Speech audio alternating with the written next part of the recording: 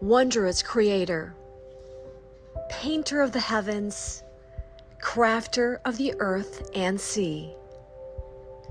You breathe life to all creation, and you provide abundantly.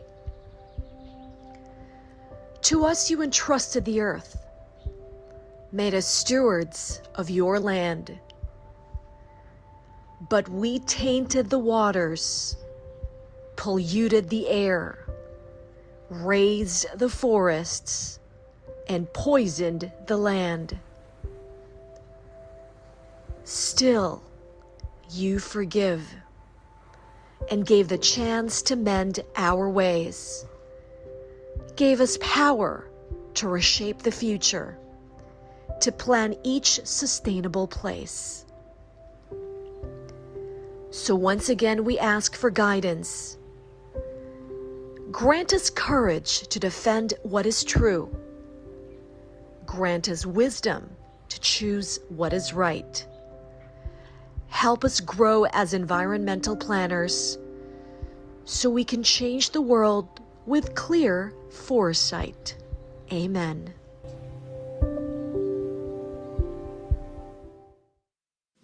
Mga kababayan, ang pambansang awit ng Pilipinas.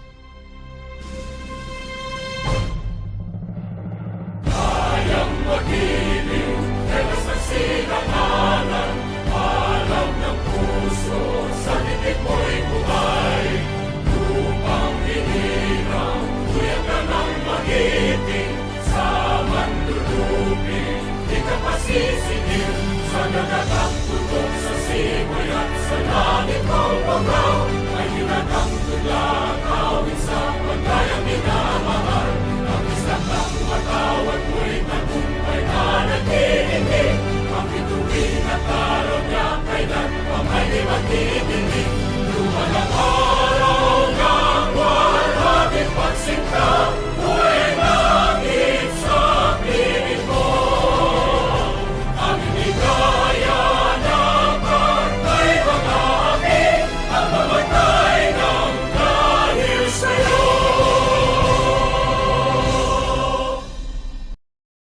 Right, it's easy.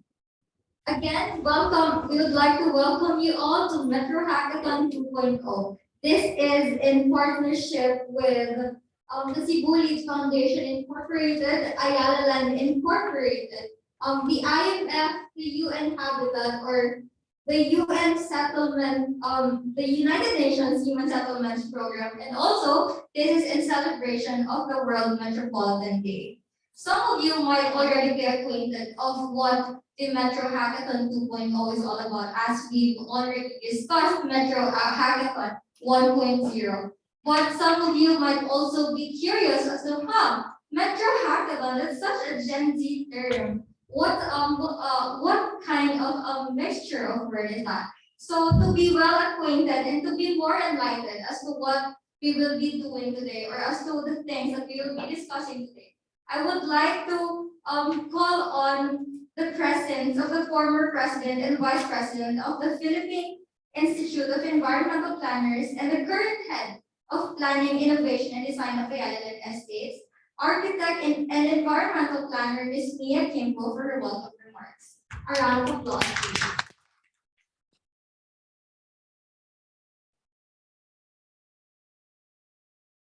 Morning, everyone.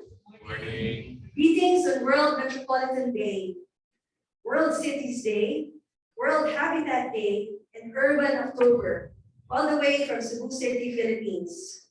In behalf of Ms. Yang Tupas, the head of our Visayas and Mindanao estate, it is with great pleasure to welcome all participants today here at the office, as well as virtually, for the whole day Metro Hackathon 2.0 in Cebu City, Philippines. Acknowledge the cities and municipalities that comprise Metro Cebu, including Mr. Edu Rama, Cebu City South District Representative, Architect ENP Yumi Espina and his team of the City Planning and Development Office of Cebu, Municipal and Planning Development Coordinators of Mandaue, Lapu-Lapu City, Cordova, and others.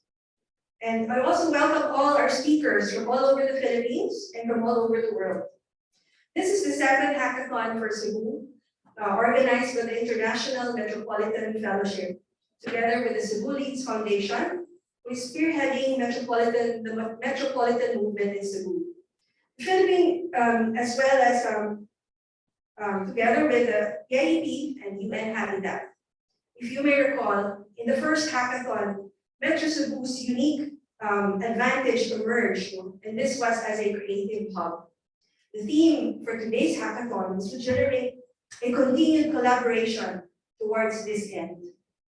Today, metropolitan regions play a strategic role in the success and sustainability of urban areas. And metropolitan regions are now at par with the GDPs of countries. This is what makes this hackathon crucial. Metro Cebu has the opportunity to take advantage of this and further strengthen its position as the second top metro region in the Philippines. And also, this is an opportunity for other metro regions to see what they can strategize for and plan for. Today, we will take a deep dive at the creative potentials of Cebu, learn from the experience of other cities, and learn more about Cebu's plans towards achieving this goal. Thank you, and welcome again to everyone, and may the outcome of this hackathon generate more collaboration toward metropolitan development. Good morning. All right, thank you for that, Architect Mia. Indeed, we have to build the creative potential, not just of Cebu City, but also of the Philippines, and eventually build the creative identity of our country. To move along in celebration of World Metropolitan Day, may I call on Mr. Pedro Ortiz, the leading world specialist on metropolitan land use integration and founder of the International Metropolitan Fellowship. This will then be followed by Mr. Jordi Backer, Secretary General of Metropolis.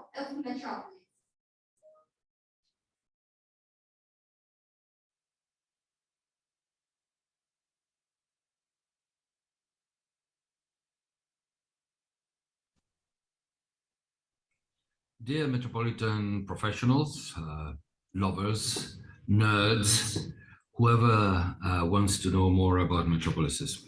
Metropolises are the powerhouse of the world. Historically, there were only 3 metropolises, and now there are 500, and they have all grown in the last 70 years. And they are the powerhouse of the world because in metropolis, beyond 1 million inhabitants, live 25% of the population of the world, and these metropolis produce 75% of the GDP of the world. So 25% of the population produce 75% of the GDP. So metropolis are the powerhouse of the world and the powerhouse of countries. And if metropolis of a country do not work, that country does not work. No, so it's not a local issue. It's not a metropolitan issue. It's a national issue. And many governments do not want to deal with metropolitan issues. First, because they are messy, difficult. They need the professionals that we are in the International Metropolitan Fellowship, and they need us to understand that. They fear the complexity of metropolis, that we have to provide them with that knowledge. And metropolis as well required a lot of governance and a lot of budget. So as national governments don't want to deal with metropolis, they leave those issues to the local authorities, which are unable to deal with those issues because local authorities do not have the competences. A mayor cannot build an international airport. It cannot, nor the budget to do it. Can a mayor finance an international airport with $20 billion of cost when the budget is for the local population, and that airport is going to serve not only the whole metropolis, but as well the country, and even more continent if it's a hub, and so on, but mainly the country. So these issues, metropolitan issues, are national issues, and the national governments do not want to address them. They don't want to take the responsibility to address them. So I hope this Metropolitan Day, this year and the next years, will address this very important issue. And if the national governments do not realize now, this year, with this Metropolitan Day and our efforts to make them understand what is at stake do not, they will, if not this year, the next and the next and the next. So that's the purpose of this Metropolitan Day, to understand the issues of the metropolis and to expand them among people. And for me, actually, this governance issue is one of the most important ones for the metropolis. Welcome to join us in this Metropolitan Day events, and welcome to join us in the International Metropolitan Fellowship that gathers 250 professionals from 54 countries around the world, and which is the main professional body that deals with metropolises all around the world. So welcome to join us, and welcome to the Metropolitan Day. Thank you.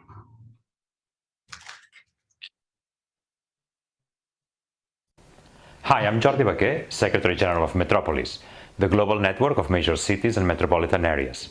It's a great pleasure to greet you on World Metropolitan Day. Today, we celebrate, like we have been doing for the last 5 years, a particular way of understanding and dealing with the city. Since 2018, UN Habitat and Metropolis have been joining forces on World Metropolitan Day to raise awareness of this new scale of dealing and managing cities. We know that 21st century has become the century of metropolises. Metropolises are cities that have exceeded the old limits, the old barriers between nature and city, between center and periphery, and have become spaces, very different urban spaces than the ones we used to think about in the past. However, governance is not always ready to deal with these new realities.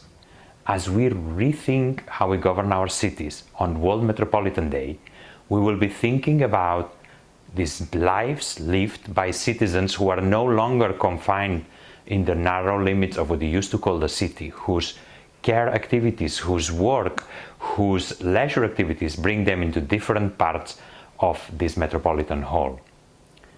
Today, students and scholars, civil servants and politicians, cities and metropolitan areas all over the world are coming together to talk about all these issues, to find solutions, to share experiences. In a day like today, we're reminded how the paradigm of relationship between cities has moved very quickly from basically competition to cooperation. In a day like today, we are aware of the value of mutual learning, of sharing experiences, and of thinking together about this new scale, the metropolitan scale, and good metropolitan governance, which is the reason why we at Metropolis exist. Today is also an important day because we would like World Metropolitan Day to be more than just an initiative by Metropolis and UN Habitat and cities around the world. We would like it to become an international day recognized by United Nations. With the campaign that we're starting this month, we're hoping that the United Nations will include World Metropolitan Day in their international calendar. By joining today with your activities in World Metropolitan Day, you are helping raise the awareness that we hope will bring us to this goal. Thank you very much.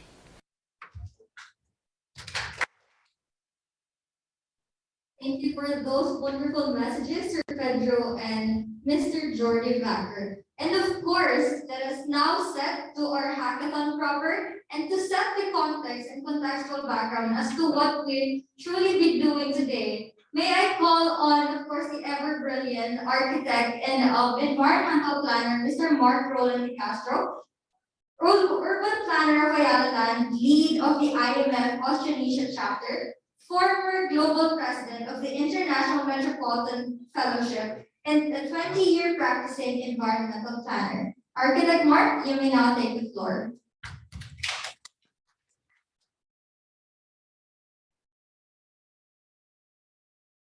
Thank you, Lorraine. Good morning, everyone.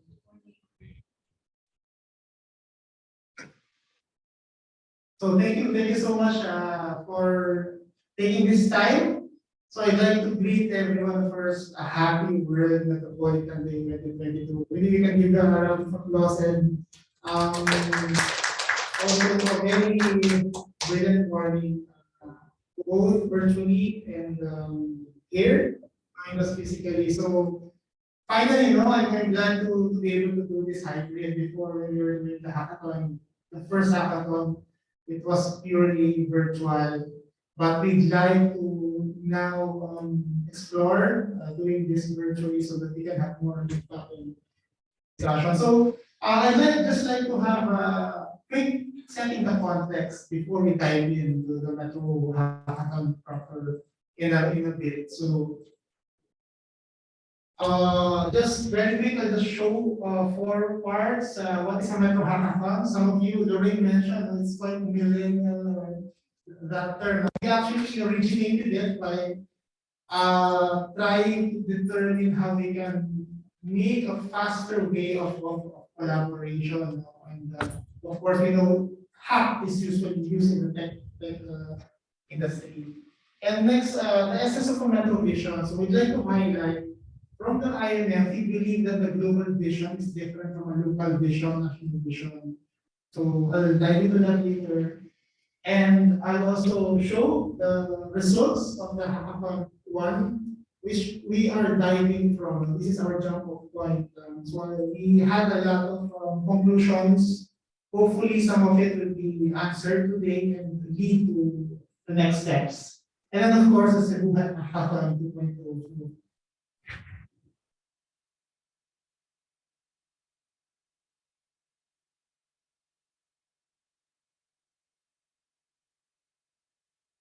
So what is a Metro Hackathon? So when you hear the word hack, it's usually used in the tech sphere. Next slide. So when we combine the Metro Hackathon, Metro plus the hackathon, so it's basically we define it as when people get together for a very limited time. Kasi in the tech industry, what usually happens is usually it spans for a day, a specific problem, tapos usually have different groups creating a program addressing a specific innovation. So hackathon, we define it as people getting together for a very limited time. We'll do this the entire day. Hopefully finish by 4 or 5 in the afternoon. Because we also have a flight in Manila in the afternoon, then looking as a low classes. So we'll really compact all of the activities and discussions. And then the critical here is collaboration. So we're composed of different sectors. We have from the academy, we have a speaker later on from the University of the Philippines, College of Architecture. Of course, we have the Cebu Chamber of Commerce here from the private sector. Of course, I'm from Ayala Land. We have government, we have civil society. So other aspect is a specific project innovation. So we'd like to take off from the first hackathon where we highlighted the creative hub potential. The first time I heard that, so Cebu, creative hub from Manila, it's really surprising for me, but later on meeting a lot of people, friends, professionals from Cebu, really there's that hidden gem. There's a lot of hidden gem in Cebu that we'll hopefully later on try to learn further. So this is the peg. When we were formulating or putting together the hackathon, because in the IMF kasi what we do, we have brain shops. So I was lucky enough to join the brain shop in India virtually during the pandemic. We did Odisha Metro Plan. So it was on the virtual, it was a hybrid actually. We joined from the fellows from different chapters while it was being conducted in India. So we later wanted to innovate if we can do this partly, sort of a slice. Because the brain shop usually takes us around 2 weeks.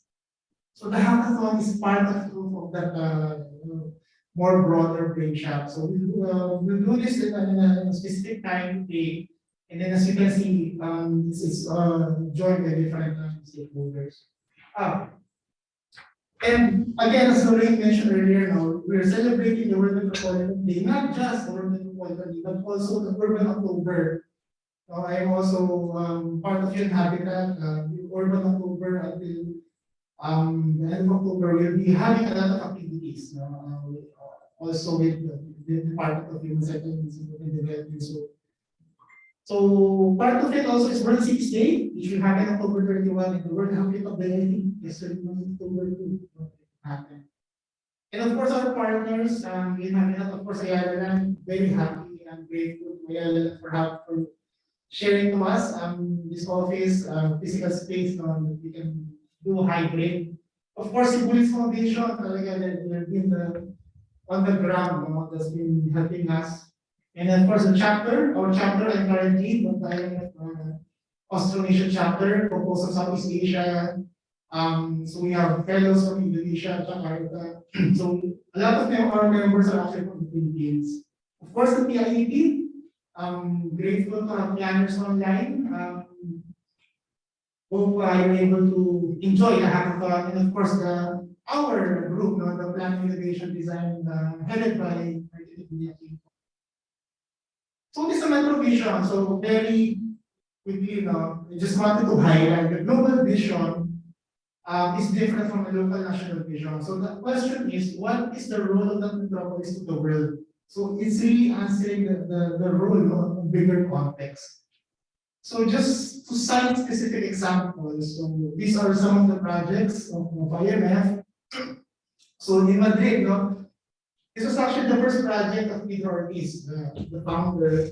He was the former mayor. He sat for a time. He was a mayor. When he developed the plan for the metro plan for Madrid. So the Metro Vision was the intercontinental platform between Europe and Latin America. If you look at the map, Madrid sits right at the middle of Europe and then Latin America. So I was in Madrid in 2002. I was able to visit the places. What is quite unique here, Madrid is so famous with arts and crafts and cultures, showcasing both European and Latin American arts and crafts. So that's why Madrid, all of the infrastructure of Madrid are aligned towards that global vision.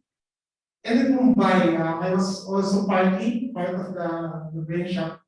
So it's the capital of the Indian Ocean from Cape Town, Ho Chi Minh City.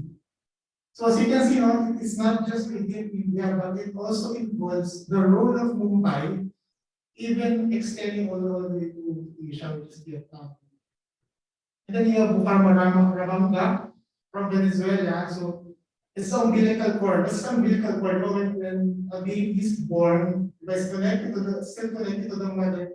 The mother provides the nutrients through the umbilical cord. So Bucaramanga, being its position, it provides the nutrients, the rest of the area, being its location and its potential. Ahmedabad. So this is quite the startling Silicon Valley of India. So they're world universities and high-tech research. So what they're trying to do is bring global innovations and replicate our Silicon Valley has been doing. So all of the infrastructures are aligned towards that goal. Santo Domingo. So the hub of the Caribbean and Central America. So similar to Madrid, if you look at the map, it's quite strategic of being sitting right in the middle. So it becomes a bridge, between these continents. So in Cebu, we're here in Cebu. Glad to say that Cebu is the first. We're trying to bring the MetroHackathon to the Philippines and replicate it to the 10 key metropolitan areas in the Philippines. We're starting in Cebu. So what is the global vision of Metro Cebu? So I mentioned earlier the creative hub. So what we'd like to do is really know further what that means and how we can implement it. So during the first hackathon, so it was 3-month process. It was an intensive 3-month process that includes data gathering, link to the different partners from the LGU to the government agencies. We even saw the JICA plan, the JICA plan.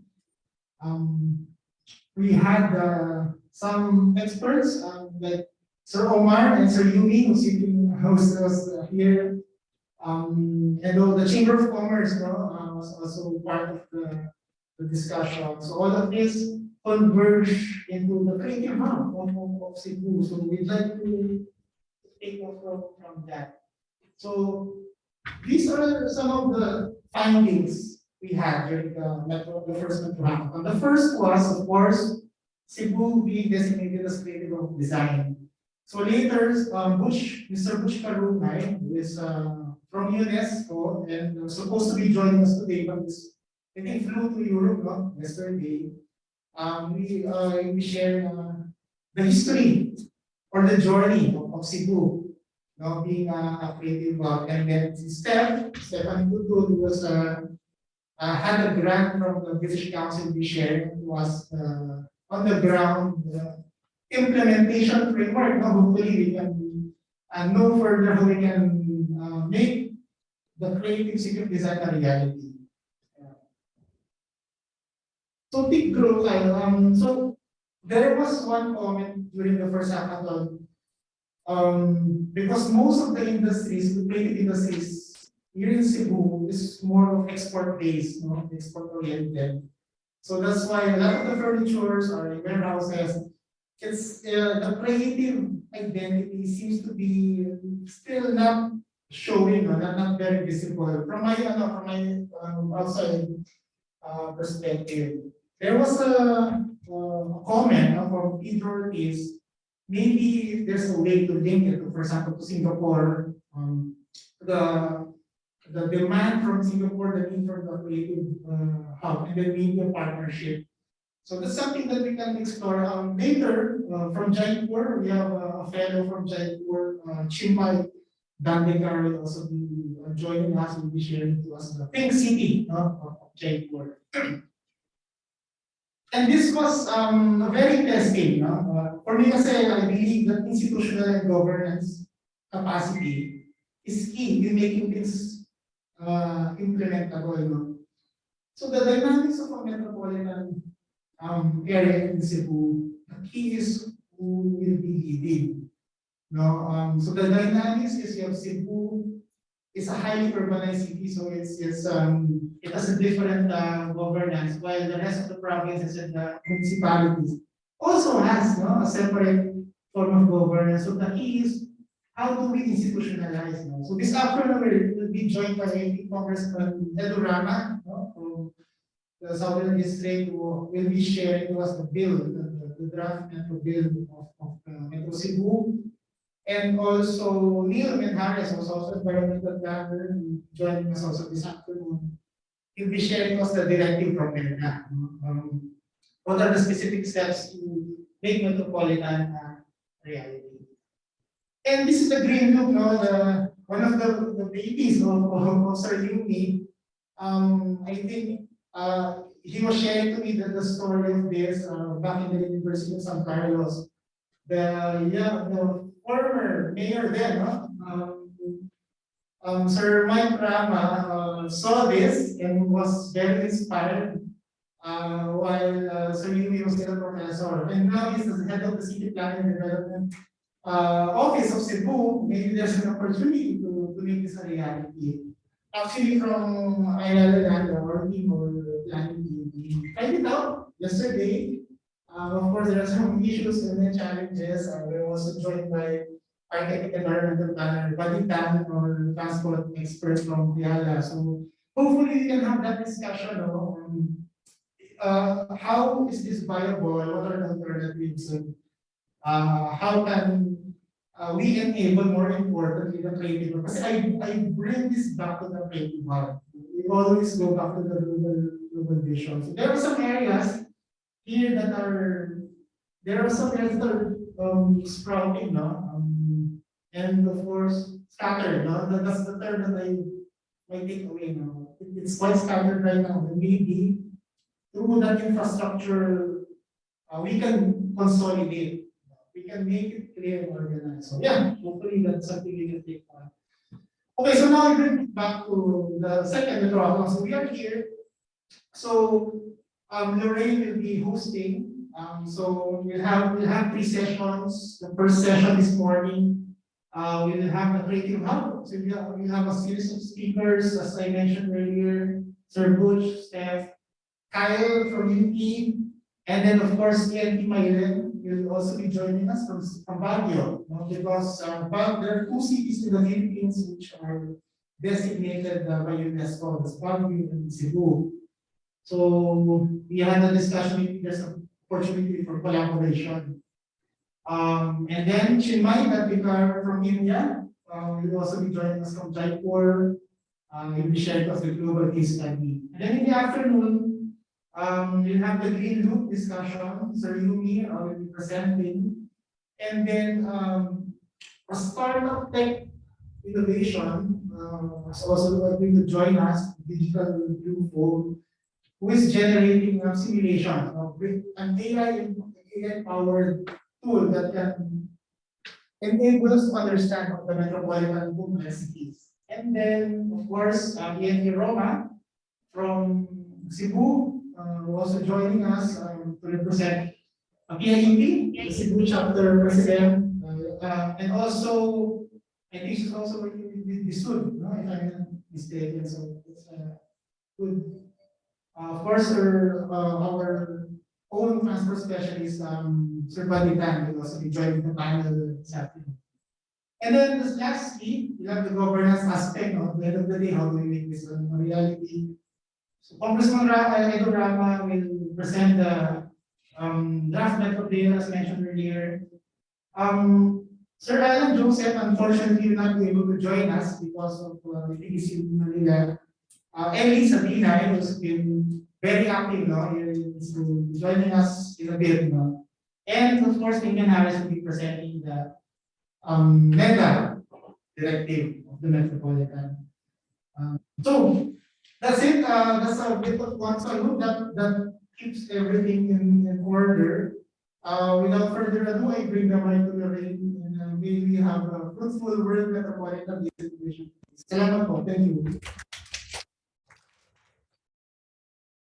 Thank you for that very deliberate contextualization, Architect Mark. As what I have learned, the word convergence plays a very important role in what we'll be doing today. So without further ado, and also in the interest of time, we are now proceeding to the first session of our Metro Hackathon 2.0. Now we shall dive into the first session of our program with distinguished speakers presenting innovative matters under the topic Creative Hub Cebu Metro Vision. Let us kickstart this session by introducing the head of Cebu Creative Grid and the Chief Creative Officer of Zai Design Hive, Mr. Butch Coronay.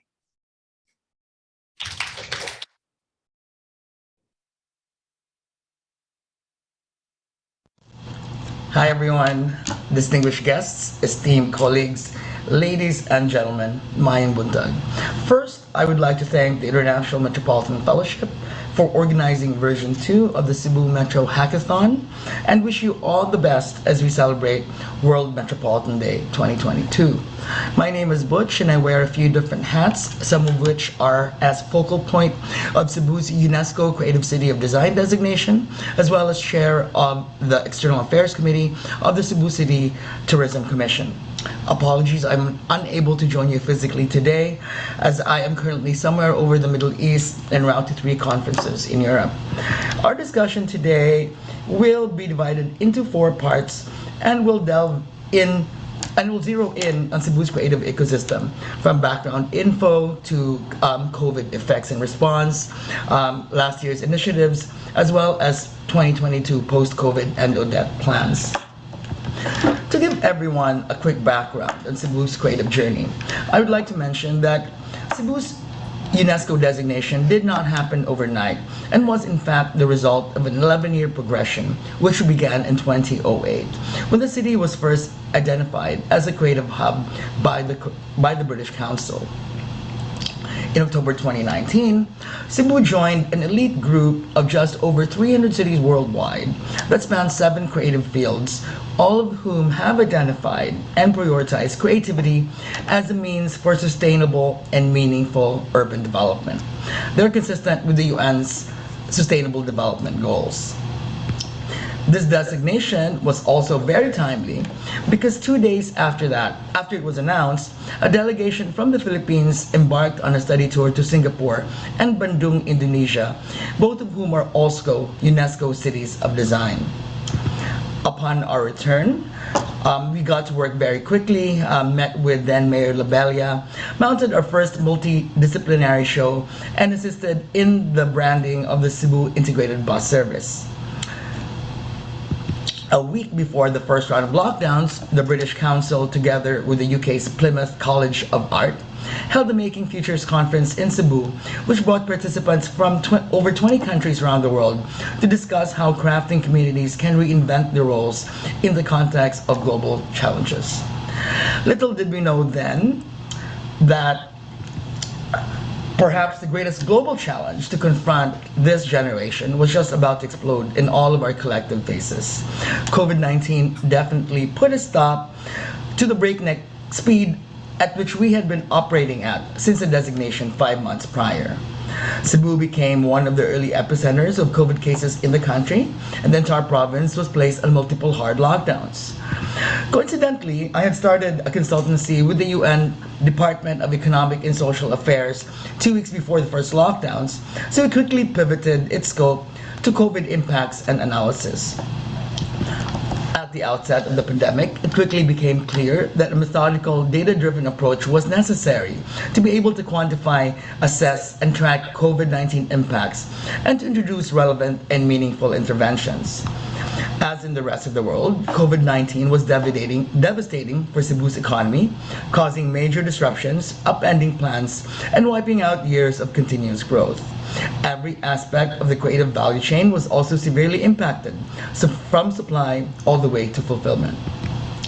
We utilized surveys, focus group discussions, and peer-to-peer consultations to better map out the creative Cebu ecosystem, which up to that point was still a rather vague notion.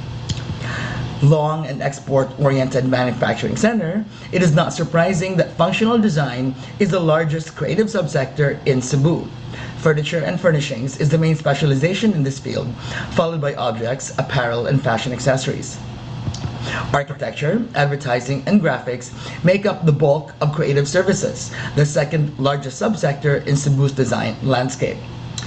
Rounding out the top 3 is visual arts, which is composed of painting, sculpture, and photography. 2 surveys conducted in May to June and in August 2020 validated the initial research and hypothesis.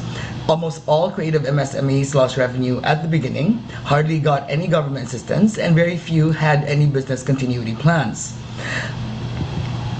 The pandemic also brought to fore pre-existing weaknesses in the sector and accelerated changes that were already well in process pre-COVID. In July 2020, we convened one of the earliest online capacity building events to share our experiences, coping mechanisms, and initial practices. A threat assessment matrix was also introduced that gauged how Cebu's creative MSMEs fared on a few relevant matrices, such as dependence on large gatherings, close interaction, international logistics, travel, and public funds. As expected, the pandemic impacted the creative subsectors in varying ways. Performing arts, which rely heavily on large gatherings and close human interaction, and functional design, which is dependent on travel and international logistics, suffered the most. However, digital and new media, who were less reliant on these factors, were also less impacted. Despite being amongst the most impacted sectors, Cebu's creatives really stepped up to the plate and launched a barrage of COVID response efforts reflective of the diverse nature of the city's creative landscape. Cebu Design Week 2020 transitioned into a fully virtual conference that gathered design professionals, students, and enthusiasts from all over the world. The Blue Mango Awards launch new categories to recognize creativity while in lockdown, acknowledge that it can be manifested anywhere and in many ways, and reward those who integrated design in the way they live, work, and play. Because of the alarming lack of business continuity plans, we also introduced online business recovery toolkits for creative MSMEs that simplify business frameworks to assist them in their post-COVID reboot. Through our work with Congressman Toc de Venecia, we're instrumental in establishing the Philippine Creative Cities Network and authored 8 out of 9 points of the PCCN's Creative Manifesto. We've also been active supporters of the Philippine Creative Industries Development Act, which passed the House of Representatives last October 2021 and cleared the Senate a couple of months ago. Another national level initiative that we've been actively involved with is the crafting of the Philippine Design Policy that is currently ongoing.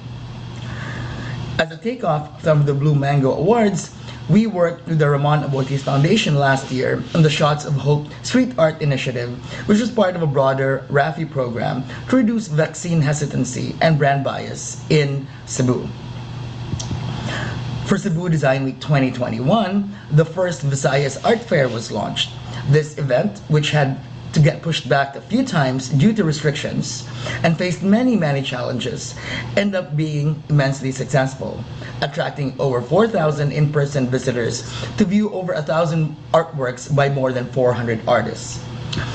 In addition to the gallery exhibits, the jam-packed schedule include a mini Creative City Summit, the launch of the I Love Filipino design book, various shows, and makers markets.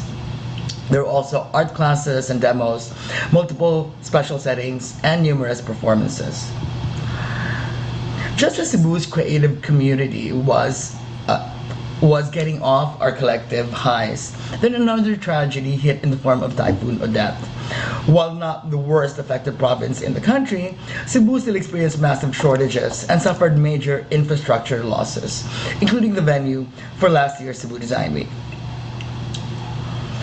Despite the double whammy of COVID and Odette, Cebu's creative and tourism sectors banded together in February 2022 for that benefit concert and silent auction and raised over $13,000 to help fund the efforts of World Central Kitchen in Ukraine.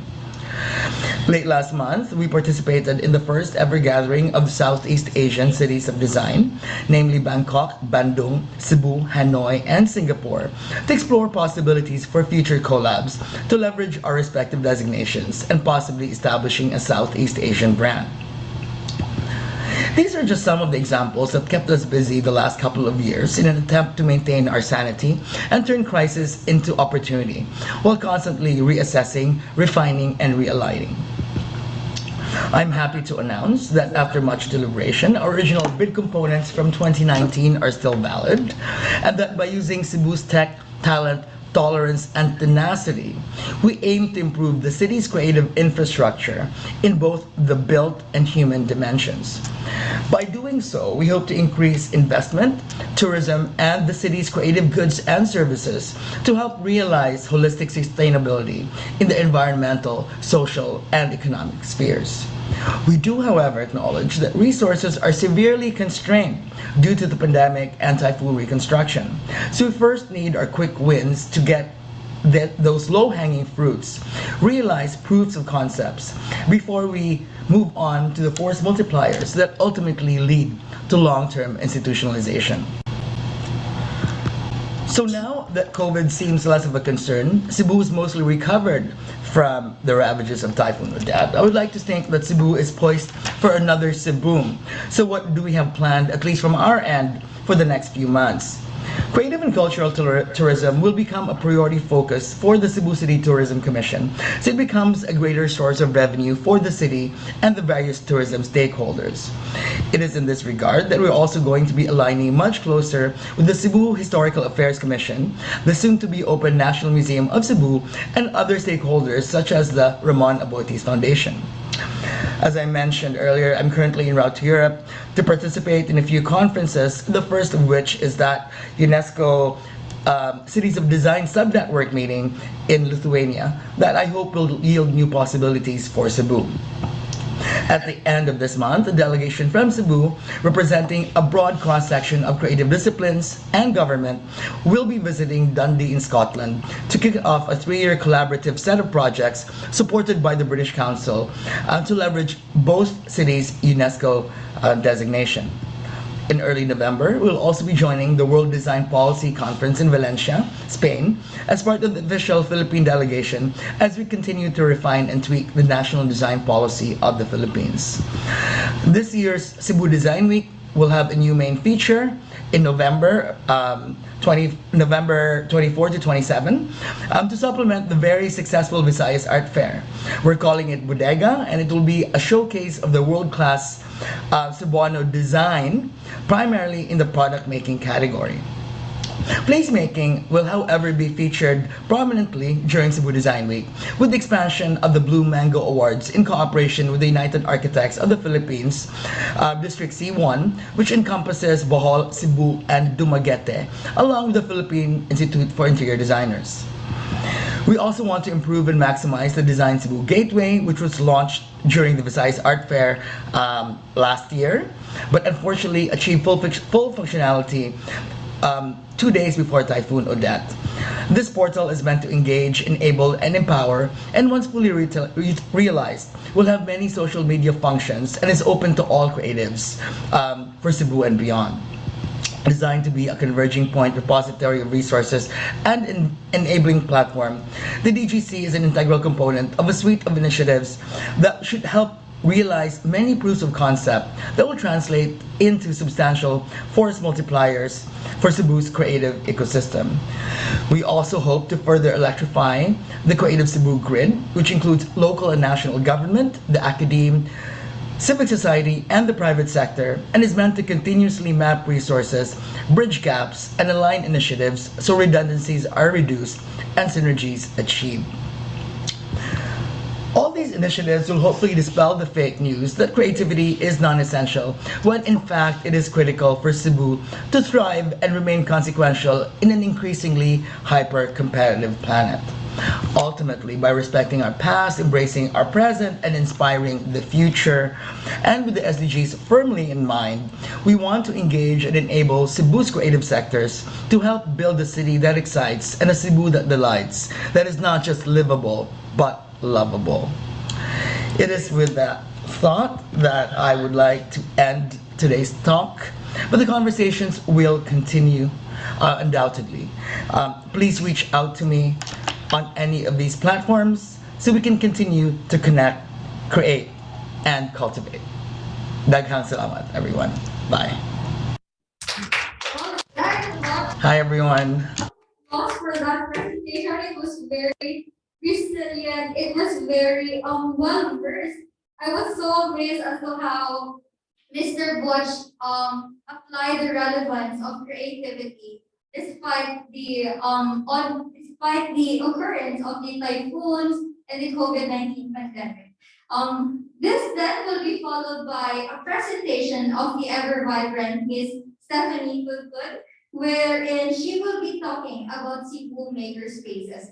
Miss Stephanie is the co-founder and creative director of White Brick Creative, a faculty member of the Department of Architecture, Fine Arts and Design, University of San Carlos. She was also an Arts and Creative Economy Research Grantee awarded by the British Council and took her Masters in Art and Design at the Cardiff Metropolitan University, United Kingdom. A warm of applause for the ever vibrant Miss Stephanie Goodgood.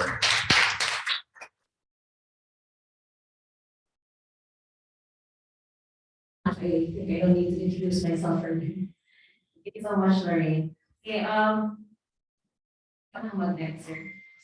Okay, so good morning, everyone. Again, I'm Steph Goodgood, and I'm here to present my research on the implementation framework of maker spaces and creative business incubators in Cebu City. Can we go to the next slide, please?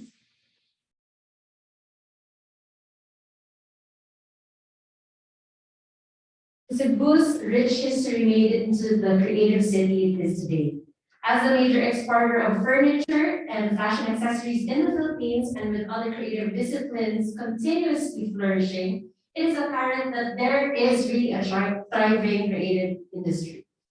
In fact, these industries contribute 4.8% of the country's 98.8 billion export revenue from merchandise and services, according to a 2017 report by the Export Development Council.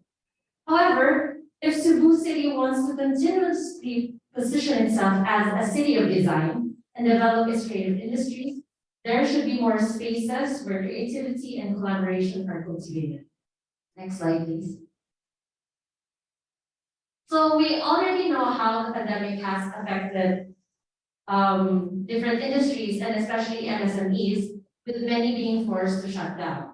However, data on newly registered businesses suggests that many shifted to retail to make ends meet during the pandemic. Since MSMEs are the backbone of the economy, support for the sector is crucial to avoid even more drastic economic collapse. Maker entrepreneurs, more specifically, have great potential in terms of driving future economic growth because of localized sourcing of materials and labor. Next slide, please. The creative industries have been important economic drivers in more developed countries. In the UK, for example, the deindustrialization in the 90s led to the loss of major industries to favor overseas manufacturing.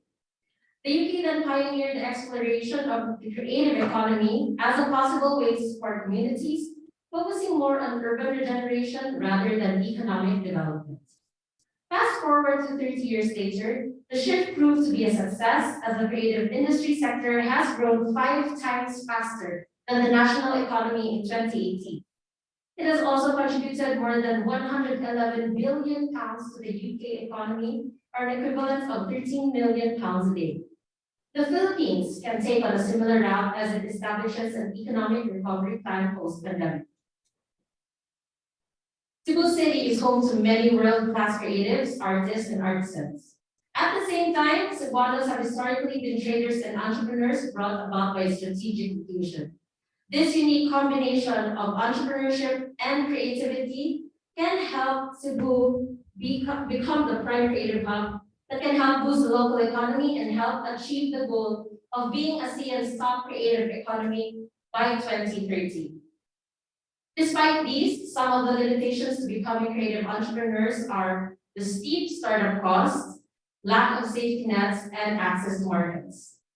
Therefore, there is a need for us to look into ways to support and cultivate the culture of craft and entrepreneurship that has long been part of the Cebuanos' identity. Because of these, I have looked into the existing spaces in the UK that help cultivate the culture of craft and entrepreneurship that can possibly be applied in Cebu City. One of these are maker spaces. So maker spaces are broadly defined as open access spaces where people can make something using shared facilities, tools, and equipment. The 2 main attributes that constitute the ethos of maker spaces are serving potential economic capital and social capital. According to a survey by Nesta in 2015, almost every city in the UK already has a makerspace. And here in Cebu, we only have like one major, Cebu City specifically, we only have one makerspace.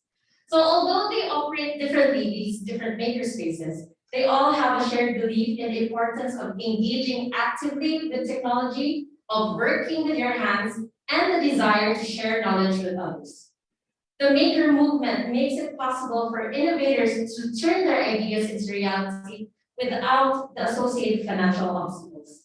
Although the presence of Fab Labs in Cebu City since 2016 have already introduced the concept of digital fabrication and makerspaces, there is yet to be a strong and identifiable maker community in Cebu City. Creative business incubators, on the other hand, help increase the survival rate of startup businesses by providing physical space, management coaching, making of business plans, administrative services, and many more. Business incubators are now considered as instruments to overcome crises and respond to cultural change, especially in countries where entrepreneurship has not yet become a viable alternative to employment. And while there is limited research on topics around the creative business incubators, The emergence of the creative industries as a key driver in economic growth worldwide suggests that programs that better support creative entrepreneurs like in developing countries like the Philippines should be implemented. So this research looks into how makerspaces and creative business incubators are being run in the UK, and then I will cross-analyze these with the experiences from our local makerspaces and determine the appropriate implementation framework for it. So let's go to our case studies. So there are 3 case studies for this research. It's 1 makerspace in the UK, 1 creative business incubator in the UK, and 1 local hub. Next.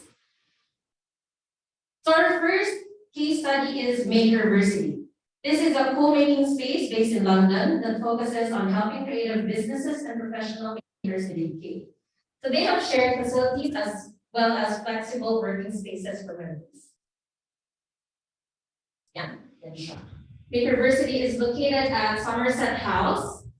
It is currently home to the Pertol Institute of Art, King's College, Somerset House Gallery, the London Design Biennale, Somerset House Music Festival, Somerset House Film, Somerset House Ice Skating, and the Embankment Galleries. In other words, it is a space that celebrates creativity. Next slide, please. So among all of their different workshops in Makerversity, the digital fabrication workshop and equipment like 3D printers, laser cutters, and CNC machines are the most frequently used machines and are therefore regularly updated. And although the breadth of workshops entice members, member recommendation and the Makerversity culture are the ones that sustain membership. Partnerships with workshop machine suppliers, universities, and arts organizations help widen the Makerversity audience. Next slide, please. So our second case study is Cockpit Arts. It is London's leading studios for contemporary designers and the UK's only business incubator specifically for makers and designers. Next slide. It is situated at London's Hatton Garden, which is the jewelry quarter in London specifically. And it is within an area that is bursting with creative energy as well, because the next street are also different shops for fashion accessories and other crafted items. As a creative business incubator, Cockpit Arts have tailored their services, training, and support for craft-based businesses in various levels, from startups to established businesses looking to accelerate their growth. Next slide, please. Aside from space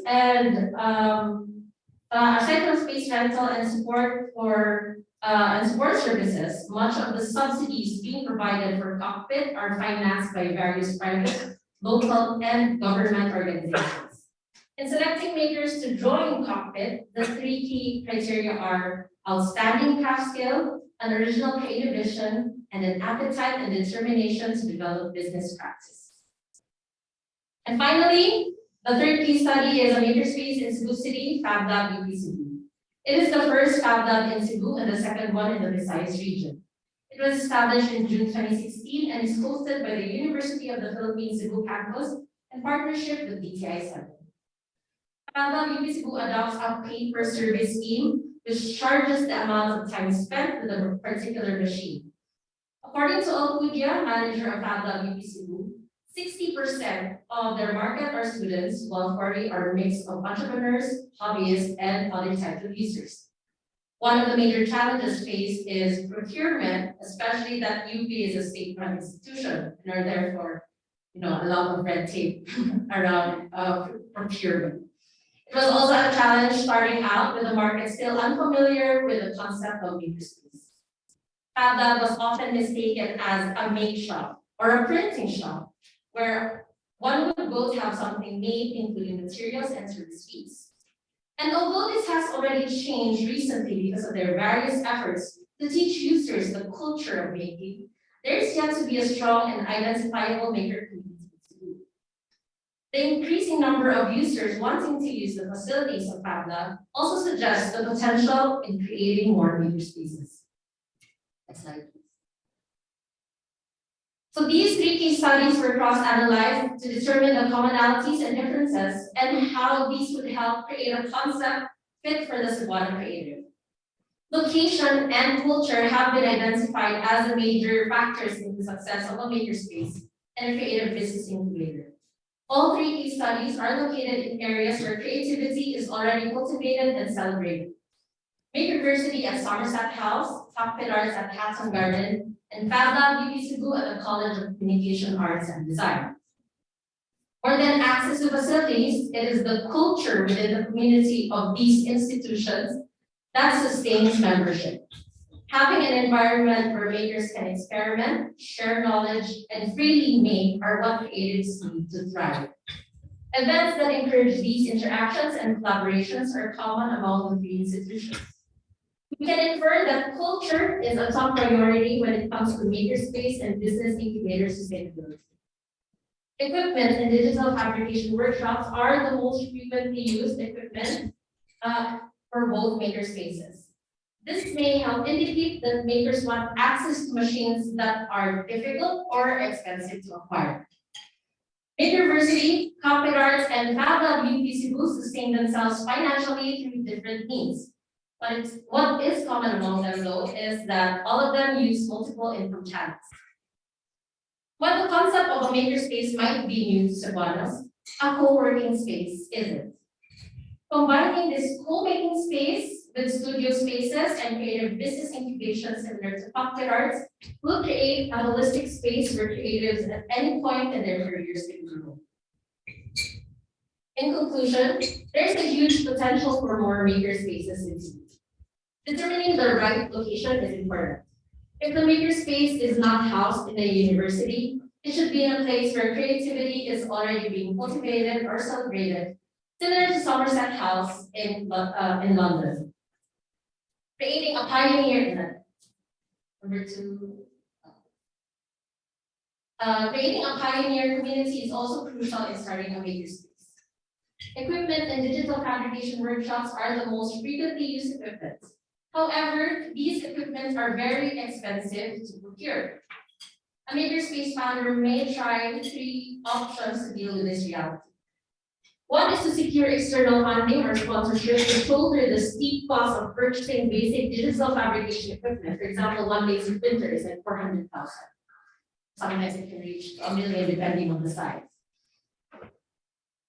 They can also try to combine multiple workshops to enable interdisciplinary work and encourage makers who already have some equipment in their own houses. Or the cheapest one to start is to provide creative spaces or studios for creative individuals who have the potential to use shared equipment. Next slide, please. So if the what is already determined, the how should also be considered. Focusing solely on what creates improvements that are superficial and anecdotal. Some initiatives that start strong fade away mid-year because of the lack of a framework for implementation. The implementation framework for the co-making space and creative business incubator for Cebu City is needed to provide a shared language to guide stakeholders in the implementation efforts, especially that it is a new concept in this one.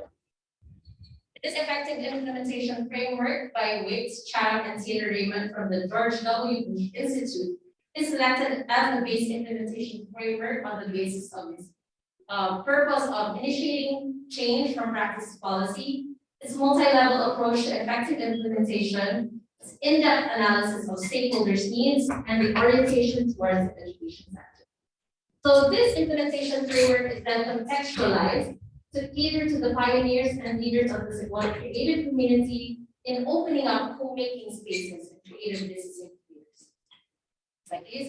So the framework is then expanded further into more achievable steps, from initiating the change, engaging stakeholders, building capacities, setting goals, creating plans, executing, then using the reflections and going back to the vision of the change being initiated. So this full implementation framework or the details can be found in the research, which can be downloaded in the British Council website. So it's free for everyone to see. There's a lot, next slide please. So there's a lot that can be done in finally making a co-making space that will benefit the Cebuano creative community and its contribution to the economy as a whole. Because of this, the researcher recommends to look more into the kinds of business models that will work best, considering the habits of the Cebuano market. Examine the root cause of why clustering of creative industries has not yet happened, despite the presence of various creative industries. And of course, to build close partnerships with FAB.UP Cebu. This is the only makerspace in Cebu City right now. And of course, the British Council, who is very supportive of the creative industries in the Philippines. Like this again. So if you'd like to learn more about this research, you may contact me through any of my email addresses, and you may also access the research manuscript at the British Council website. Thank you, and I look forward to working with you towards the future of Cebu's creative industry. Thank you for that very deliberate presentation, Ms. Steph. I have learned a lot about the Cebu makerspaces and the relevance of the creative branding of Cebu City. Next up, we have a fifth-year architecture student from the University of the Philippines, Mr. Kyle Aguirre. Kyle's interest in architecture and urbanism began when he attended summer school in Japan in 2017. It made him appreciate modernist architecture in the Far East and see the potential of urban planning and mobility in the Philippines. Driven by this inspiration, he became a part of a team of Filipino and Ecuadorian architecture students in his fourth year to propose a rehabilitation of intramuros. The University of the Philippines, then College of Architecture, awarded the proposal first place. Kyle also wants to pursue a career in urban planning and architecture eventually. Let us now lend our attention to the Zoom room and hear the presentation of Mr. Kyle Aguirre. You may now take the floor, Kyle. Hello, I'll be sharing my screen now.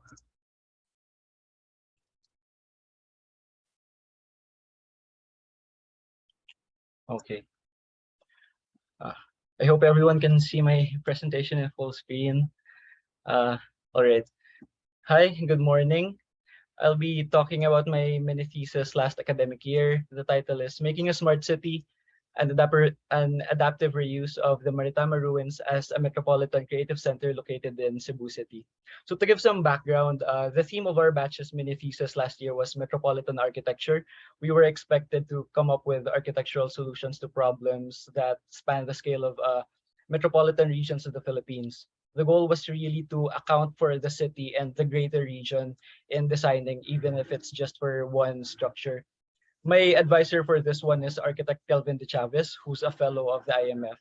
So naturally, we had to study the metropolitan areas first and then kind of work our way inward. In my case, I chose Metro Cebu because there's been a lot of buzz lately pertaining to its development. And I also want to preface this presentation by letting you all know that this is from desk research and interviews, and I actually didn't get the chance to do any on-ground investigation in Cebu City. So here's an overview of my project. The title I gave this presentation is Making a Smart City with emphasis on art because my project is a creative center, which I called the Maritama Art Incubator. It is an adaptive reuse of the Maritama ruins. I kind of projected that this should be a catalyst infrastructure for the eventual development of a creative cluster in Metro Cebu. So short introduction first to Metro Cebu. It's located in Central Visayas and is composed of 13 municipalities.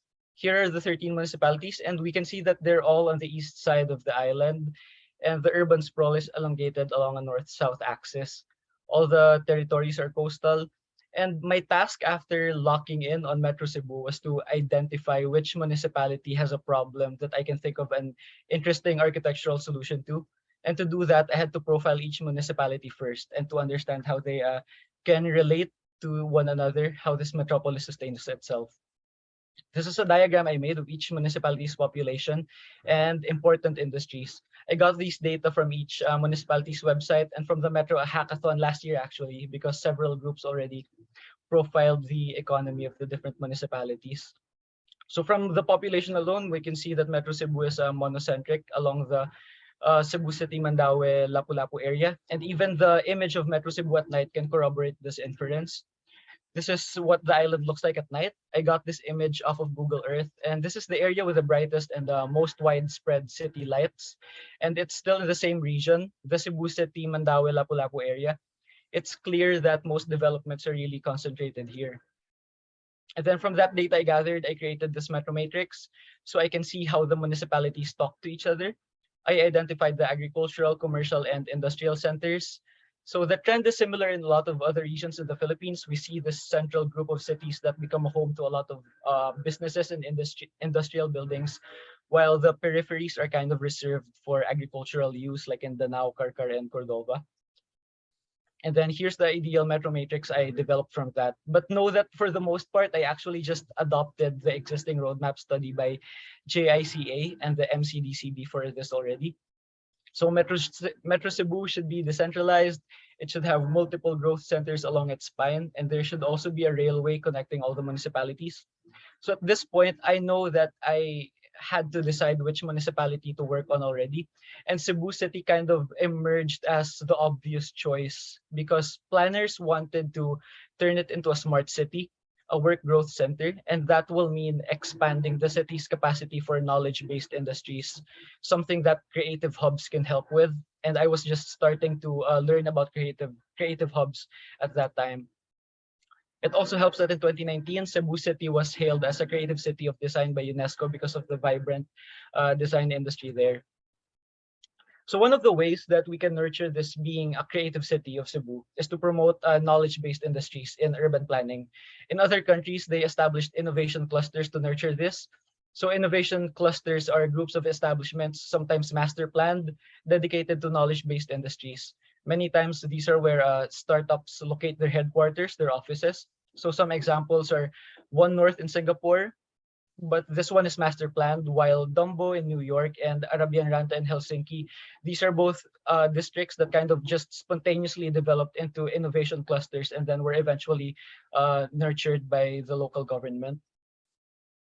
Now, in doing the site analysis of Cebu City, I assessed the land use and transportation networks and created an urban scale matrix from there.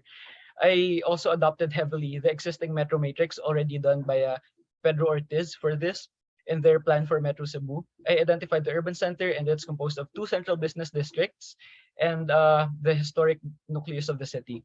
The CBDs are the Cebu IT Park and Cebu Business Park, while the historic nucleus is the downtown area where the carbon market is located. So here now is my proposed urban scale matrix. The only part worth mentioning here, I think, is the downtown area should be transformed into a new cultural and creative center. Because right now it's a booming place for commerce, but if the province decides to deindustrialize, kind of to deflate the industrial capacity of Cebu City, like prompting warehouses and factories to move to other municipalities, then the businesses here will definitely be affected. So among these central business districts, actually, the Cebu IT Park is already considered an innovation center. But there are several reasons why the downtown area would be ideal for creative industries specifically. Here are the downtown attractors I identified. So first of all, marked in orange are cultural sites that cluster downtown. They give the place a very attractive character to artists, creatives, not just in Cebu actually, but all over the Philippines. The Magellan's Cross is here, Fort San Pedro, etc. There are also several colleges marked in red. These schools can supply a creative workforce as well as patrons for the creative enterprises if they decide to establish themselves here in the downtown area. And then there are also plenty of existing businesses in the vicinity that can help sustain creative enterprises like financial services, lifestyle restaurants, and suppliers of various materials. The office of the the Department of Trade and Industry is actually also located here downtown, so it's going to be easier for creative enterprises to transact with them if necessary. And then this right here is the existing district scale matrix I developed from studying the site. So marked in brown, these are important cultural sites in the vicinity. Marked in blue are blocks that are predominantly for commercial use. And we can see that on the east side, these are ports and industrial buildings, the ones in red, lots of warehouses. But the presence of a lot of green spaces, marked in green, are also remarkable. So there are obvious similarities I noticed between downtown Cebu and Dumbo in NYC, which is an existing creative cluster, the one I mentioned earlier. So Dumbo is a coastal area. The Brooklyn Yard is just sitting adjacent to it, and the downtown area is landlocked behind it. What is especially interesting about Dumbo is that it used to be occupied by industrial buildings. Eventually, the buildings fell out of use, and then artists kind of started colonizing the area. They started leasing the spaces for their creative endeavors because there are nearby universities in the area in Brooklyn. So these definitely helped in supplying this creative workforce. The buildings here were former industrial buildings. This is a former stable here. It's now an art gallery, and this theater over here used to be a tobacco inspection center. So this is kind of what I was seeing for the downtown area of Cebu City. That's why I picked this project site, marked here in orange. It's where the Maritama Ruins is located, and it was formerly used only as a parking lot for the City Hall employees. Here's a closer look. The site is marked in dashed orange outline. The red arrows mark the path taken by vehicles and pedestrians around and within the site.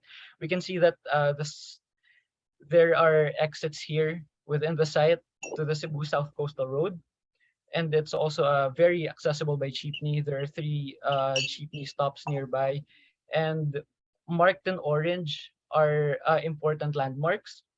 We can see the carbon market is just within 100 meters from the site. The Malacañang sa Sugbo and the Gotiauco building, these are both museums that are very close. So it's really a district that has a lot of cultural and commercial value. The most interesting feature of this site, though, is the presence of the Maritama Ruins. It's now declared a heritage building by the city. It was constructed in 1910. We can see the neoclassical influence of American colonization on the facade of this building. By 1930, it housed the Shamrock Hotel. It was located right in front of the port, we can see here, so guests can immediately book a room after disembarking from the ship. After World War II, though, the Compañía Maritama de Cebu replaced the Shamrock. That's where it got its name, Maritama Ruins now.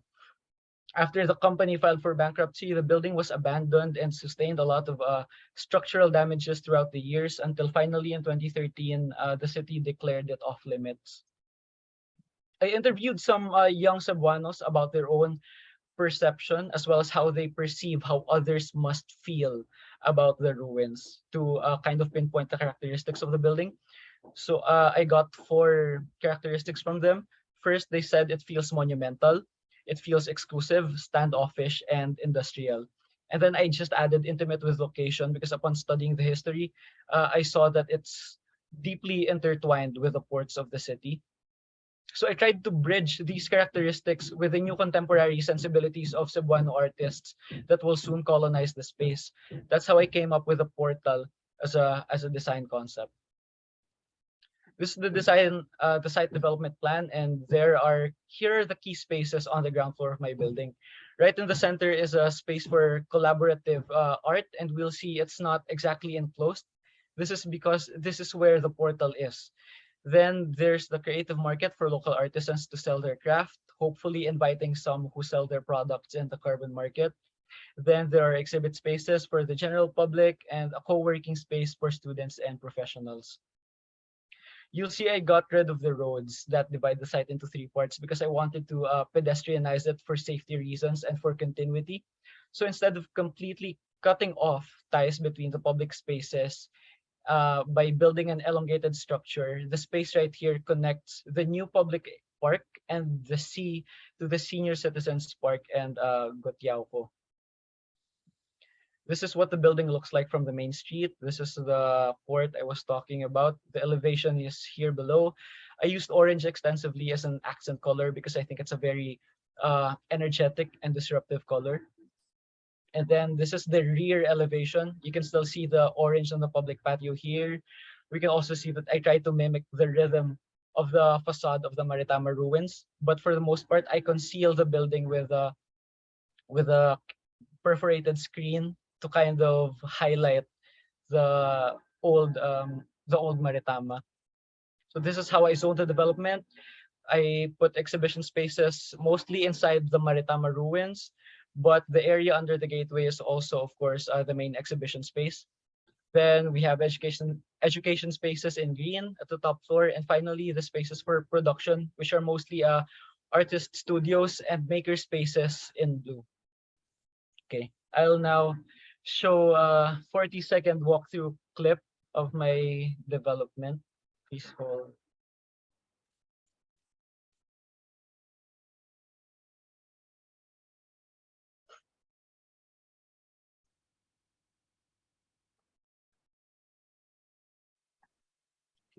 I hope everyone can see my screen now.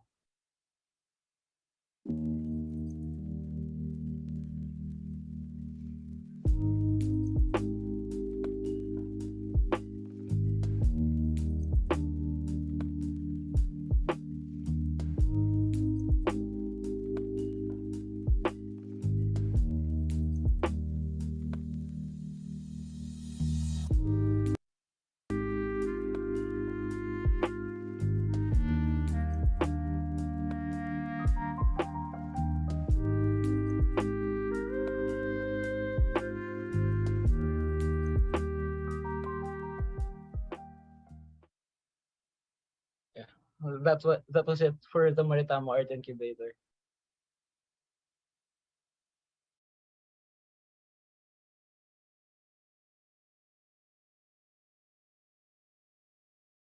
That was such a very excellent and innovative presentation. Also, if the audience in the Zoom room or in the physical conference room have questions on discussions and recommendations, we will address them later in our panel discussion for session 1. But as of now, let us move forward to our next speaker, wherein we'll get to delve deeper into the creativity of Metro Cebu. This time, we'll be introduced to the creative hub of Baguio City. For our next speaker, she is currently the chairman of the Public Works Committee, member of the Utilities and Transportation Committee, and member of the Environment and Health Committee. She is also the vice president for the Zone Cluster and chairman of membership of the Philippine Institute of Environmental Planners. At present, she is in her third term as a city councilor of Baguio City, and as chairman for the Committee on Public Works. Her legislations are one of the many legislations such as the rehabilitation of the Baguio Convention Center, smarter roads ordinance and solutions to the traffic, and a myriad more. Let's give her a round of applause, please, to Environmental Planner Ms. Mylene Yaranon. Good morning. May I greet each and everyone a happy World Metropolitan Day. Baguio was designated as the first creative city in crafts and folk art in the Philippines in August 2017. And creativity is our way of life, from our Ifugao wood carving to our Cordillera weaves of Easter weaving and nardas, and silver crafts of ibay and pilak, basketry and tattoo, and the mixed media. We have our public spaces such as the parks, our heritage buildings, our one-stop shop hubs, our museums, public schools, our Camp Janhi, our streets, walls, murals, even Session Road for our chalk art. And our main cultural creative center is the Baguio Convention Center. We also have our private hubs, such as the Tamawan Village, owned by BenCab, and owned by our creative artists, and the BenCab Museum, and the Ililikha of Kidlat Tahimik. And we have restaurants like the Cafe by the Ruins. And we also have schools like the SLU Fab Lab, UP Mixed Museo Cordillera, University of Cordillera, University of Baguio. We have Berkeley School, and this is where we have our Mandeco Quito, which is our livelihood fair. And we have festivals such as the Panagbanga in February. We have Mangantaku, which is a gastronomy of the Cordilleras in April. We have the Montañosa Film Festival in May, the Tamawan International Arts Festival in October, and we have the Ibag-Iu Creative Festival in November. We can watch two videos from our 2020 and 2021 Ibag-iyo Festival. Ma'am Berani, can we share the screen? We have a very special event here in the city of Baguio that provides hope for people to start living again. Festival is something that enhances our inner spirits. No? Let's even forget muna whether it will bring in droves of tourists. No? That's a bonus na lang yan. So we felt that this year's Ibag-iyo 2020 becomes a catalyst for people to start living and living with the pandemic. We are doing it for other reasons, not just to get together. Art is a form of healing, and it's really the best therapy for an injured soul.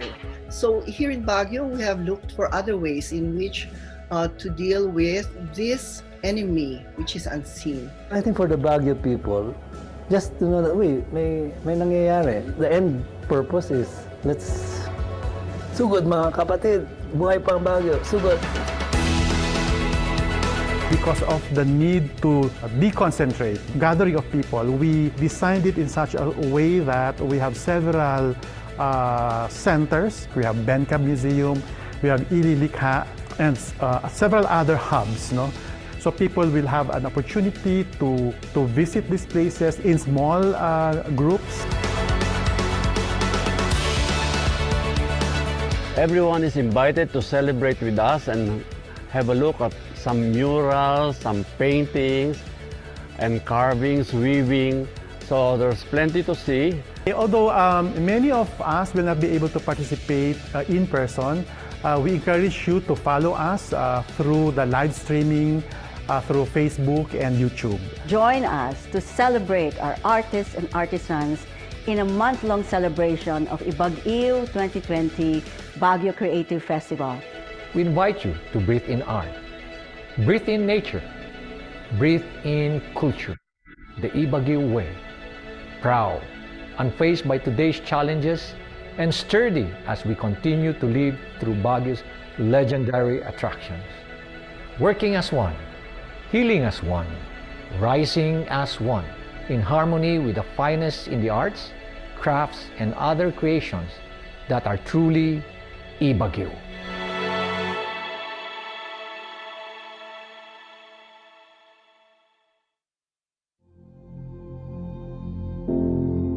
Naimbag nga rabi itayom amin. In times of uncertainties, and surely in a time when disruption is not only a technical term, but is even more pronounced in the case of a pandemic, where there is a need to lift up the human spirit. We are in a crossroad drawn to a balancing tightrope. So if we succumb to fatalism, we lose. But we want to win. Baguio has all the ingredients of hope and can be a trailblazer to rise. Rise up as a model of resilience, innovation, sustainability, and equitability. Often, the biggest risk is not the crisis itself, but rather the preparation, management, and response. We have pride of place and surely all reasons to celebrate. Our artists and artisans' works are renowned, not just locally, but even more globally. So what better drawing power can one ask for? 3 years ago, the United Nations Educational, Scientific, and Cultural Organization, or UNESCO, honored us with the distinction of the very first creative city in the Philippines in the crafts and folk arts category, opening up another way of positioning and experiencing Baguio. We are a refreshing trade and tourism destination, and our creativity ranks second to none. We breathe art, we breathe culture, we breathe in innovation, and we breathe in inspiration. In one persistent spirit, in one joyful celebration, we share, invite, and welcome everyone to the festivities. Help us celebrate our artists and artisans in Baguio's third Creative City Festival. Shout it. We own it. Let us celebrate life. Breathe in Baguio. It is our lifestyle, and we shall share this with everyone who believes that creativity is indeed good for the soul. Agragragsak tayo amin. Mabuhay po kayong lahat.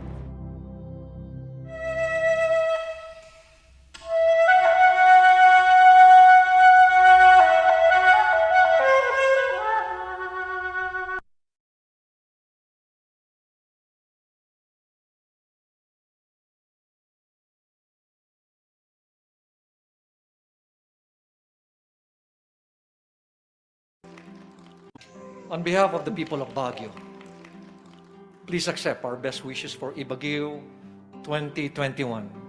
It is now about to unfold in full magnificence right here in our central artistic hub, the Baguio Convention Center.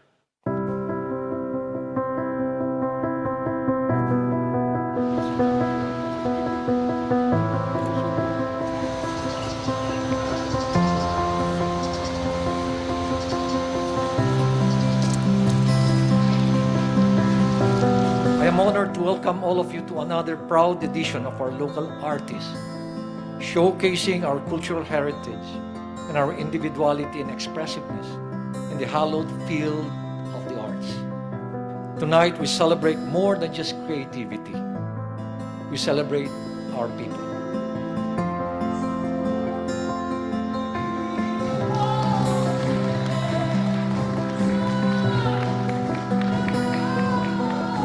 Ibagyo is the collective voice of our artists, artisans, and creatives whose passion has remained unfazed amidst the pandemic. Ibagyo speaks well of our collective aspiration to survive, to endure, and to get past any difficulty. Ibagyo is our unique way of telling everyone that Baguio remains strong and unbeaten by this pandemic.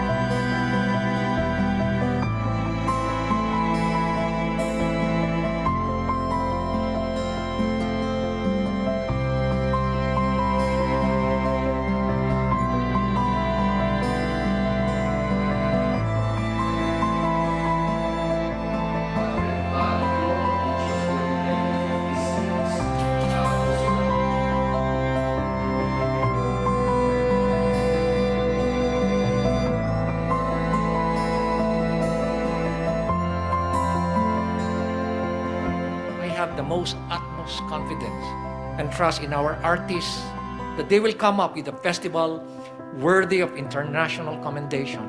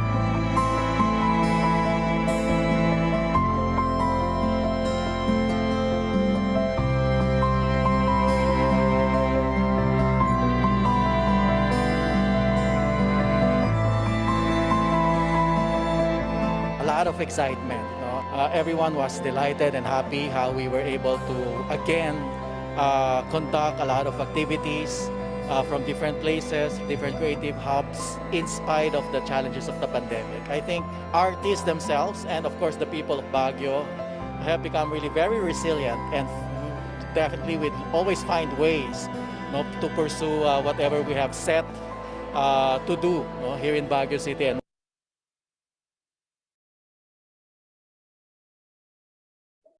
there you go. Thank you for those videos.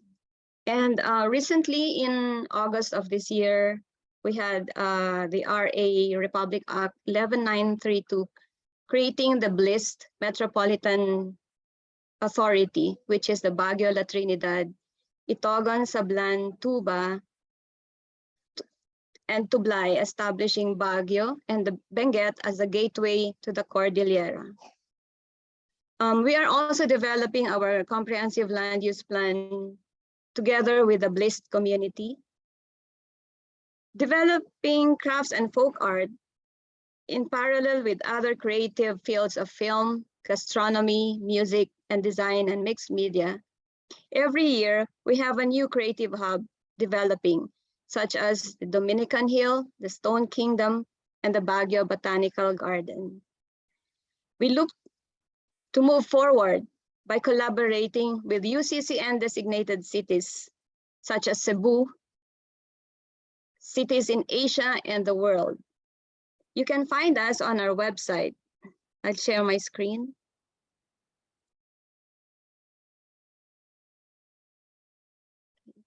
This is our Creative Baguio website. And here you can see our Creative Baguio story, the upcoming events. And most of all, you can see the map of Baguio, wherein we have designated here the different creative hubs in the city, and you can just click it and it would show you where it is. So it's like an interactive map. Although this is not yet fully developed, we can actually showcase this. And the events, you would see it at our Facebook page on the Baguio Creative City Facebook page. So these are the different things that's going on in Baguio, and we want to collaborate with you, especially with Cebu, for a better role as a designated city in the world. Thank you.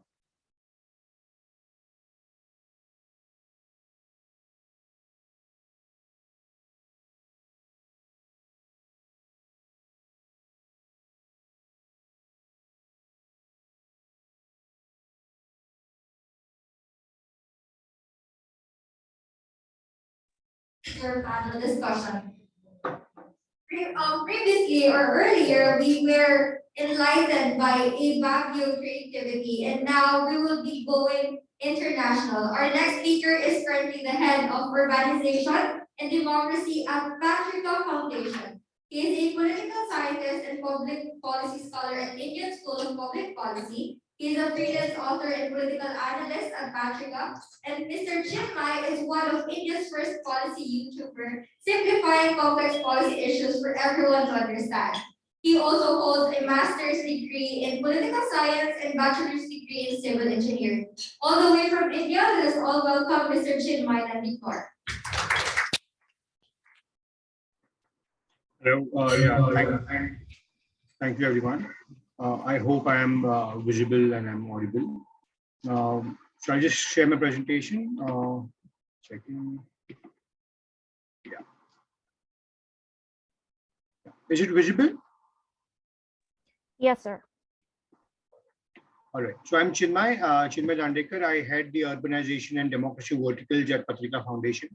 Patrika is India's third largest media group. We are across print, TV, digital, and FM. And Patrika Foundation is its social impact wing. Now the topic for today is translating the creative hub into a metro vision, the case of Jaipur, India. Now, for those who don't know what and where Jaipur is the largest city of India's largest state, which is Rajasthan. Jaipur is also called as Pink City due to a peculiar color of the buildings in the city of Jaipur. Jaipur is a popular tourist destination in India. It attracts a lot of foreign tourists across the year, and it's part of the Golden Triangle that covers Delhi, Agra, and Jaipur. Jaipur is also a UNESCO World Heritage Center, and it's one of the first planned grid planned cities, and it's also a part of the creative cities network by the UNESCO. Now, when we talk about creativity, right? So I've been listening to some of the presentations, wonderful presentations, and thank IMF Cebu, Philippine chapter for inviting me. A lot of the creativity that we have seen is most on the art and crafts side of it, or creativity of buildings. Now, I would be speaking about a different type of creativity. It will be a creativity of synergies, a creativity of civic participation, a creativity of collective efforts by the people of Jaipur and India to solve some of the pressing issues. Now, to start with, I'll just tell you what Patrika Foundation is. Patrika Foundation, as I said, it is a social impact wing of Patrika Group. Patrika Group is a media group, and the mandate that Patrika Foundation gives itself is amplifying impact through synergies. When I mean amplifying impact through synergies, the idea here is to have the research organizations, the domain experts, the NGOs, the media, citizens, governments, all together to solve some of the issues that we care about. Now, our mission is to develop further developmental communication. When I say developmental communication, it is simplifying complex public policy for people in a very simplistic way that they can understand the best. Creating a sustainable change, because change would come a lot of times when people are together and when people are motivated to kind of come together and work for it. Focus on citizen-centric development and sustainable bottoms-up demand, because we believe that whatever change that should come, it should be bottoms up and not top down. Now, Patrika as a media group, just a glance about Patrika as a media group. So it's huge in terms of its reach. Now, we are across print, we have a newspaper, we are across FM channel, we have our FM Tadka, we have a TV channel, we have, digital spaces. So our print is read by around 2.5 crores people, that is around 25 million people. The radio is by 49 lakh, which is around 5 million people. And the total reach goes up to 5 crore plus people, which is, 50 million plus people across all our media verticals. Now, having such a huge visibility in terms of print, TV, digital, and FM, Patrika went beyond what a conventional media house is supposed to do. Conventional media house is supposed to, tell out news, bridge the information asymmetry between the people, and empower them and aware them. But going beyond, we realized that that the same reach, the same visibility can be used to have collective citizen participation and collective efforts to on a lot of campaigns, on a lot of issues that we kind of care about. So what we can just do, or what my focus would be on this presentation, would be more to look at the citizen participation campaigns that we have done over the period of time. So just moving on to the first campaign. So this one of the campaigns was called Makar Jal. Now, Makar Jal in Hindi, Makar Jal is a Hindi word, which in English means cobweb. The cobweb is the web, the spider kind of webs, right? So now this name was considered because it was very connecting to the people. Second, the cobweb meaning, a lot of people would be surprised to know what the cobweb meant here. It is the cobweb of multiplicity of agencies in a particular city. This is a problem in a lot of Indian cities. I think it might be a lot of global cities as well, that the multiplicity of agencies, right? Multiple agencies to do similar kind of work, right? So that kind of creates a kind of chaos, a lot of times confusion between the people. So it is a campaign to create a participatory demand for governance amongst the city residents. Now, due to a lot of agencies, due to this multiplicity of agencies, the pink city of Jaipur was succumbed to illegal constructions, to encroachments, and sometimes unorganized urban sprawl. Now, Patrika decided to kind of raise a voice against it, raise a voice against this web of overlapping jurisdictions of multiple urban governance authorities. And what we did is that we studied some of the best practices, and not just global, even in India, as it's a huge country and there are even 3,000 plus cities in the country. Every city has some differences in terms of its urban governance. So what we did is we kind of studied Mumbai's model. Mumbai.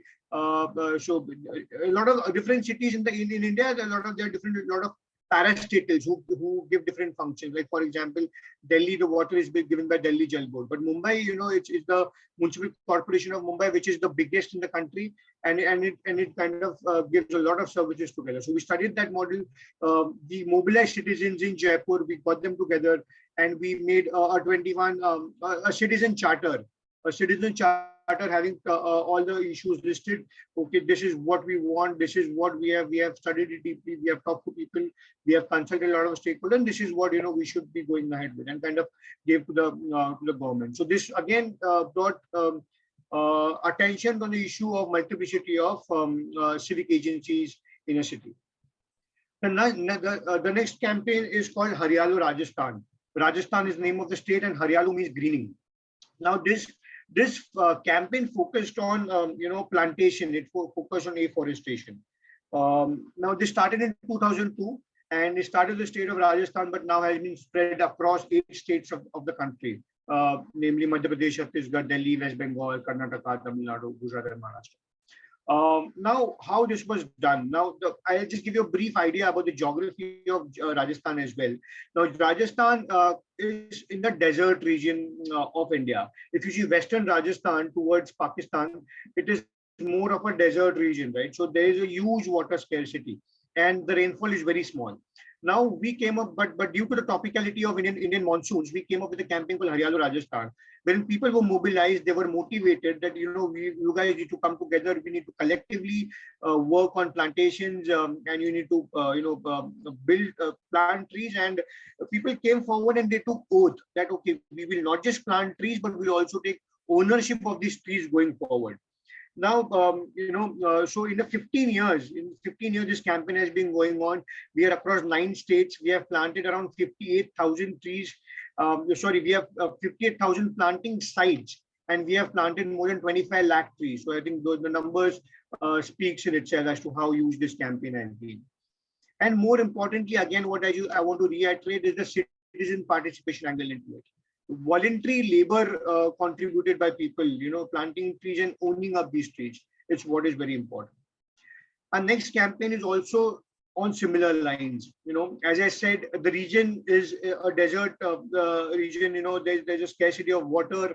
The groundwater levels are depleting. But it also has a very important traditional knowledge in terms of water conservation and rainwater harvesting. Now, then we launched a campaign called Amritam Jalam. Amritam, Jalam, Jal means water, right? So Amrit means, so Amrit is, the purest form of water, or as to, so basically this campaign focused on water, community, and action.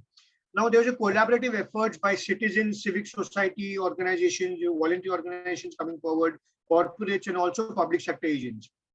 Now, what we did here, the focus was on the revival of water bodies, especially the ancient or the traditional water bodies. And also, one highlight was multi-sectoral collaboration across these different sectors, as I just mentioned.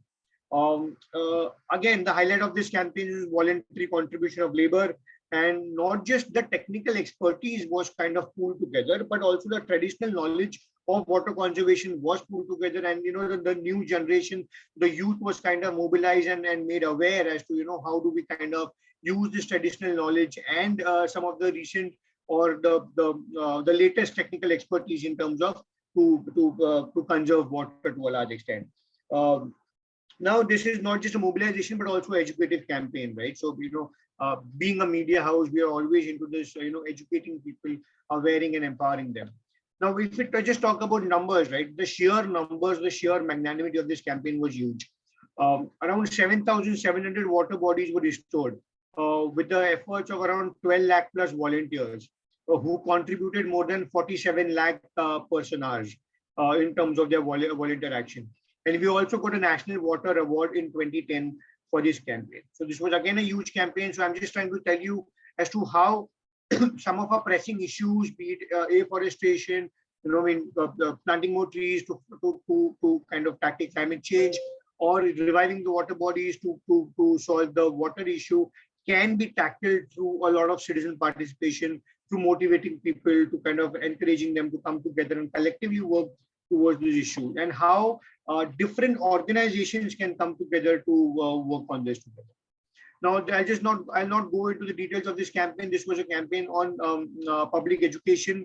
Now, NEEV is again a Hindi word which means foundation. And as we know, education is the foundation of a lot of things that we do, right? So the campaign on foundations of public education, there was a public audit which showed that, a lot of schools in the state of Rajasthan were not in good shape. The government, then there were citizen-led audits. So again, if you see this angle here, okay, we knew the state of the schools, then the media group kind of mobilized the citizens and asked them to carry a citizen-based audit on the same. And media-led call to actions were then given. The elected representatives, be it the legislative assemblies, the state, the people who are elected representatives in the state or at the national level, were given, call to actions that to adopt schools. And when a school is adopted by elected representative, automatically the state of the school kind of changes, right? So then there was a signature campaign who said that, okay, we'll adopt this school and we'll look at after the school. So some of these, again, it's a citizen participation and a call to action by the elected representatives. Because when you align everybody's incentives, there's always a chance to kind of better things, right? So again, that's how this campaign was done. Now I'll just shift a little more on urbanization. Now, when it comes to urbanization, I know a lot of people in this room are urban planners and, and architects. I'm not an architect, I'm not an urban planner, so just a disclaimer up there. But when you might probably, a lot of you might agree with me that planning as a domain in itself is, it's very technical. It's very technical for common people to understand as to what urban planning is, what is a master plan, how is it important for their day-to-day life, right? So it's important for us to kind of decode this plan, and it's important to kind of take this forward. So now, one thing that we did is fight a legal battle on this. It's a huge legal battle that we have fought from the year 2004. Now, what happened is Jaipur came up with a master plan in 1999. Now, master plan obviously happens for a long period of time. The gestation period is around 25, 30, 50 years or so. But there was haphazard development. The master plan was not followed in totality. The chief editor of the newspaper wrote an article in the newspaper highlighting that the master plan has been violated. And this article was taken as a PIL. PIL is the public interest litigation by the High Court of Rajasthan. And the court said that, okay, that there are deviations from the master plan, and it gets very strict directives in 2017. So 2017 was a huge success for us when the court said that, okay, the crucial directives, it issued crucial directives to ensure that there is no further deviations from the master plan, and all the development that should happen, it should happen according to the master plan of the city. Now, master plans or urban governance is an issue which might not be topical, which might not be part of everyday's current affairs. It might not be very much politically incentivizing also. But when a huge media group takes up an issue, something of that sort, there are issues which are topical, and then there are issues which are important. A lot of times important issues are missed because the focus by the media is on topical issues as to the current happenings. But the idea here is to make important issues topical, right? I hope I'm trying to explain what I'm trying to mean.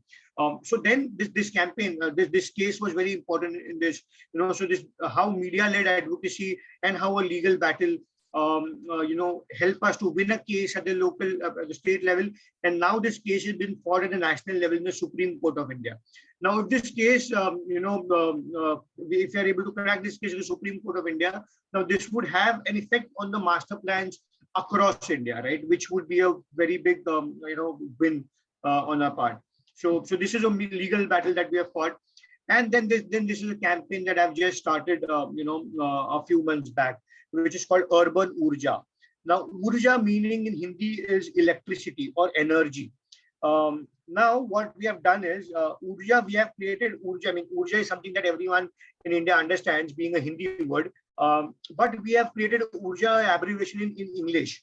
Now, it means urban reform through joint action, right? Joint action. When you say joint action, again, it is the part of synergy as to how citizens, governments, media, domain experts, or NGOs working on urbanization can kind of come together.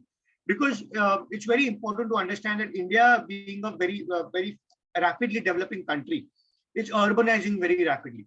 So we are moving from rural to urban pretty quickly. And at this pace, we have a lot of things to focus on. And there are a lot of things to choose from, as to when we launch a campaign called Urban Urja, saying that urban reform through joint action, there's a lot of things to choose from as well as to what are domains of intervention that we work on. The idea that we want to go ahead here is that, our vision is to make our cities productive and sustainable, inclusive and connected, and participative and empowered. Now, what we did is that there's this one intervention that I've started with on this campaign, which is municipal finances. Now, municipal finances is something which is a complex issue in itself, because a lot of times I've seen in the country is that national finances or central government's budgets are focused on, state government's budgets are focused on. That is what media focuses usually on. But the city level budgets are not focused as much as they should be focused on. And a lot of our day-to-day activities, a lot of day-to-day, lives depend on what happens in our cities, right? So there was also a need to empower the city governments to work together with them. So what we did is that we tied up with an NGO, which is Janagraha, who works on urban governance, or works with central government, with the finance commission on the city budgets. We decoded city budgets of 3 cities of Rajasthan, and carried a very in-depth research, and then published this research starting with the front page of the newspaper. Now then this became a big thing, right? Because otherwise the city budgets was something unfocused, people did not focus on it.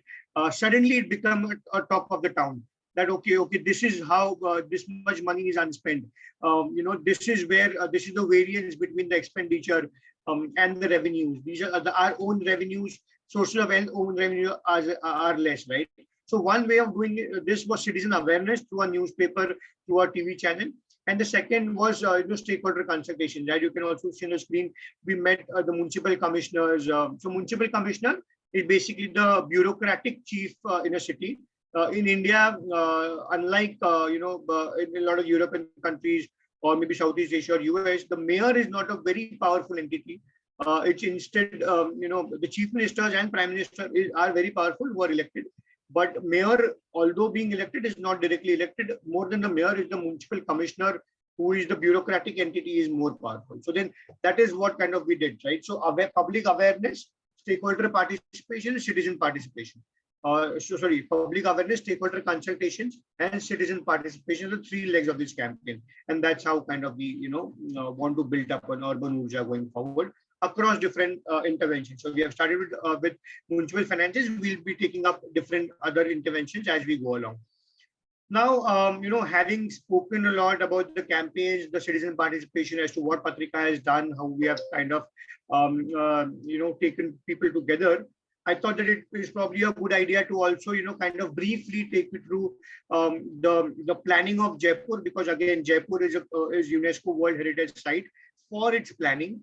And by the time I do that, I'll, in the next 3-4 slides, very quickly, you'll also get a tour of Jaipur through different photographs that I have. So as I said, Jaipur is India's, the largest city of India's largest state of Rajasthan, largest state in terms of area, not in terms of population. Jaipur is also known as Pink City due to dominant color of the buildings in Jaipur. It was founded in 1727 by the ruler Jai Singh II, and that is how it was named Jaipur, behind the ruler. It is the UNESCO World Heritage Site. It's also called, as the Pink City, and it was designed by Vidyadhar Bhattacharya. Now, it was designed based on Shilpa Shastra and Vastu Shastra. Now, Shilpa Shastra is the ancient Indian science of art and crafts, and Vastu Shastra is the ancient Indian science of architecture. Now, the peculiarity of the city is that it developed in or the 18th century, while a lot of cities during that period, especially because that was a Mughal rule in India, and the Britishers were just about to come, or they were just enter India. A lo- During that time, a lot of cities kind of grew organically. But Jaipur is peculiar because it is a practical adoption of a gridlock pattern, and it is a perfect culmination of the Western concepts of architecture and planning, the ancient Indian concepts, and the Mughal concepts, right? So that's why it also shows how the exchange of ideas kind of happened.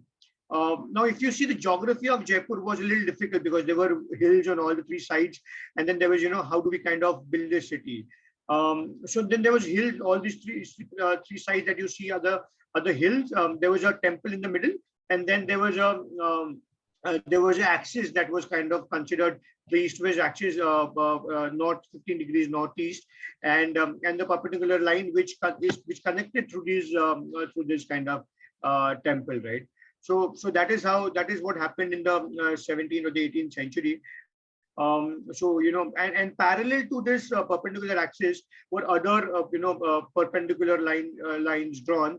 Now, where these lines intersected the central axis, that was called Badi Chopar or Manak Chowk. You can read more on the UNESCO World Heritage site also, the peculiarity of the planning of Jaipur, and not go into a lot of details. But what it did, the gridlock pattern, what it did is that it divided the city into 8 portions, the central ones and of equal sizes, right?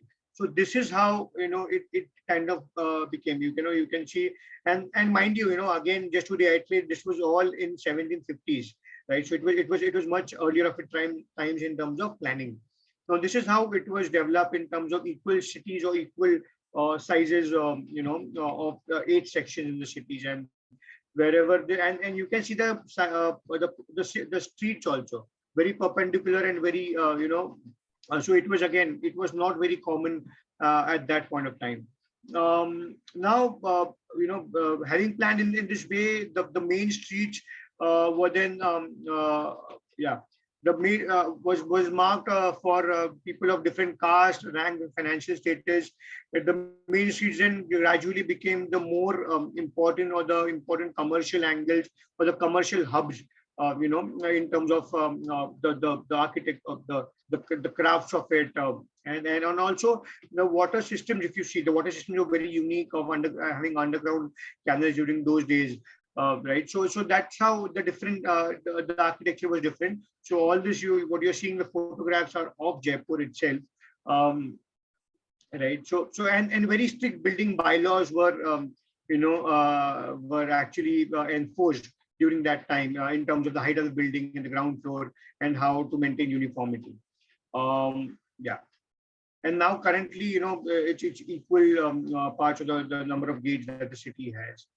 Now, even today, Jaipur is a part of UNESCO's Creative City, UN's Creative Cities Network, is being the first city to be nominated as one. Now, the legacy continues because the cultural production, is very thriving in Jaipur, with around 53,000 workshops and having 175,000 plus people working in it. And Jaipur today has around 30 different craft forms and 7 mainstream performing arts. And UNESCO Creative Cities Network has given Jaipur an opportunity to highlight the creative diversity on an international scale at many different occasions. So that's how creativity, culture, architecture is deeply ingrained in the ethos of Jaipur and Rajasthan. That's how, again, Jaipur Literature Festival is very famous. If you visit Jaipur, definitely do attend Jaipur Literature Festival, because it's a culmination of people across the country coming together, in a literature exchanges within themselves. Yeah. So just to conclude, what I wanted to show through this to this presentation is not focused too much on the crafts and the culture, because that's something that can be easily read and understood. But what I wanted to focus here is on how some of the pressing issues is not the job of just the governments or just the bureaucracy, right? Or because the challenges of the 21st century, what in public policy we call are wicked problems. Wicked problems meaning the problems which have no easy solutions. For example, climate change. Climate change is complex. Climate change is difficult. We all know it's difficult, but then there's always a tussle between the West and the East when it comes to climate change. There are no easy solutions, right? So a lot of the problems that we face have no easy solutions. Therefore, what is necessary is developing synergies. How do domain experts, how do citizens, how do media, how do governments kind of come together and focus on the issues which are to be focused on, and and collectively work on solving these issues. That's why Patrika talks about amplifying impact to synergies, and that is how it's a small experiment that we did from our end in terms of taking this forward. You can read more about it on our website. I've just put it on the chat. And yeah, I think that is it from myself. Thank you so much.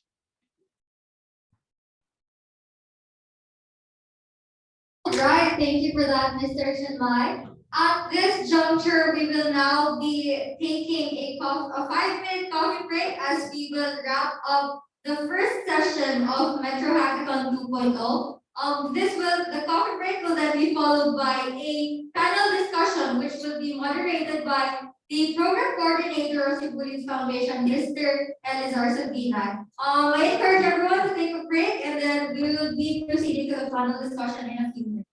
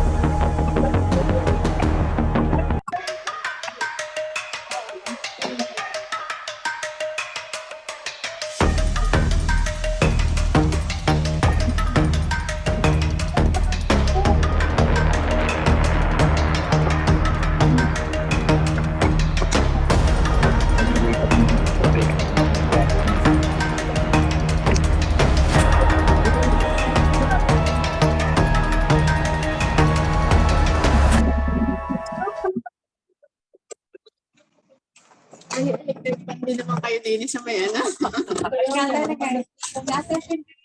Ay,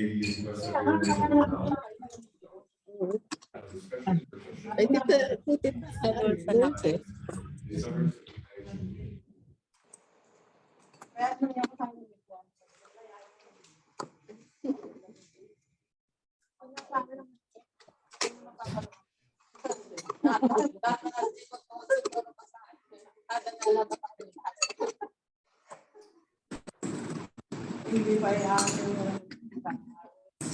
yung pala itinanggal sa access. Kinuha ng mute. Kaya pala pinuhaan yung mute, kaya may divider na. Good evening, everyone. I believe you have your staff. May I request the physical speakers, those who presented face-to-face in front for our panel discussion. And we have also online speakers. Although Sir Butch is not around because his client mentioned, but we have our physical speakers, Stephanie and Bernard to be here as well. Okay, sige.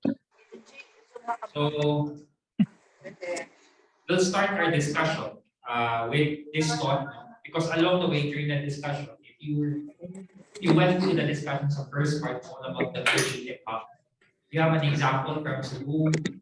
We started with Butch, UNESCO Creative Cities, Cebu City, then we have Miss Stephanie. Then we proceed to a study from UP. Then we have a model from Baguio and what they're doing in Baguio as part of the creative city as well. Two cities, Baguio City and Cebu City. Then, igawas na sa Pilipinas, we went to India to know how does India work on their creative cities and what they're working for. So there is this discussion along the way that was shared by the speakers, and I would like everybody to comment into this. And agree, if you agree as well, that there is really the arising talent skills here in Cebu. And in general, we call it the creative industry. As mentioned by Sir Butch in his presentation, it's really growing in the scene here in Cebu. From animation, graphics, video, events, design, Cebu as the #1 manufacturing of furnitures in the Philippines. And based on the presentation instant is, there is a need for space. The need for space, pero walang space.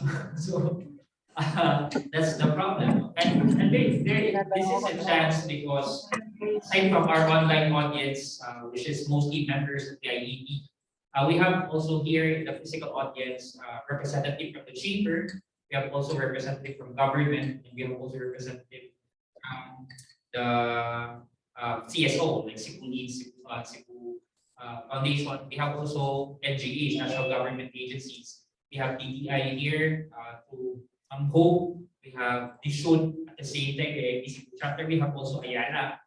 So it's a mix of audience here, physical audience, for information of our online audience as well. So what's your take on this? There is a need for space, but the problem now here is that, and there is a need for space, and we see this creative industry arising.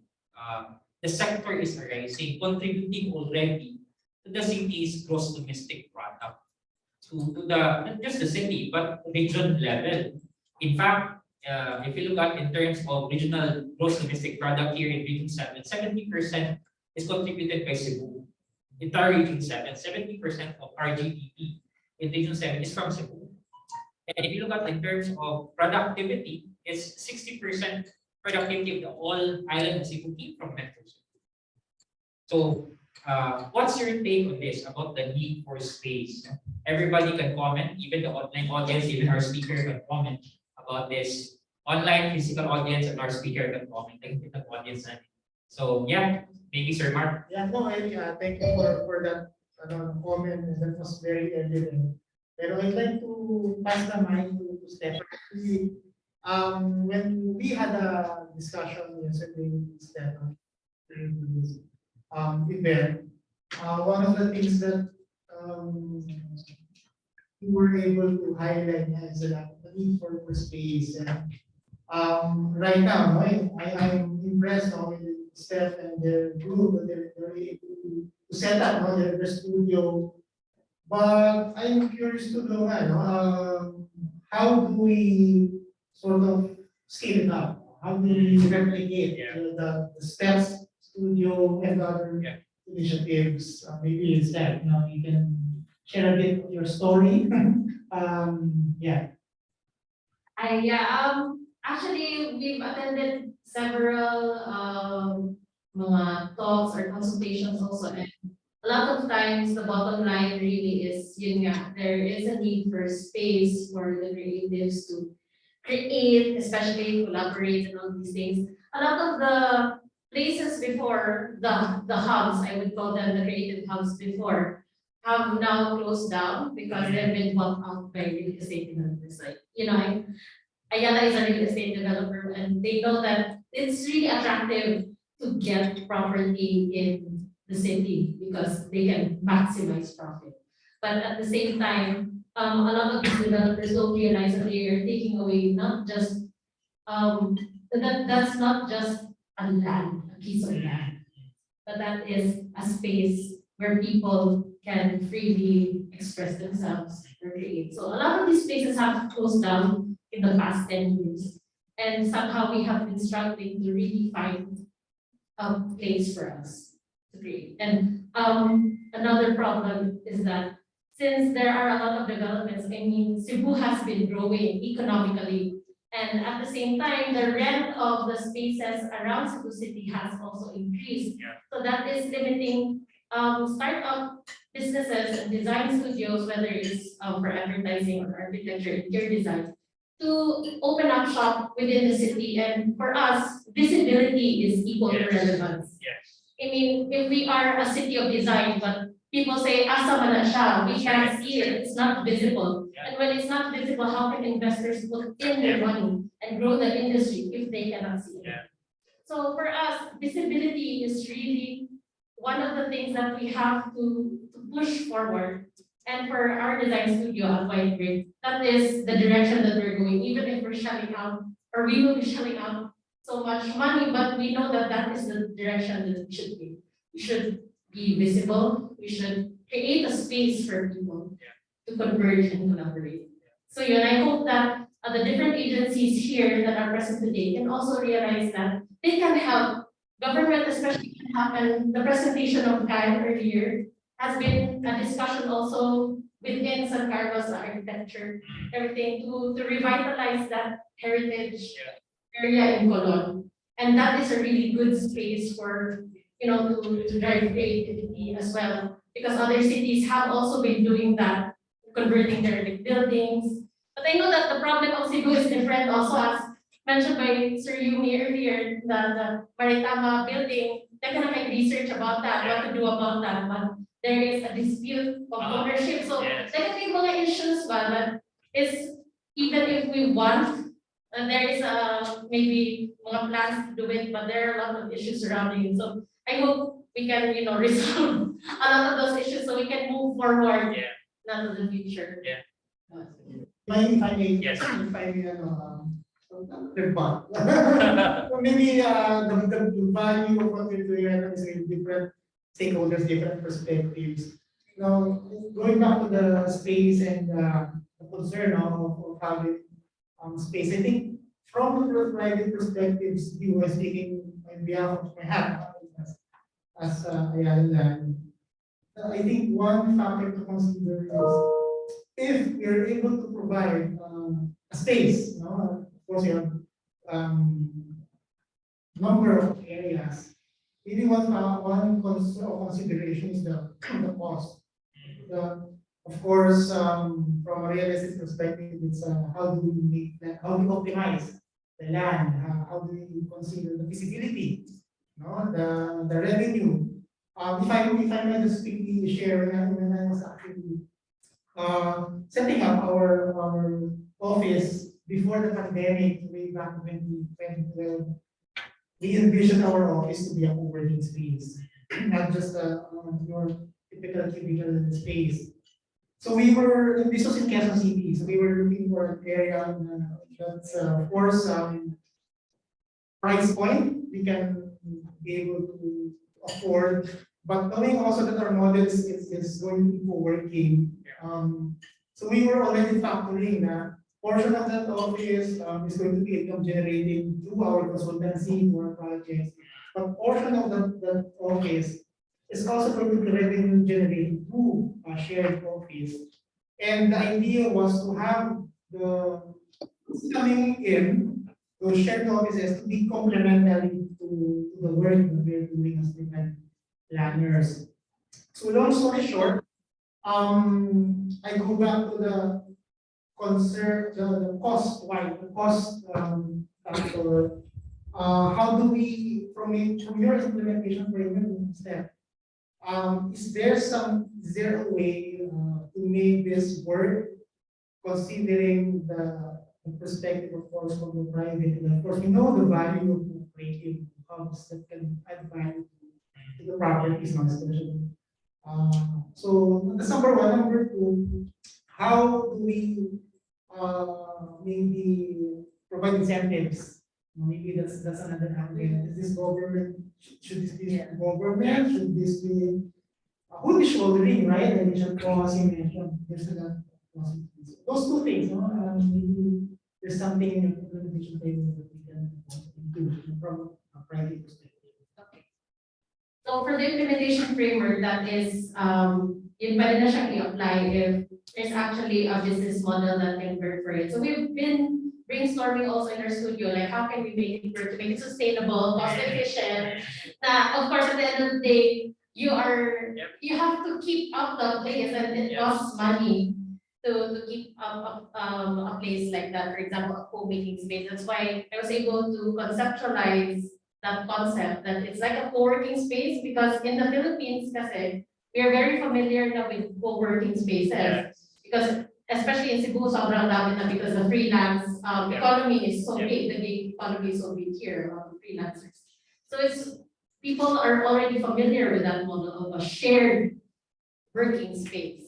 But maker spaces are quite similar, but Cebuanos are not yet familiar with how it works now. You can do woodworking, you can do metalworking or jewelry or magtahe or something in one place and share it. So the co-making space, I guess, it gives also not just for the creatives, but also on the business side, it gives the businessmen, siguro, or like Ayala, can give you an idea of how to actually run it. At the end of the day, it's real estate, you're selling space, but then, so there is already a business model that you can think of, because it's a shared space, like a co-working space, but you have tools and equipment that people can rent, which is additional revenue, but of course, it also consumes space. But that is still income generating. So in a way, it will work, because in a lot of countries, it's already working.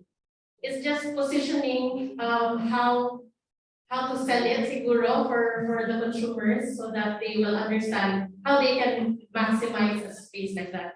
For example, in London also, that's why the government can really help, the LGU can help, because like Somerset House was given, that space of Makerversity was given to them in the condition that they should renovate it, they should be able to fulfill their promise that ito yung gagawin nila, this is an objective. So it was given to them because they were able to propose this vision that they wanted to do. So if there is government support like that, now parang we will help you, we will fund you in the first maybe 5 years. I forgot how many years they were given for that. But if there is that kind of push and support from the government, that is very helpful for creatives.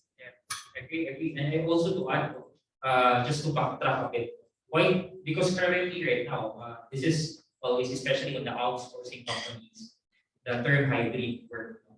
And for me, in terms of the creative, why the space is very important, because the work from home, or there is another term, work from anywhere setup, would not really work if you are in the creative sector, because the collaboration is weak if you are online. And that's why the need for space is really a basic requirement for the creative industry.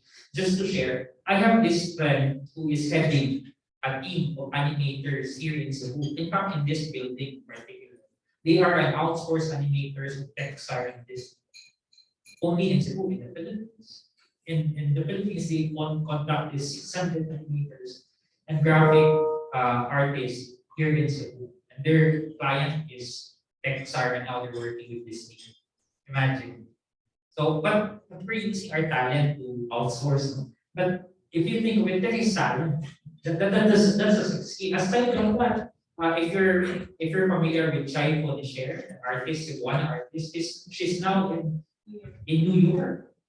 She is one of the Cebuan now featured in international film together with Hollywood actors and actresses. And that shows the creative industry, not just the creativity, but that shows also the talent of Cebuanos, right? It shows the identity of Cebuanos. So may we hear, before I proceed to my second point, may we hear feedback from the audience, online and physical, if you have comment on the value for space, the need for space, and how to move forward. Yes, Ma'am Hope, raise your hand.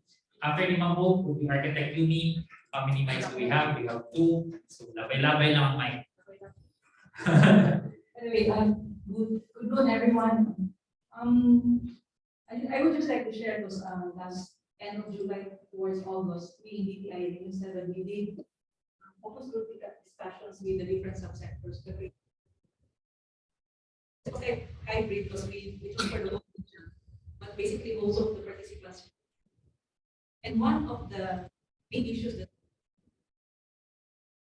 is physical and technical that converge, collaborate,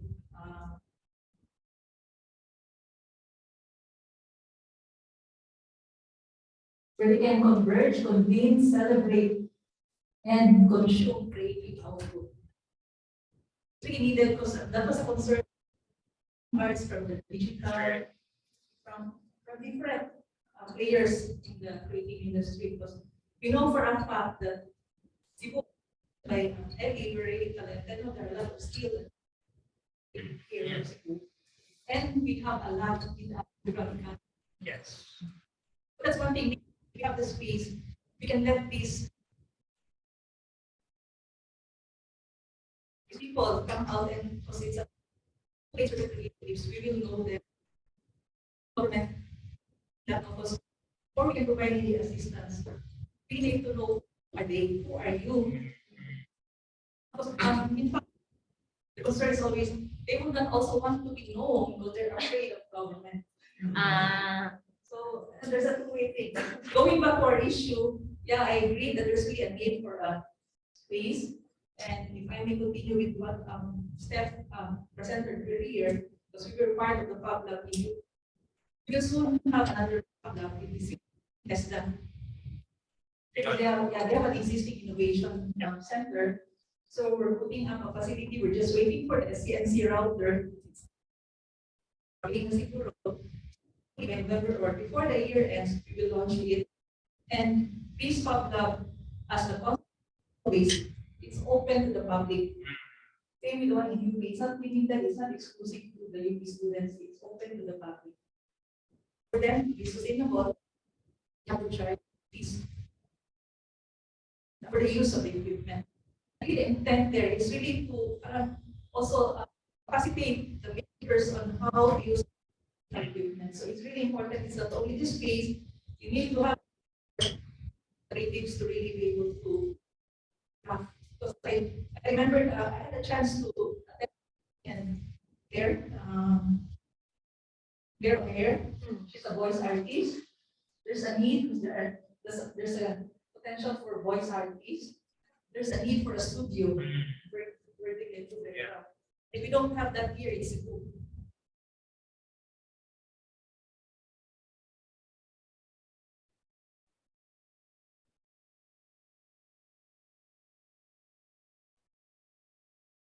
Yeah, but what she was referring is it's different from for the music recording.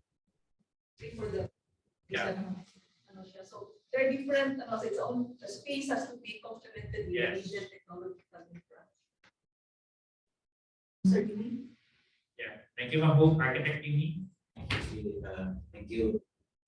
You're talking about the needs for space. I want to speak as a physical planner. We talk about the larger picture. So if we talk about space, I talk about location. So the need we have a location, because I think that the environment is very important in a creative mind. If you look at nature, your creativity, you get inspired by your creativity. I was really wondering, because in planning there's such a theory called environmental determinism, meaning environment affects people. Anyway, I was just wondering why they call Cebu as a creative city. Why is it that people think Cebuanos are creative, or for that matter, no, science? And I really suspect that it's because of our environment. We are an island community, no, in Visayas. We see water, we see our mountains. In Manila, you can hardly see water. No? And this this contributes to the creativity of Cebuanos. So I'd like to preserve that aspect, the beauty of Cebu, which is our connection to the environment. Now, we talk about the creative. Where do we connect to the environment? Where do we locate this creative hub? So that is my concern as a fiscal planner. So once again, I think the conversation, the creative is very important. So if we have a mass, a convergence in a particular physical location, is very important in creating this creative hub. Yes. Sir G. I'm wrong, Sir G. Yeah, I think it was a very good presentation. I think, especially in the Filipino, I mean, also Cebuanos, I do agree that there is a very good market in this. And as to the as to if we need space, I think it's not a question at all. We need space, it's a fact. But I think the concern, talking in the perspective of the planners and the government, I think what we have to look into earlier, you mentioned about business plan, which is actually what we really need to do things like this. But more than the typical plan of why are we creative, why do we need this, I think we also have to consider sustainability of these projects. As I mentioned earlier, it's not a matter of questioning if we really need this, but the question would be, how are we going to sustain? Now, earlier I've heard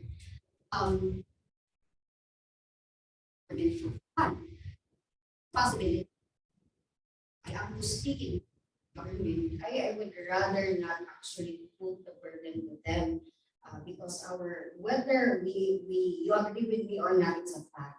The bureaucracy in our country is very difficult, and if we put all these burdens to the government,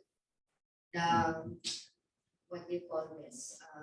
Putting these things into reality might actually take more than 10 years. In reality, I think we need to consider now is how can we, as a private entity, sustain this kind of projects. Earlier, you mentioned requesting for fees. I think those fees are very good, but of course, consider it for long term, because if this space later on become another white elephant space, that would be a waste of talent and a waste of resources. We've invested a lot of it. I mean, if we can realize this, we will be investing a lot of resources. So sustainability of this kind of projects is I think one. Another would be earlier also in the presentation, I'm amazed. There are actually studies like this, which I think Cebu City is here. I don't know, other energies are also here. Could actually tap up with these people who are presenting now. These are very good. But just like what Sir Yumi mentioned earlier, being an environmental planner, particularly being a land use planner, my concern is this. I don't question your creativity in terms of structural development. I believe that's the best. I think it's very good. But my question would be, in terms of Cebu City, like earlier, the Maritima ruins. All I can see are the plans on the structure. But I'd like to raise, how about its environment, its built environment, what are your plans? Again, going back to green development, we are all talking about heritage, but remember when we say heritage conservation, it must be of vibrant characteristic. It must not look like a dead spaces. So those things we have to consider it, provided that in the Maritima ruins area, actually there are really good planners. There's still a lot of spaces to develop in that area. I would rather plan it as a cluster rather than the structure itself. Yeah. Because it would be, I think for me, it would be another burden. The structure is very good, but the adjacent spaces are actually wala tay parking space, the vibrant area, that would be another problem, which I think should be considered. But it is already a very good start, I think. And my last comment, however, is also, of course, to our earlier, I've seen a presentation about having a smart city.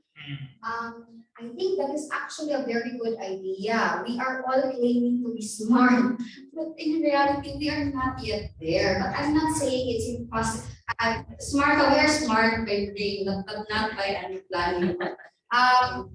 We are always claiming that we are a smart city, this and that. But right now, I'm even having trouble sending email, because my Metro service provider is not good at all. Hindi na nakasuntik isa. So, I don't think Cebu City is far from being a smart city.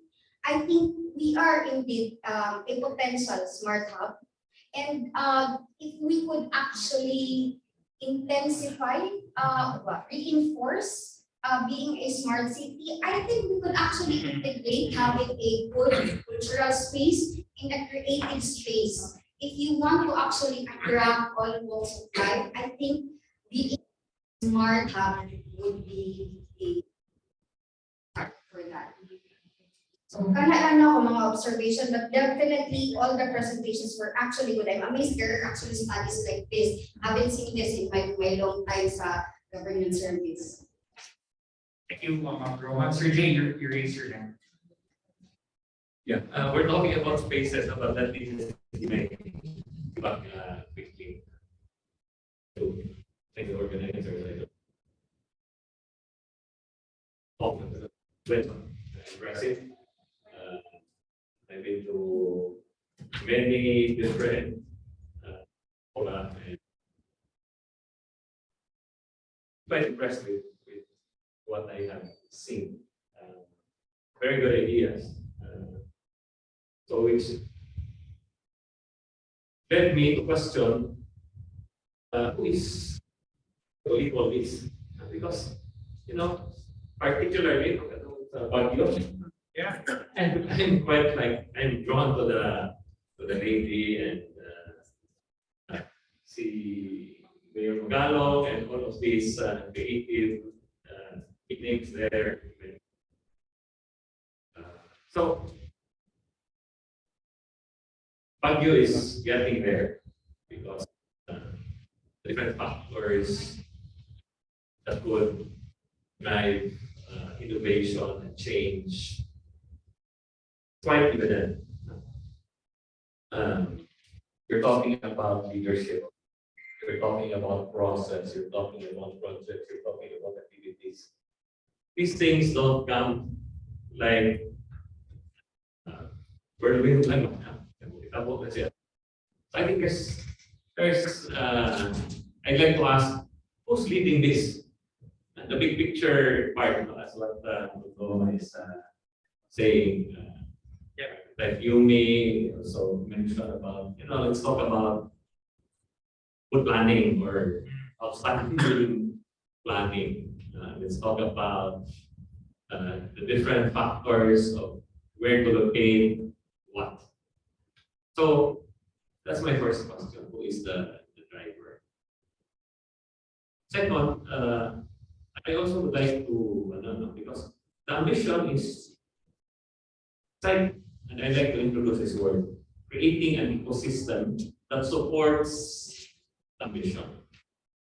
So when you create an ecosystem, and in many parts of the presentation, talking about MSMEs, we're talking about the citizenry, we're talking about government, we're talking about LGU, and we even talk as far as national. So there are different actors that can create such an ecosystem. So my next question is, although I'm sorry because I'm coming in cold, the hackathon today. And you know, is there already a specific framework or a design that have already identified such an ecosystem? Because if absent that, then somebody should do it. So that, you know, the thing with Cebu is, if you look at the map or the Google picture, this is not given by a plan, I think. We have evolved into something. And mayo na lang something came out that's good. Also, came with it are a lot of the ills that we are now experiencing. So, to be deliberate in driving where we should be is an intelligent design by people. And I want to ask, where is that? The third thing is, you know, my background is business, and more specifically, I ran a factory for many years, and I always look at processes. So I think we should map the process, because if you don't map the process, we cannot even answer the simple basic question of who is going to do what and by when. So you need to start thinking, you know, all these ambitions are really great, and really, you know, inspiring. But without the support of a few factors, then I would say that, you know, there's hope, but until we come to our senses, we are able to start the ball rolling, and not driven by how we have just evolved, but to a concrete destination, be driven by that ambition. So yeah, that's my feedback. I'm sorry we're talking about spaces, but for me, there are just some gaps in my head. In Cebu Chamber, we were talking about creatives. We have this concrete vision of a creative city, just like pareha sa IT Park. So we have dreams, and we have made concrete description of what it is. We are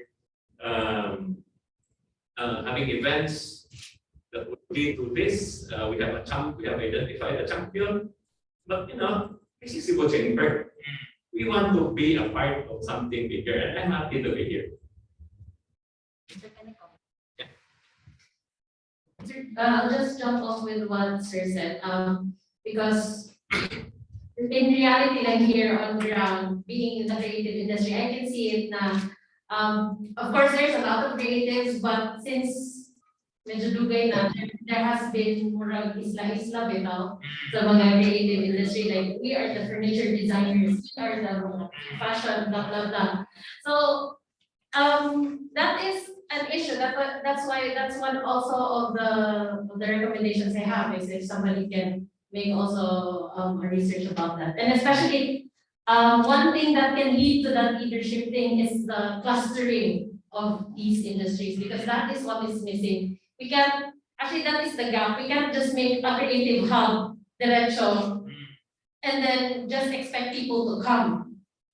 We can't just build it and they will come. Sometimes that's not true, that if you build it, they will come. I mean, you have to, what we need, that gap, is the creative cluster. Like if you go to a certain place, you know that this is fashion district. You can, all the young fashion designers should have a tiny shop there, or there are mga patahian. If this is animation, parang district, a lot of animation studios are there. I mean, like, people can see visibly that there is clustering of these creative industries, and that is visible. And that is where creative hubs can be, to stimulate even more the creative activities within that. And hopefully, there is leadership that can also be found within different clusters. Because right now, these clusters are all, I don't know, wala sila, all in the background. they're all hiding hidden gems lahat. Lahat ano, I mean, there are some organizations, but for other industries, there are no organizations that champion them. So there is still that need. I mean, that is the gap na kailangan to create that leadership para makagawa ng planning para mangyari yung creative hub. So medyo, it's kind of a long process, but I hope that we can slowly go towards that direction. I'll jump off now on what Steph mentioned and connect it now to our broader picture, which we're talking about the Metro Hackathon. So, number one, in terms of speaking as a land use planner, I agree. I have not seen, I may be wrong, specific mapping, profiling of specific areas where the concentration of these creative artisans, call it how we make, that's number one. That's actually one of the things that we that was brought about when we did the first Metro Hackathon. We were looking for that. The clusters, not just the clusters, but we're not just talking about the Cebu City. We're looking at the metro. If you look at that map, you have Carl, San Fernando, Naga, and so forth. All of this has, I would assume, different identities of creativity.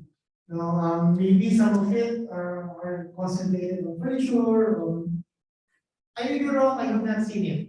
And who's going to do it? That's another difficult question. Number two, connecting it now to enabling.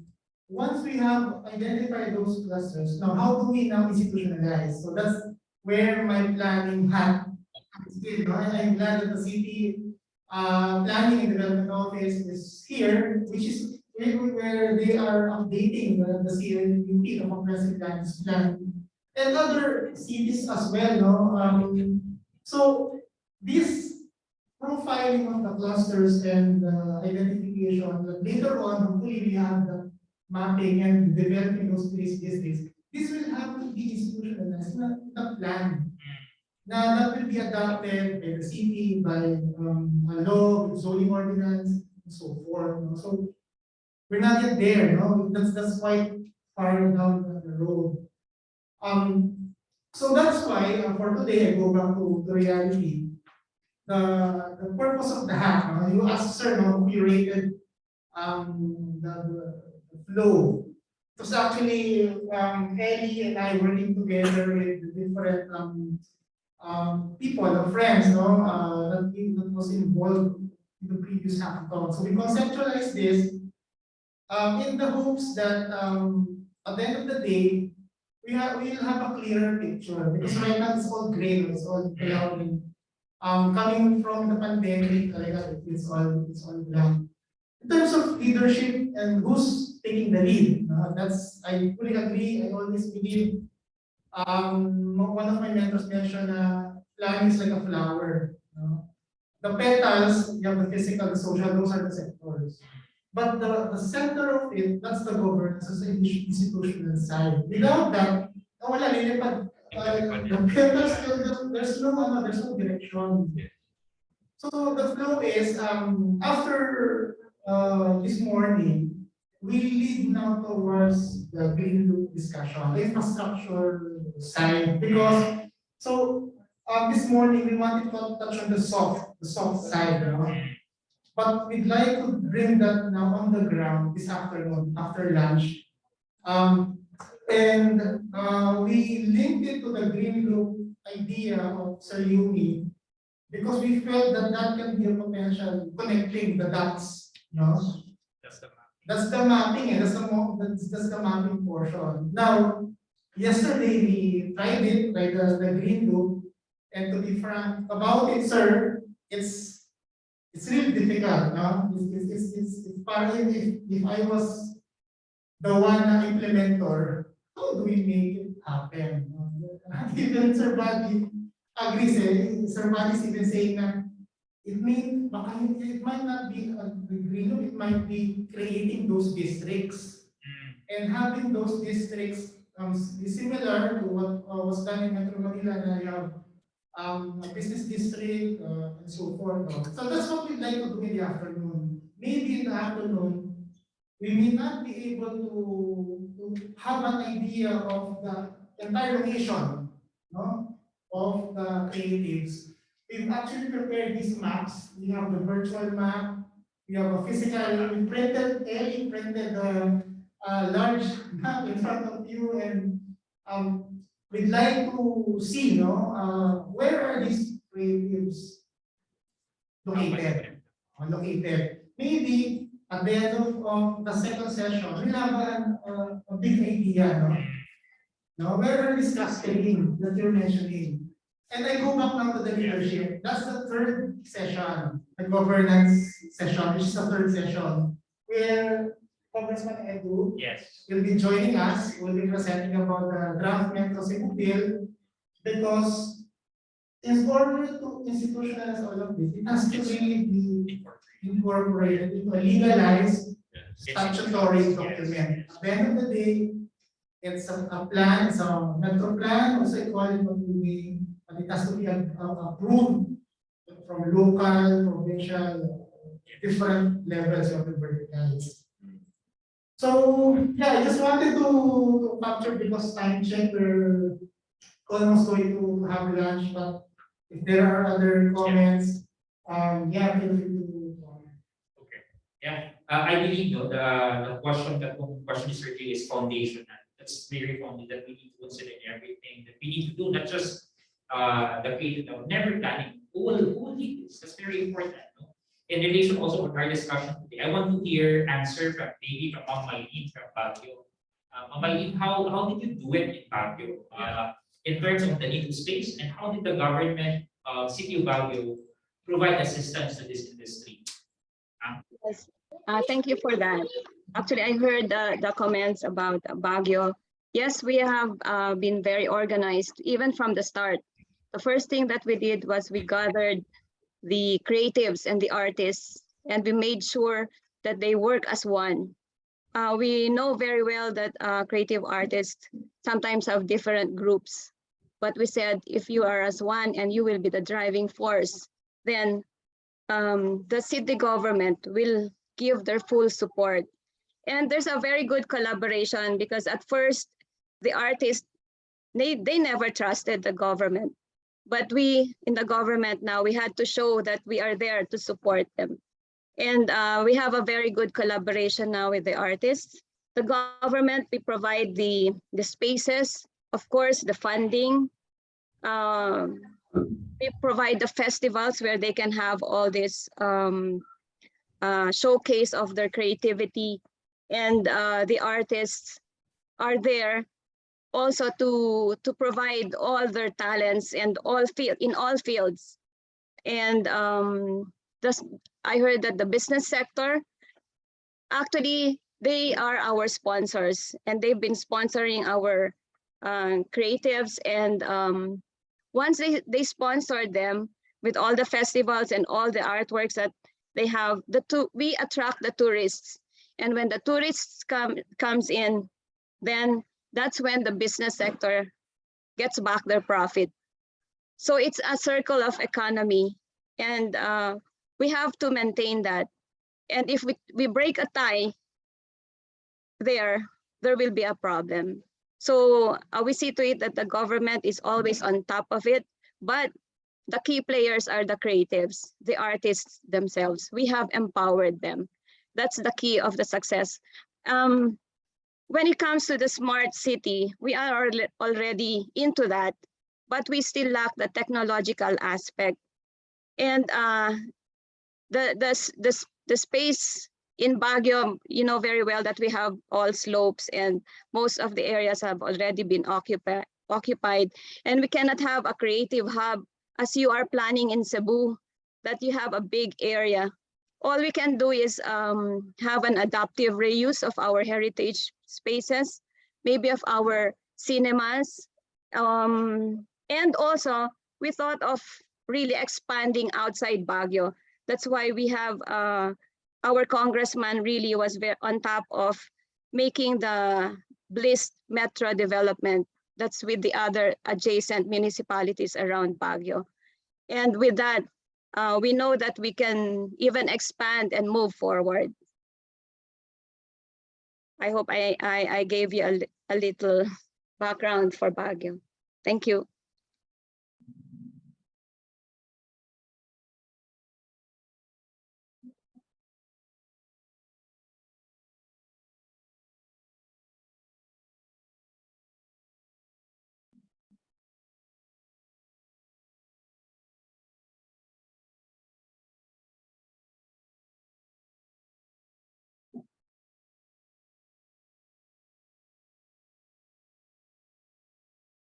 Hello. Yeah, we can hear you. Yes, good afternoon, everyone. I would like to address my question to ENP Mylin about Baguio. So Baguio was hello. Baguio was developed by the US military as a summer capital during the Second World War. So it was designed as a vacation hub of the military personnel that can accommodate only 35,000. But now it's almost 500,000. So how do you address the rapid urbanization of Baguio that will preserve the biodiversity and urban ecosystem of the city? Thank you, Ma'am. Thank you for that, Sir Levy. Actually, Baguio is already reaching its maximum capacity, and we really have a new comprehensive land use development plan. We're making that now, but we are coordinating with the adjacent municipalities. We know that our housing should already expand to the adjacent municipality. Even our industrial areas should already be expanding in the along Marcos Highway and all of that. Yes, we have really reached that capacity already, and plus with the tourists and students coming into Baguio. And that's why we have controlled our development. And we have a very strict city planning officer, and she's also an environmental planner and architect. And I hope with our new comprehensive land coming, we will really be able to control the development of Baguio. Yes. Thank you, Mama Yi. Yes. Sir Levy, did it address your question?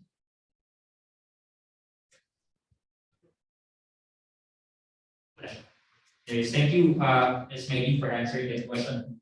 Yeah, okay, thank you, Councilor. It is a good discussion that we have also here about you sharing to us how they did with Creative City. Is there a chance now? We would like to open this up to Baguio City as well and Cebu City, since these are the two cities who are awarded by UNESCO's Creative City. We're trying to look at inter-LGU collaboration between the two cities.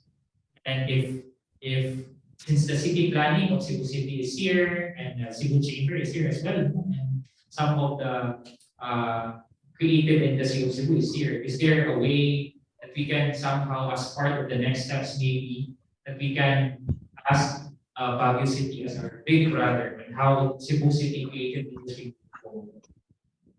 Yes, actually, that is one of the dreams that we have, to be able to collaborate with Cebu.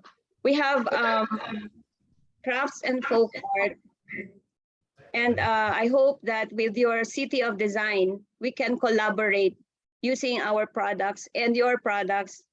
Actually, here we have condominiums coming up, and we want them to use the creative works of our creatives.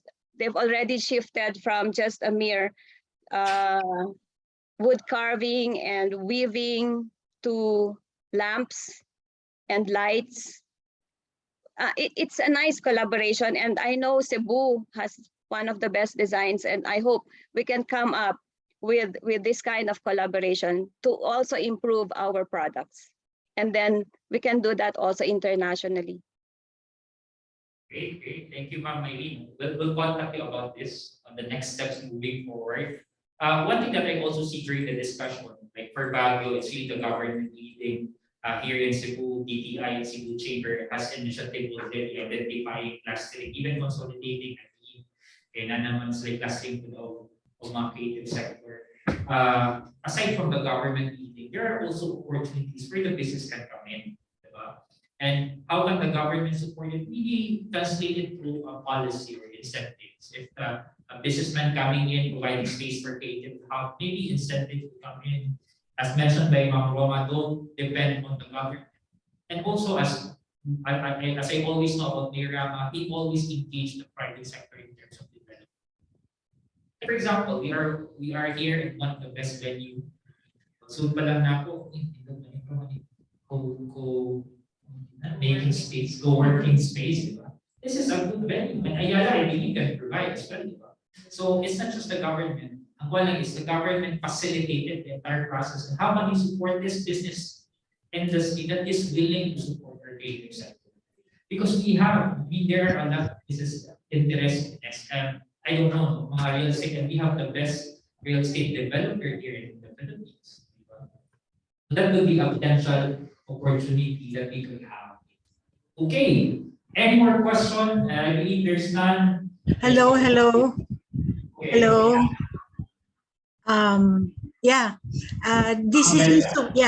This is Dea Joseph in support of Vice President Mylene regarding Baguio, because there was a question that it's already almost full, correct? I also grew up in Baguio.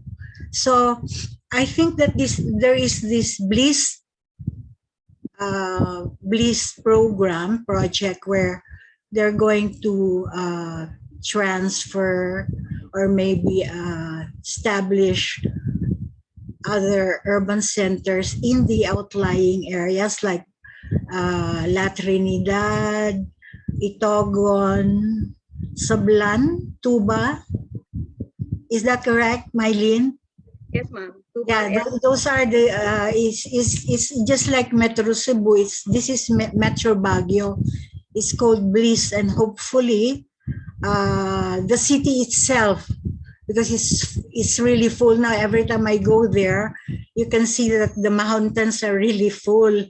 So I hope that when we have this Metro Bliss, we would be able to recover the beauty that Baguio had formerly, and then of course we would have more Tamawan villages elsewhere, because I've been to these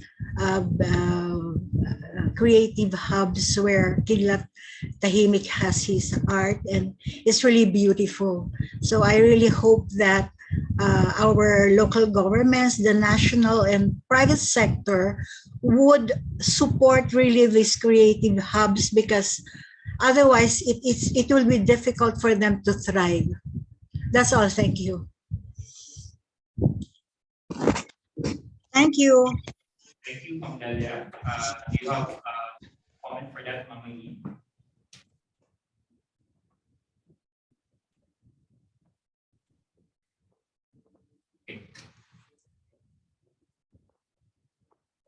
I'm done. It's done. Yes, thank you, Ma'am Delia. So it's already 12. Thank you guys for our online audience. Very productive discussion indeed.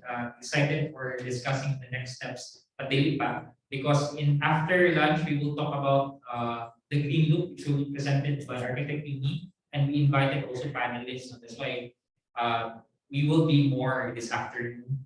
Congressman Edwin Rama will be also here this afternoon. And after the discussion with Green Loop will be the Metro governance. Congressman Edwin will share to us the Development Authority, Metro Cebu Development Authority. Then we'll have a workshop, or during the Architect News presentation, we'll have a workshop. And so I guess we're good for session 1. So let's have lunch, and after lunch, let's be back here at exactly 1 p.m. for our second session that will talk about the Green Loop proposal. Thank you guys, and have a good lunch.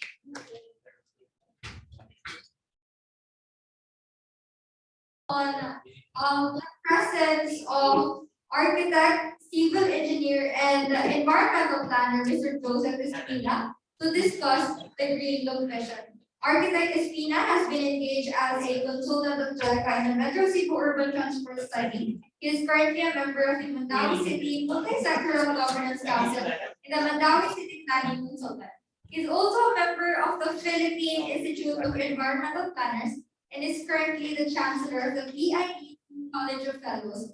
He was also honored as Fellow of the United Architects of the Philippines in 2000 and Fellow of the Philippine Institute of Environmental Planners in 2016. Again, let us give a warm applause for architect and civil engineer, Mr. Joseph Espina. Good afternoon to all of you. I'm very glad that I'm here. Now I was invited to explain this concept of the Green Loop. I have been tasked to present the Green Loop entitled the Social Ecological Resilient Approach towards urbanization in Metro Cebu. In as much as I am currently the City Planning and Development Coordinator of the City of Cebu, we at the CPDO recognize the immensity of our role and responsibility towards the whole of Metro Cebu. If only because of the size, the population, and the intensity of developments in Cebu City in comparison to the other local government units in Metro Cebu, we believe that whatever we do here in the city will necessarily affect the other LGUs, especially the Tri-Cities of Mandaue, Lapu-Lapu, and Cebu City, and the municipality of Cordova, which comprise the urban core of the Metro Cebu area.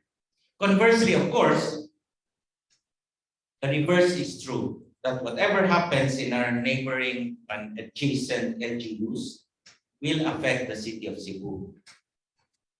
That's why we need the collaboration, the cooperation of these cities in Metro Cebu, hopefully leading to a convergence of sorts that probably will become a future Metro Cebu Development Authority.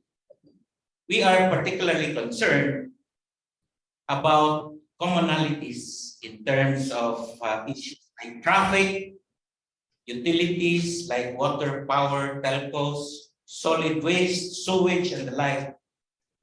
Foremost in our minds now is the realization of three global phenomena which largely affect our directions. So these are climate change, which we know now is the new normal, urbanization, which is real. They say 55% of the world's population is now living in cities. Here in the Philippines, it's more like 65% of our population living in urban areas. And then there is this phenomenon called the demographic window. It's a more positive note that we have a very young, dynamic, creative, and innovative population, a working force that is to our advantage.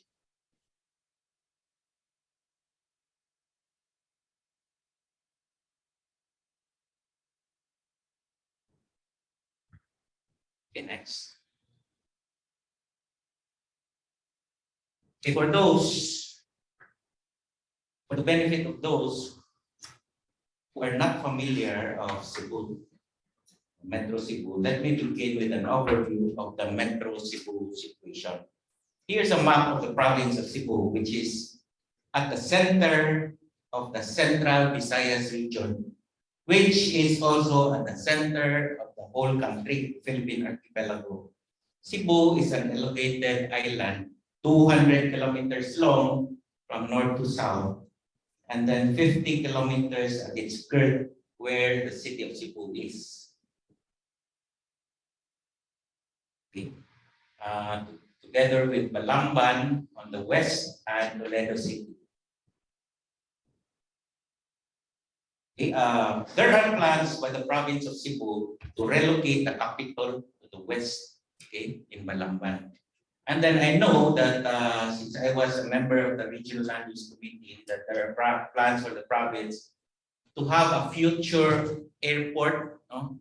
I'm telling you this because it could affect our plans.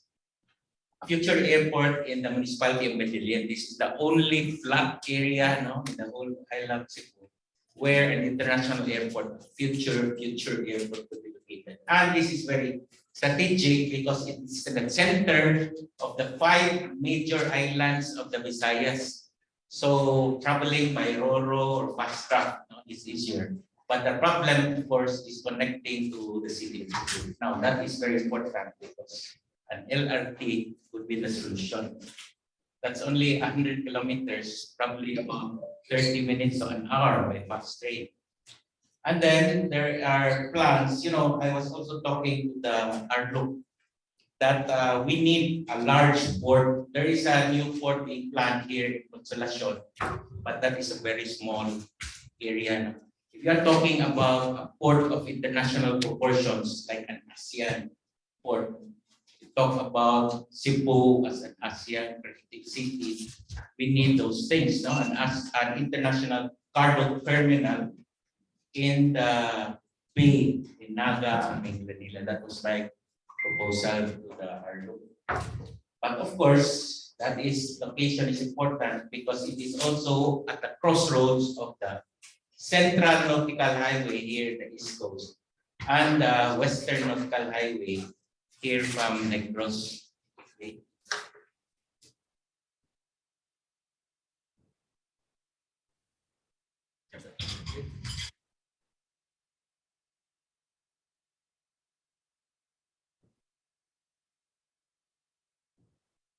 So the map shows the Metro Cebu area composed of 13 local government units from Danao City in the north and Karkar City in the south. Again, the city of Cebu is located at the center of the Metro Cebu area, the largest in terms of land area.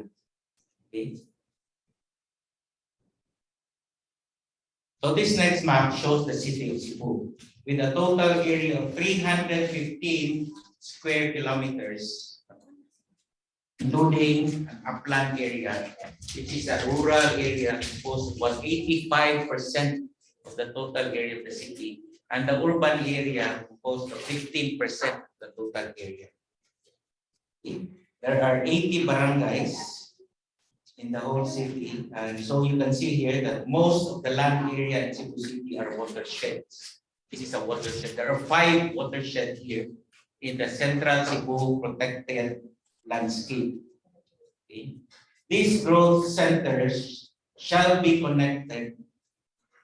These watersheds and forests, which need to be protected since it has large implications in the water supply, food, and even flooding in the urban areas.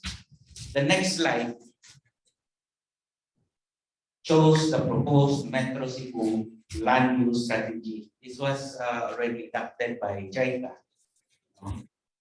And during the roadmap study in 2015, there is a 3-level strategy against urban sprawl.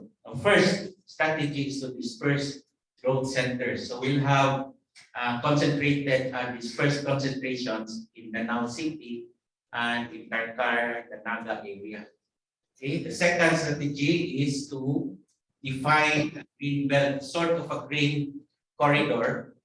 In the north is the Kansaga Bay area, which could be connected to the forest. In the south is the Mananga River, which could be connected to the forest in the ridge to reef concept. So this can provide that green belt. And then, of course, the third strategy to control urban sprawl is to develop the green loop, which is in the urban core of Metro Cebu. I'll explain that further later.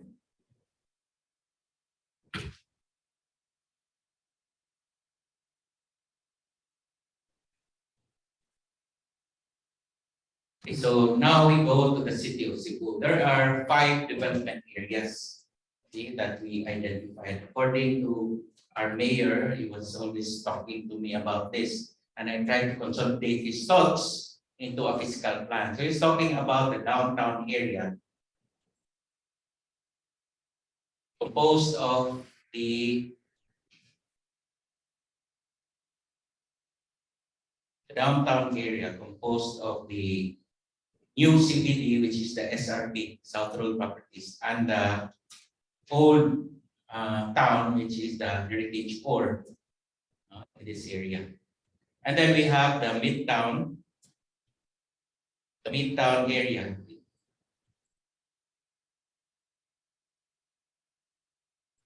Midtown area here, the uptown area, and the uplands, composing the watersheds. It's important to protect these watersheds because they are the source of water. No? In our, Cebu has a problem with water supply. So we have to preserve our watershed areas so that we can have a recharge to our aquifer. And then, of course, it also controls flooding because all the 7 rivers flow to the urban area. So here now in this map, you can see the 4 major arterial roads which we propose to be a mass transit modes. So first, in the downtown area is the monorail route along the coastal road. Okay. Second, if you look at this, this is the north-south corridor which goes all the way north to Bantayan and south to Santander. So that is the proposed LRT route. Okay. The third arterial road is now the proposed Metro Cebu Green Loop. If you understand where it is located, no? Which pass through Ayala Center. This is the proposed Green Loop. And then the fourth is the route for the BRT. They have plans for this already. Okay. So that is a diagram of the transport concept. Okay. Going north to south, it's important that we preserve our north to south arterial roads because we have to preserve our mountains. The development goes north to south instead of going to the west. So we want to preserve our forests. So this concept, you have the monorail, transit route. These are all north to south roads, no? Going north to the municipality of to the city of Mandaue and south to Talisay.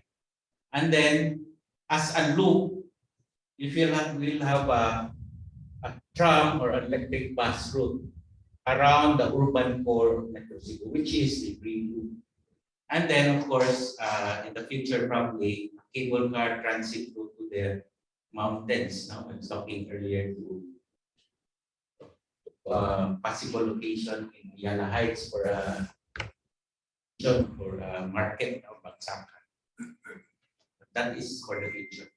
Now, this is the Green Loop. The description of the Green Loop is it's a pedestrian-dominated, transit-oriented corridor around the 4 local governments, the urban core of Metro Cebu. It is aimed at improving social connections among the people. That's one important objective. And it also applies green initiatives to enhance our built and natural environment.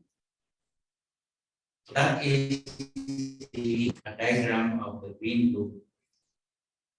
I'll explain further later where it passes, because it courses through all the major land uses around the urban core.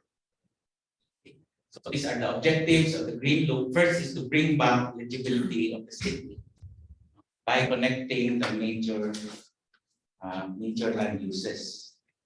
It is important that the developments are connected. So if you connect the major land uses around the loop, it becomes vibrant, and then it's like a belt around the city to control the urban sprawl going outward. So if you have locate that belt around the city, development will be concentrated in the center area. I had an experience in Leipzig I was talking to Jason earlier. In Leipzig, in Germany, they have this 10-lane road, which was a former wall.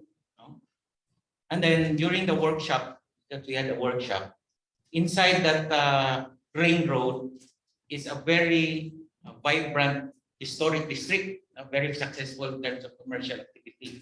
But it was so successful that they wanted to expand outside the ring road. So our workshop there was how to connect the inner core to the outer core. And so, Cebuanos and as we are, the immediate solution was pedestrian skywalks or tunnels under the 10-lane highway. But when the German consultant looked at our plan, he said, no. We've been through that already. So the solution was to reduce the number of lanes from 10 lanes to 4 lanes. So that the people can cross on the surface. So the thinking in European countries, especially in Germany, is really the reverse. Reduce the number of lanes so people can walk. But here in our country, we are too car-centric.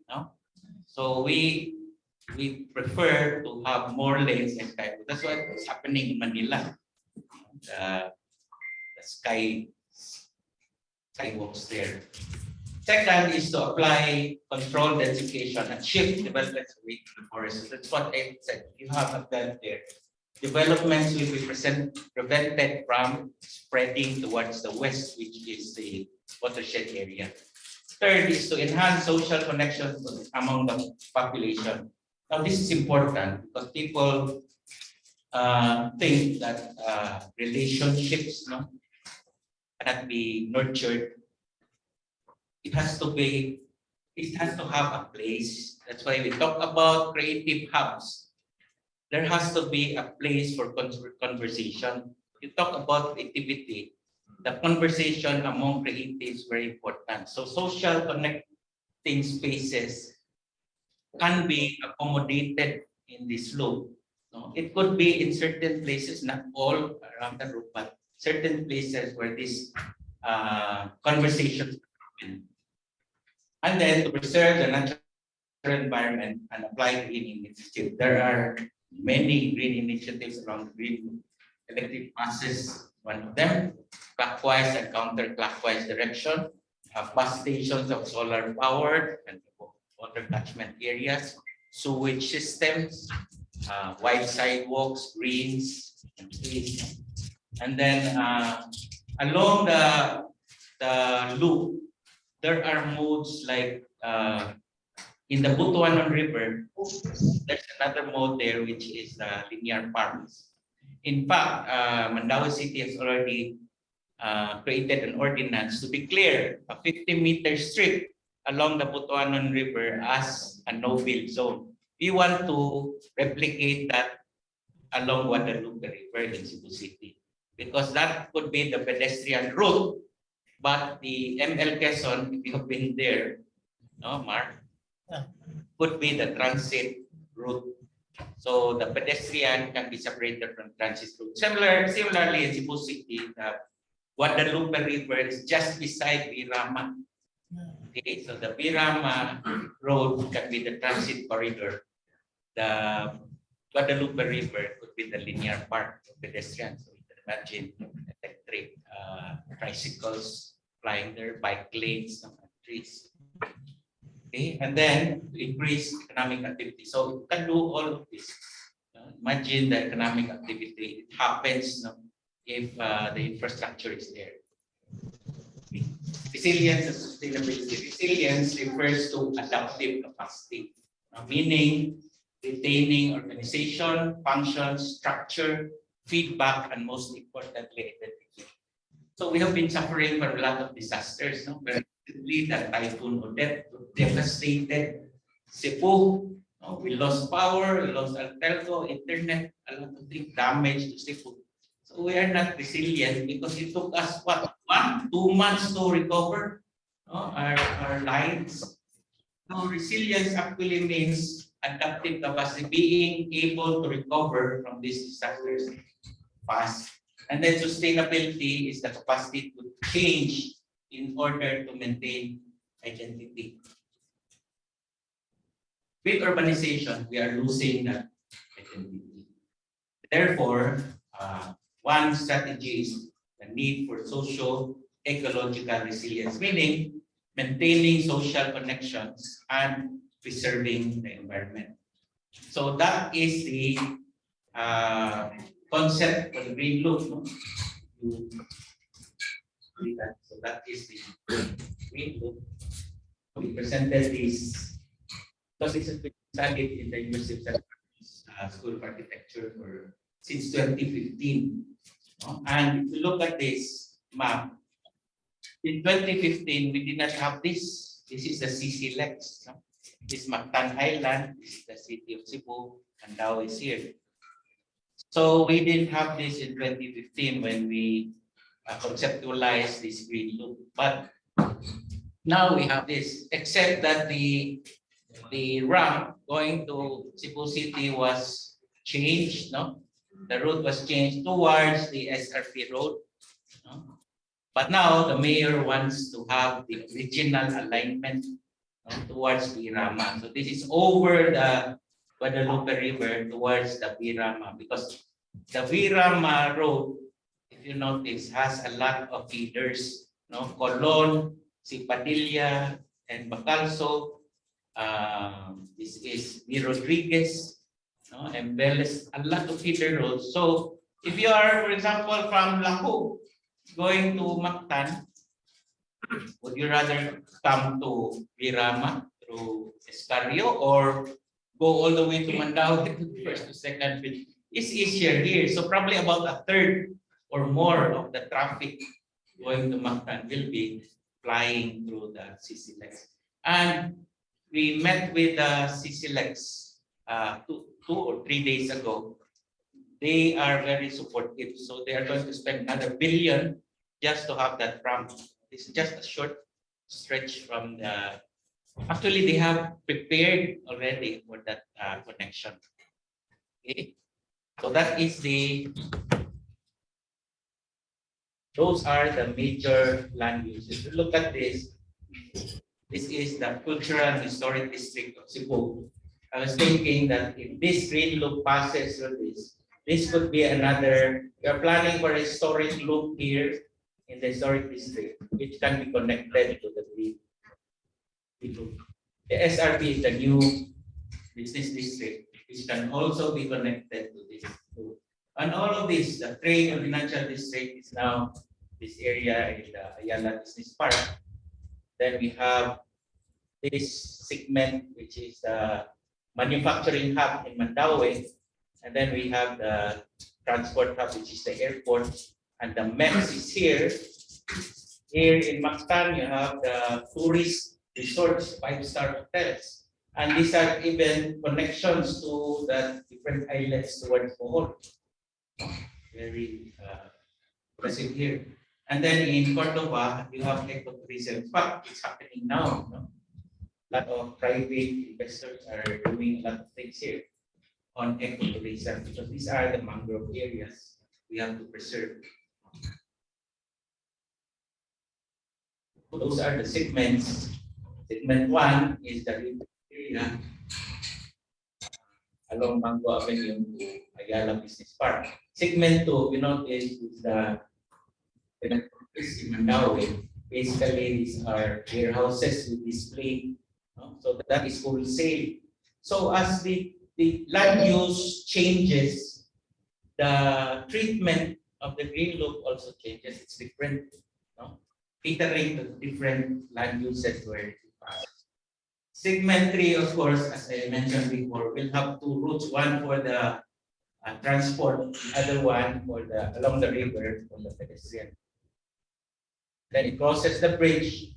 We are looking at the second bridge, but there are plans now for a third bridge here, direct to the airport, but that is still under discussion with the city of Lapu-Lapu. And then it goes to the tourist areas. The treatment here is again different because tourists there are, a lot of foreign tourists ride bikes, travel this route along the coast of Mactan. And then of course, this is the river. We have gone through this. Is there?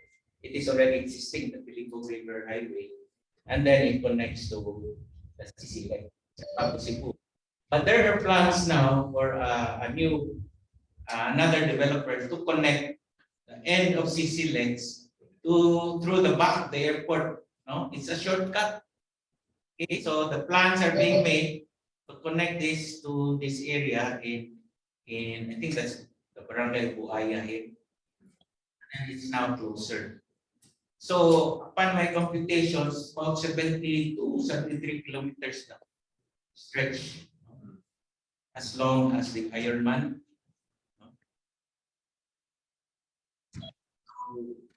Those are the segments. And then most recently, of course, our successes now is the Cebu Cordoba Link Expressway, which is the third Cebu Mactan Bridge. And then, of course, we have the response from Mandaue, which is the Butuanan River. So we have now a city ordinance declaring this 50-meter strip along the river as a no-build zone. Okay, so there are some pictures here. Segment 1, probably, this is the Iglesia ni Cristo. We can reduce the number of vehicular lanes by the sidewalks, plant trees, probably be more shady. Look at that road, Nanya Boulevard in front of Cebu Motors. You can actually walk that stretch from Puentes Peña to Capitol. It's very shady. I was walking there once and it rained. I didn't get wet immediately, so I can go to a shade before you drink words. But if you can plant trees here, very shady area, then it can be walkable. So this is the retail area of Mango Avenue. You can have a lot of shops here and a lot of economic activity.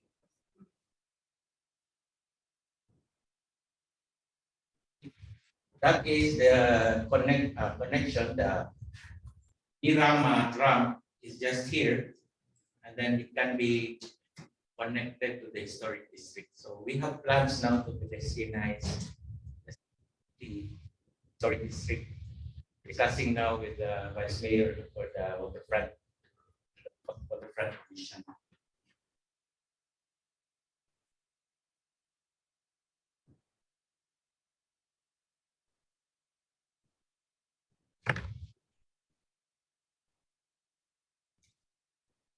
Then this is the model I'm showing you by the fifth-year architecture students. This was in 2015 when we showed it to Mayor Rama. Okay, so I was also involved in the Mega Cebu vision. These are the 6 attributes. I'd like to show this to you because this is also very much connected to what we have in the Green Book. First of all, it's cultural and historic. Yeah, let me just have a chat with you there too. Of a vibrant, modern, and sustainable environment that embraces Cebu's creativity and its cultural, historical, and natural heritage with a sense of identity and belonging. So you look at the Green Book, we have connections to cultural and historic areas in Mandaue even and in Cebu City. Okay. And then it should be internet connected and compact. That was what I was saying before. No? It should be compact, dense, and then interconnected. Innovative and creative is where we are concerned is now. A developed, responsive, and efficient physical and social infrastructure that provides safe, secure, and healthy living for all members of society. I was talking about environment, very important in the creative mind. If we can connect it to nature, nature actually inspires creativity. So the discussion in this creative hub can be enhanced if we are connected to nature. And then green, sustainable and resilient development that preserves and nurtures the unique natural environment. I was surprised because there was a study on the low carbon in Mandaue, and if you remember, low carbon model down by effect. And then they found out our plans for a linear park in Butuan River has a very high carbon, it's a carbon sink, no? Compared to the lot of is there like electric buses and all. That carbon sink very important, no? For green and sustainable development. And then should be inclusive, equitable, and livable. A proactive, adaptive, effective, and quality educational system and globally competitive business environment. This can happen also in the green. And then integrated, completed, and participative, which is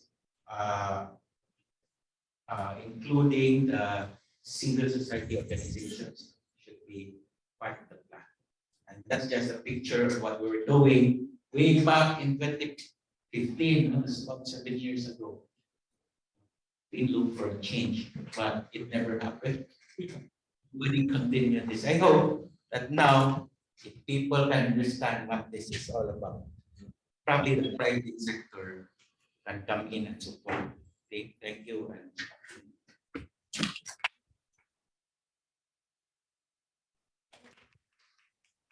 For a very wonderful presentation, Architect. We're very excited and we're looking forward to the future plans of the city. To further move on to our next presentation, we have Miss Naomi back here to present us with her presentation regarding the digital blueprints of her company. To further present Ms. Naomi back here, she is the computational designer in digital blue foam. She has a Master of Architecture degree where her thesis research looked into building a digital game as a participatory planning. Her interest lies in introducing technological advances to advance the architecture practice. And with DDF, she is involved in ideation, prototyping, and implementation of product ideas that accelerate the digitalization of the AEC industry. Ms. Naomi, you may now take the floor. Hi, thank you for the introduction. So I'm Naomi from Digital Blue Foam. Digital Blue Foam is a software company based in Singapore, founded by our co-founders, Camille Regenberg and Sejal Patel. And just a little bit of introduction of who I am. I come from Jakarta, Indonesia, and one of my interests at the point of my education was about the ongoing MRT development. And just so you know that Jakarta's development model is very haphazard normally. And I was looking into how we can have equitable transit-oriented development, which is the solution I came up with was to develop a digital game that involves different stakeholders into the participatory planning process. And this kind of interest actually translates well into what we do in DBF, whereby Digital Blue Foam is the collaboration rooms for zero emission building design. So how is this relevant for all of you? And here I am assuming that a lot of you guys are working in the urban scale. So one of the tools that we have here is the 15-minute city design tool. And this is actually developed based on Carlos Moreno's theory on the 15-minute city development. And what we have done in Digital Blue Foam is looking into the 15-minute city score, where we analyze 6 essential urban social functions, mainly living, working, supplying, caring, learning, and enjoying. So these are terms that was coined by Carlos Moreno. And for the interest of today's discussion on the Cebu Green Loop, we have done some preliminary analysis using Digital Blue Foam. And we particularly look into 2 locations. First is the proposed location for the Creative Hub. And we also look into a secondary location, which is the Cebu Business Park, just to look at the differences and also start a discussion on how we can move forward in terms of the urban planning of Cebu. So here we have two different locations. The proposed creative hub, where it's centralized based on the proposal, whereas the Cebu Business Park is here on the right. And just from the first glance, we could see the different distribution of amenities in the 15-minute radius. This is walking radius. And we could then use the digital blue foam to look at to start to put a number to this observation we have using the diversity score index. So from the left and from the right, based on the visual, just from visual, we could see that the proposed creative hub actually contains less amenities than Cebu Business Park. But how can we start to quantify this? And this is where the diversity score could help us do this. And we could also get very accurate data on like number of restaurants, banking, medical, and just other amenities that we would like to know. And with DBF, we are currently exploring different kind of analysis, such as the cluster analysis, where we can start to specify cluster size and closeness criteria to see the different trends in spatial distribution. And we are also looking into developing the diversity index of how diverse is it, the different amenities within this 15-minute radius. And we are currently looking into carbon emissions. For example, when we introduce a certain amenity into the 15-minute radius of walking, how much carbon emission could we reduce because people wouldn't have to travel as far. And we're also looking into the density of different amenities. Imagine if you're able to quickly analyze just how many train stations is serving how many people, or for example, how many park is available for every 3,000 people, for example. And this discussion today is really about how we can have different indexes and different analysis tools to help us start to discuss the green loop. And just coming back to how we have the proposed creative hub and starting to look at the different locations along the green loop, we could start a discussion of whether a centralized creative hub is the way to go to move forward, or perhaps having a polynodal kind of distribution where we have smaller hubs that then serve the whole community could be the way forward. And this is just an open-ended question and for the point of discussion. And this 15-minute city tool actually sits within the greater suite of product that we have here in DBF, where we have an end-to-end solution starting from the spanning from the building scale down to the room size and even up to the urban scale. And yeah, so this is the Cebu Green Loop, and this is the end of my presentation. I leave the rest of the discussion for the panel discussion later. Thank you.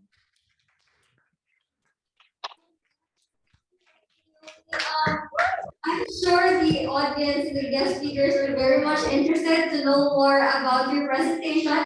So without further ado, let us move forward to the panel discussion of our second session, which will be moderated by architect Mark Castro. And may also call on the presence of environmental planner Ms. Roma, and also Sir Boditan of and of course our architect Espina, to provide and engage a more fruitful discussion regarding this session.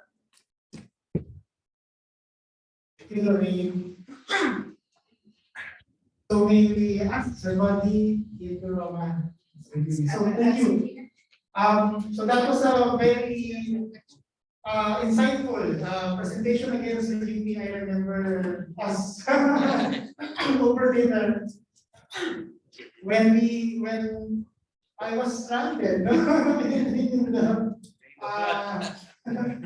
country club, and I was waiting for 3 hours, and we had a long session about the green loop. So that's where that was the root, no, of this concept. And as I mentioned earlier, I also with Sir Bunny and our ALN team, we went around and we actually experienced it ourselves. So, so there's so much challenges, issues. So that's something that hopefully we can dive deeper. But they also invited PNP Roma, of course, from the environmental planner perspective. You're from Cebu. You're also engaged now with developments here in the metropolitan area. And of course, Naomi, from Singapore, we were lucky enough to very short notice invite Naomi, his boss or Saijel, unfortunately wasn't unable to join us. We're glad that Naomi is able to give her time and share. Naomi, may I ask you to share your screen? Mapping. So I hope our virtual participants don't mind. So we've devised this session, hybrid panel discussion and hackathon. So we'll try to make this as interactive and as on the ground, as possible, with the purpose of really trying to map out what is the green loop in terms of on the ground, in terms of viability from the private perspective, from the government perspective, and so on. So that's framing it now. So start off with a question for Sir.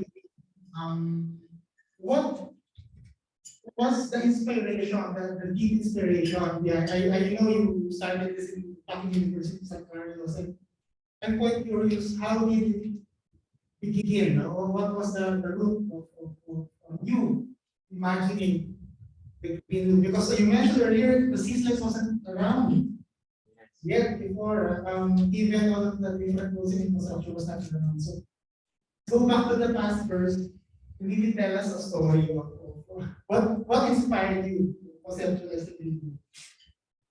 Actually, I was part of the JICA roadmap study, and I was there for the land use planning. And the problem really was urban sprawl. So we created strategies how to control urban sprawl. So I showed you the 3 strategies: dispersed concentrations, and then the green belt. And do that, and then finally green loop. Because the green loop, the concept really is to concentrate development. If you have like a belt in the urban core, necessarily development should concentrate on that center. Because eventually, if we have all those mass transit modes, and there's a shift from a car riding public to mass transit, then we can probably make the core walkable. Now we're trying to do it in Cebu City alone. So we have a small loop there, a heritage loop. If we can make it walkable. So we're starting with a short street from Plaza Independencia to Magellan's Cross. We're doing that. But there are challenges. You mentioned that it's so scattered.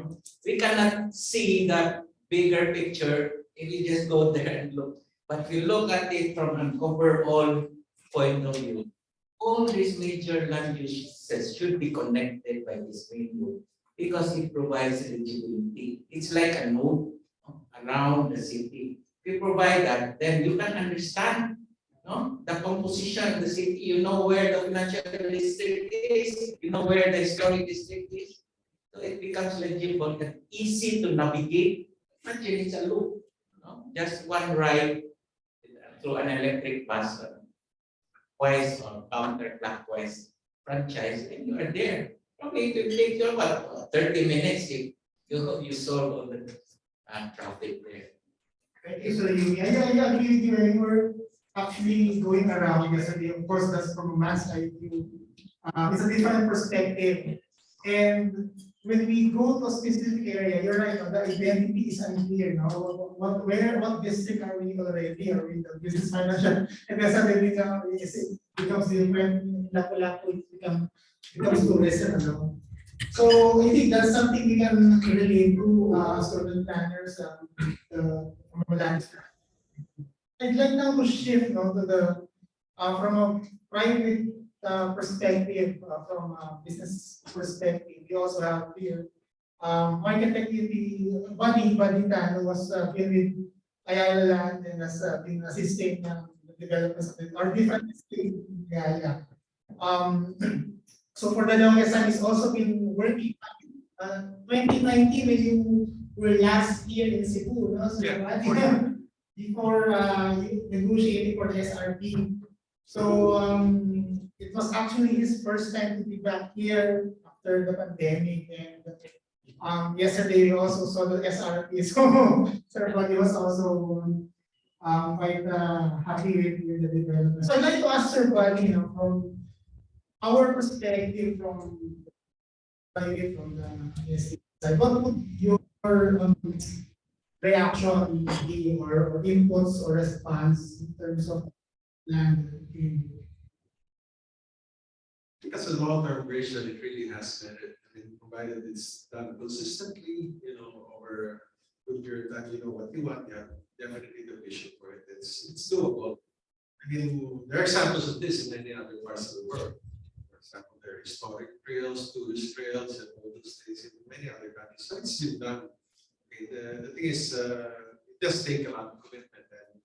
And earlier we had talked that the architect had said that the village is going to invest to widen some of these roads here, and then you're going to institute development controls. So we're definitely purposeful in what we're going to do there. It can be done.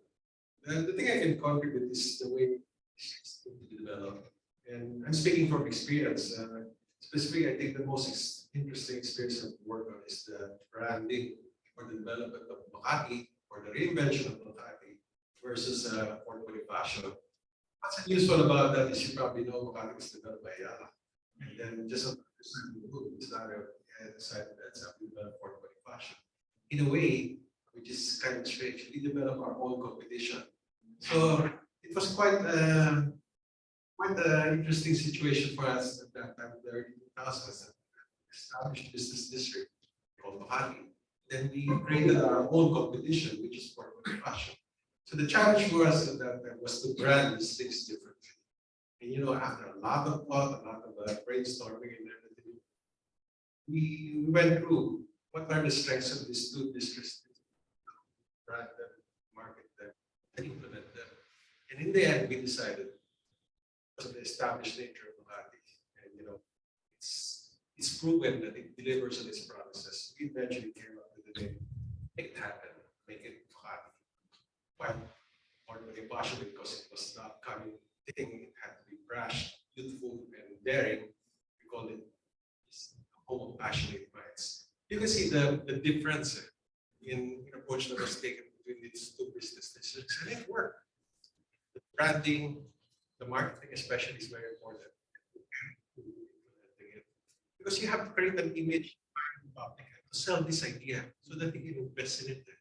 And it's been actually very successful. In the case of Makati, we make it happen. We established a lot of districts there, like the North Exchange, which became our huge corporate center area. But I think the most interesting there is here Makati, which used to be an old racetrack. And we decided it's going to be a cultural district. It's going to be the cultural center of Makati. So we're going to make it happen there. So we branded that really and sold that image. And when you sell that idea, people get excited and they're willing to invest in your idea. Probably the most successful thing we did there just recently, the Samsung Performing Arts Theater. The major investor contributed to the project, Samsung. Okay, and they paid for a large part of the cost, and now it's tremendously successful. It's fully booked for the rest of the year with performances, and even the cultural center of the Philippines now, because they have to renovate for close to 2 years, is asking us if we can use the venue for their ballet performances, their theater, and everything. So creating that image, that excitement, and delivering it is really important. In the case of Bonifacio, sa Passion Fire, that's what we did there, was the Mine Museum. Again, that was, very different than that, a science museum in the Philippines. Okay? But we got the people excited, the images and everything. And in the end, there were so many contributors and sponsors. I think if I remember correctly, about 60% of the project was, in the end, was contributed by sponsors. So if you get the people excited, develop that image, and then carry on, the idea itself will have a life of its own. So the same in business districts of Cebu. That's really important. You have to create that image, identify it. Because I think some people have said it already. The issue with these business districts, a lot of them are invisible. You don't even know you're there already. But you have to mark the districts. For example, many of these districts, they're really imaginary, but you have to, in a way, create a gateway for them to create that image. For example, Wall Street in New York, it's really just a bunch of business buildings there, but their image there is that famous charging booth. They created that image, that famous culture. And when you see that charging booth, this is Wall Street, okay? And everything, so many things you can do. For example, the famous New Orleans, the Mardi Gras Walk. If you've been there, it's only a 3-block area. But we all know the Mardi Gras there. It's the image is there with the people throwing beads and all this in this festival. It's only 3 blocks. So if you go around the 3 blocks, it's actually a really seedy area, the rest of the city. But the image is there, and it's the branding. So important talaga. When you have that, when you create that image, the people, the mind of people, they're willing to put their investment, they're willing to visit that place and everything. So with the business districts. I don't know yet what you would brand this entire business district, but that's something I would really recommend. For example, like I said already, with the Make It Happen, it's a sample performing arts genre that we could definitely serve as brand in that very definitely. In the case of BGC, it's the Mine Museum. You just need one iconic project, one successful iconic project, and you will be able to establish that district. So that's my contribution. It's really based on the experience of my young man developing these areas. And really relate. I've seen the power of branding. I have been able to see these projects, but I think the good thing is it sort of spills over the citywide influences the development. So thank you, Sir Manny. This was very insightful. I think it's something that can further be entangled in that branding, and I think we can also say that it's possible, as sort of what we so with that, I'd like now to shift to someone, a locally grown environmental planner from Cebu also, who heads the Institute of Environmental Planners chapter. Maybe you can share your experiences here in Cebu and also your reaction to the Green Loop and also what Sir Buddy mentioned about identities of these events. Yeah, I think that was actually a very good input. It's really amazing. Maybe I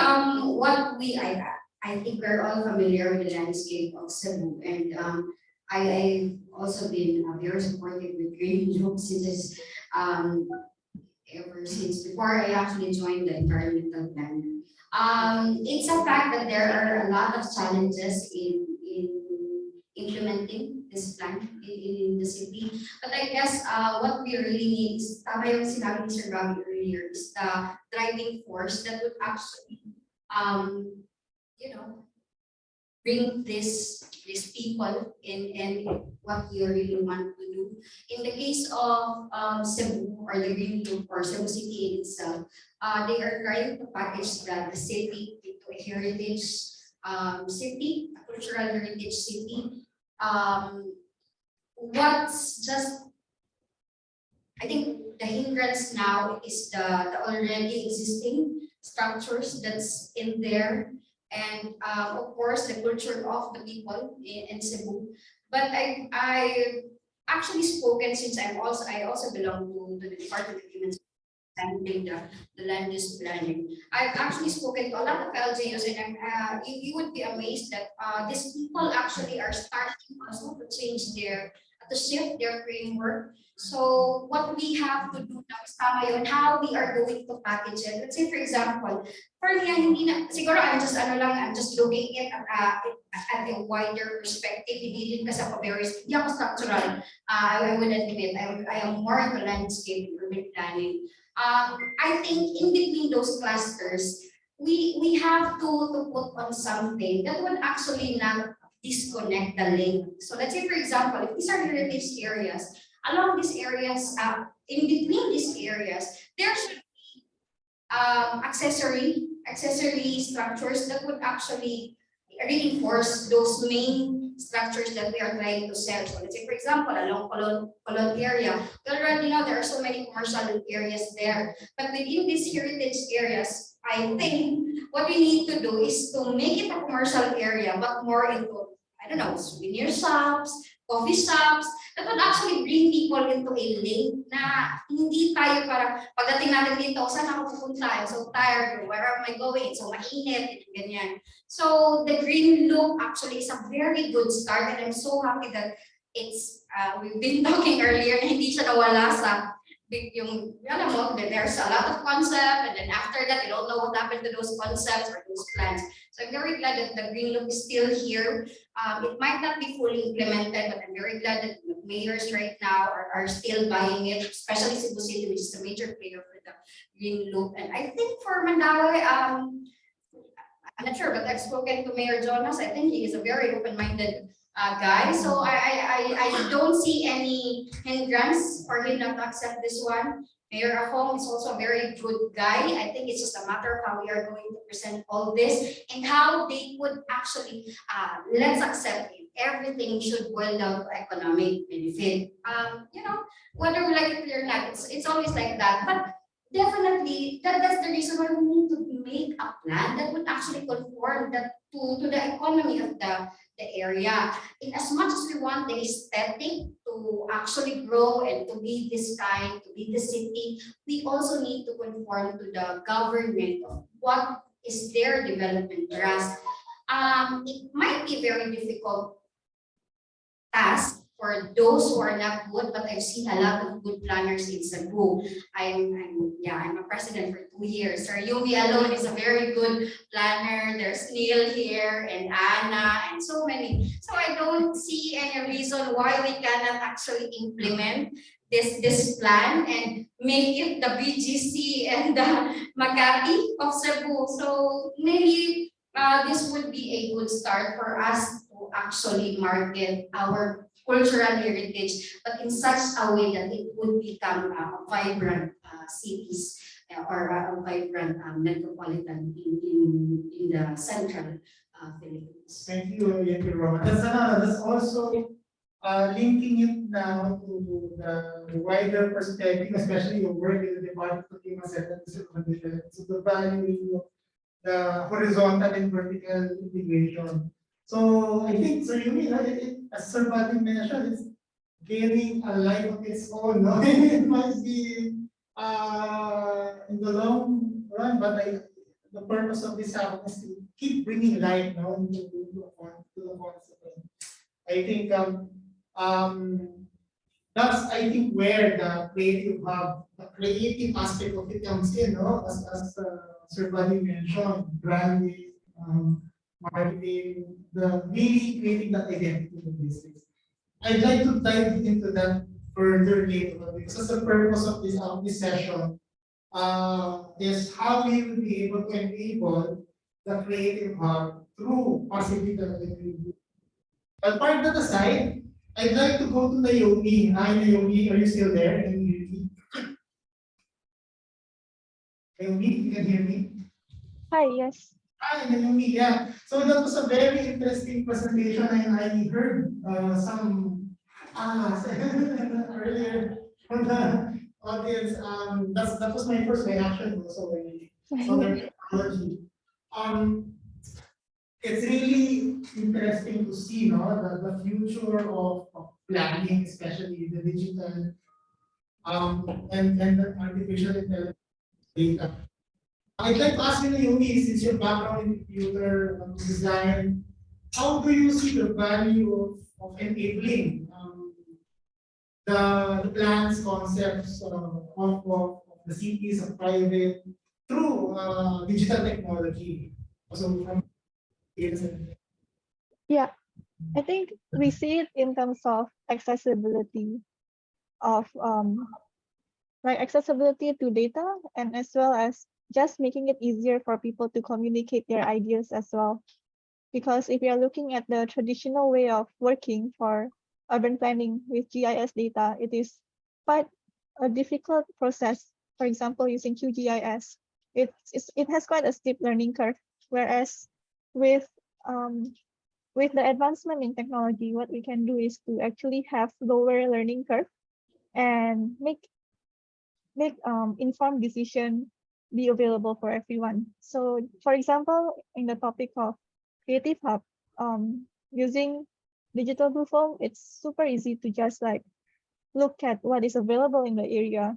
It's literally one click away, and this is something that we think can empower people. So we are not really trying to guide someone into a certain decision, but more just giving them all the available information for them to then practice their own discernment on how to use it and how best to utilize it for their purpose. Yeah. Thank you, Naomi. I think also the value, just to add to what you mentioned, evidence-based planning, because of we're able to see in real time the data created to simulate visually. As planners, we're very visual. So when you combine that visual aspect with the evidence-based, it becomes really interesting. So maybe Naomi just show us, earlier you showed the slides, but maybe some right now if you can demonstrate to us so that we will be able to appreciate further how we can use the tool in maybe helping. So you will make the big reality. Is it possible to show us the demonstration of how we can use the tool to, so, for example, determine areas that the locations of yeah. So I think one of the things that could be interesting for all of you is when we are looking at the green loop, and right now, if we want to analyze different points of the green loop, it is as simple as zooming into the correct location that you want to focus on. This is the business park, and you can start to like reanalyze this 15-minute radius. So I think as simple as having this isochrone of what is reachable within 15 minutes of walking is something that is quite valuable when we are talking about, let's say, introducing a new transit node. What is the walking distance that you could expect people to walk? And here we could see on the right the different data points of availability of amenities. So from here, urban planners or even other stakeholders can start to make quick decision. Maybe this may not be the best place to introduce a new restaurant, for example, because there's quite a lot of those right now. And just picking quite a random location along the green loop. Again, we could do the analysis again, and it literally will take just seconds for people to have this information available. So I think that's the value that we are bringing, and yeah, how people can start to use this data is really up to them, and we just simply bring this tool to be available for them. Thank you, Naomi. Actually, for information of everyone, key here is the data available, right, Naomi?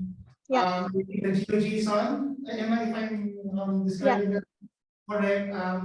So imagine the map that you have right now in front of you does not yet consider the shape files, of the city. So imagine if we are able to consolidate all of this data, which is a typical problem in the Philippines. Data is quite scattered. So this tool, once you're able to collate it, consolidate it, and overlay it, I think that becomes more of a powerful evidence-based tool, no, for planning, especially for us planners. So thank you, Naomi. I hope we can further explore your tool later on as we further make the green loop reality. So now I'd like to open the floor to anyone who has some questions, both online and physical. What are your thoughts with the green loop? Yes, sir. Only one thought, I think. There's hope.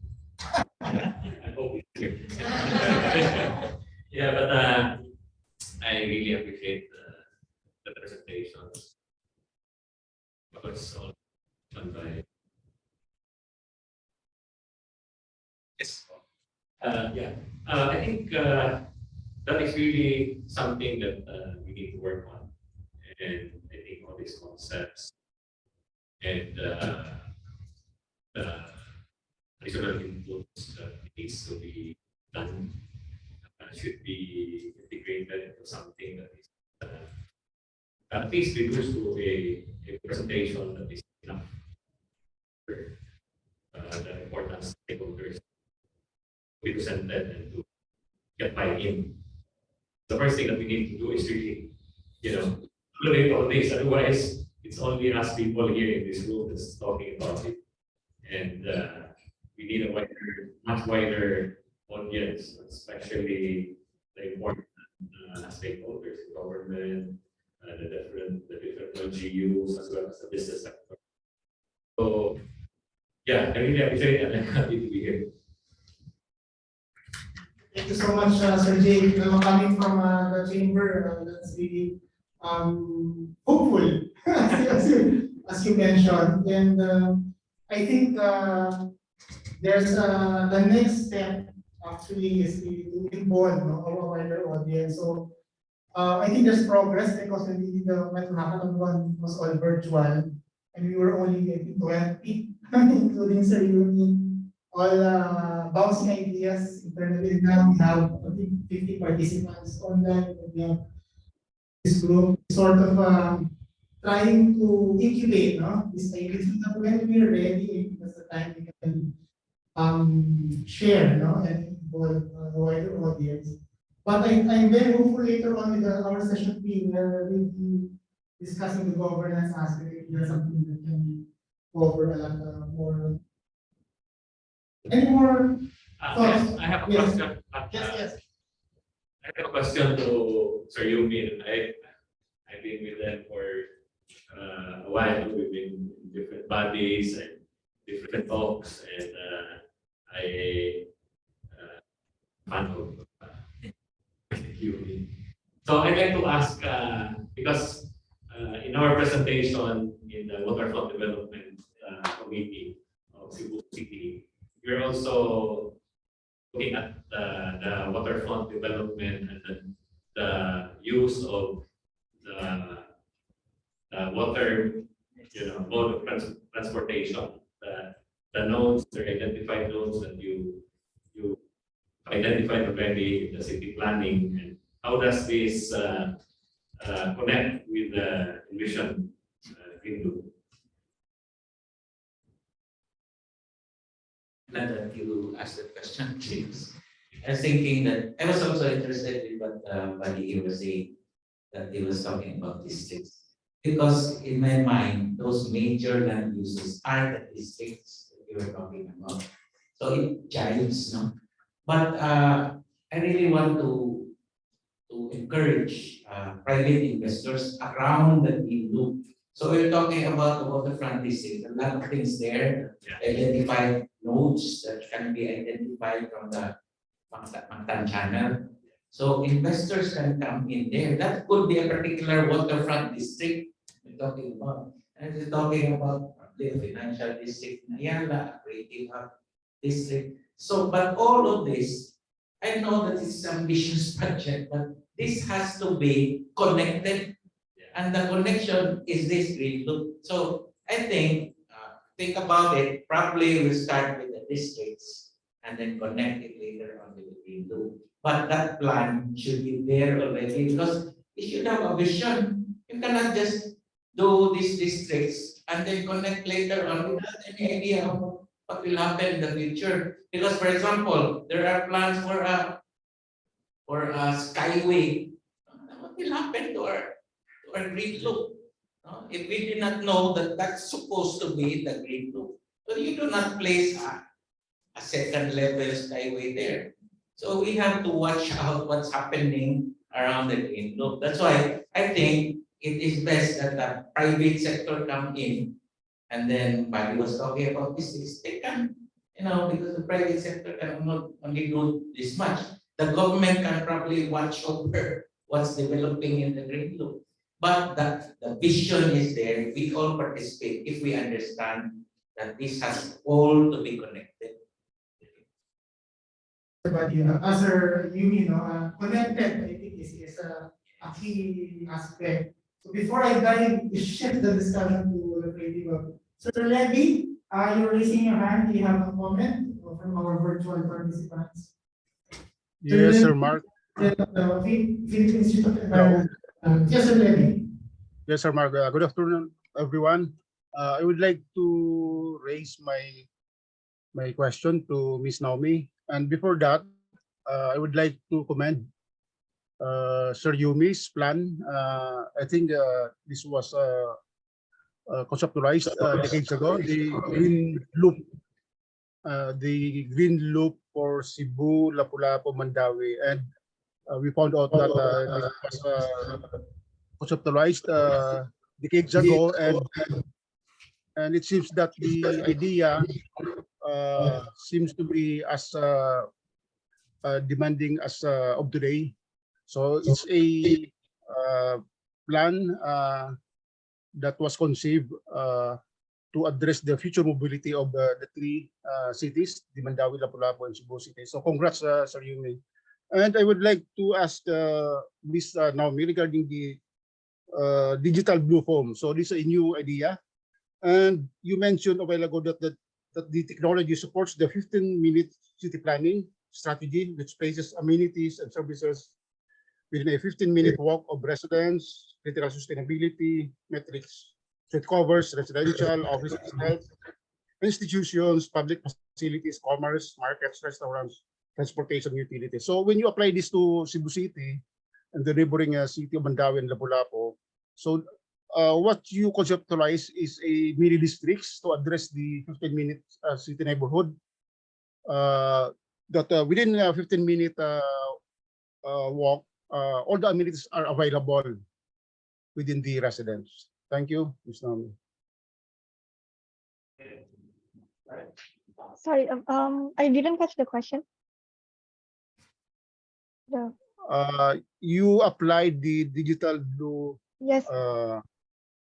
The digital blue form for Cebu City, and you mentioned a while ago that you applied also the 15-minute neighborhood. So within a 15-minute walkable distance, all the amenities are available to the residents. So that this means that you are planning to put mini districts within the urban core. Yeah. So what I introduced today is our 15-minute analysis tool available in the platform, and the question that I posed at the end of the presentation is really about whether or not a centralized development of a creative hub, let's say, is the way to go, or if we could consider multiple nodes along the green loop. And this was actually driven by the 15-minute idea in terms of like what people can reach within the walking distance. And yeah, did I answer your question? Thank you, Naomi. I think if I may relate the 15-minute idea, because one of the drive also of the city is the POP, the transport oriented. Is there a previous experience by DBF in terms of creating your tool in planning and designing POPs? Okay. Yeah. So what I could um, what I could tell you today is perhaps a workflow you could consider. For example, if you already plan for certain transit nodes to be in different locations, what you could do is to actually upload it as GeoJSON data. This is normally you could go through like software like QGIS if that is how you receive your GIS data, and then you could upload it to our platform. And we actually do have data on like transit lines and stations for Singapore itself, but for different location, that is something that user can upload by themselves.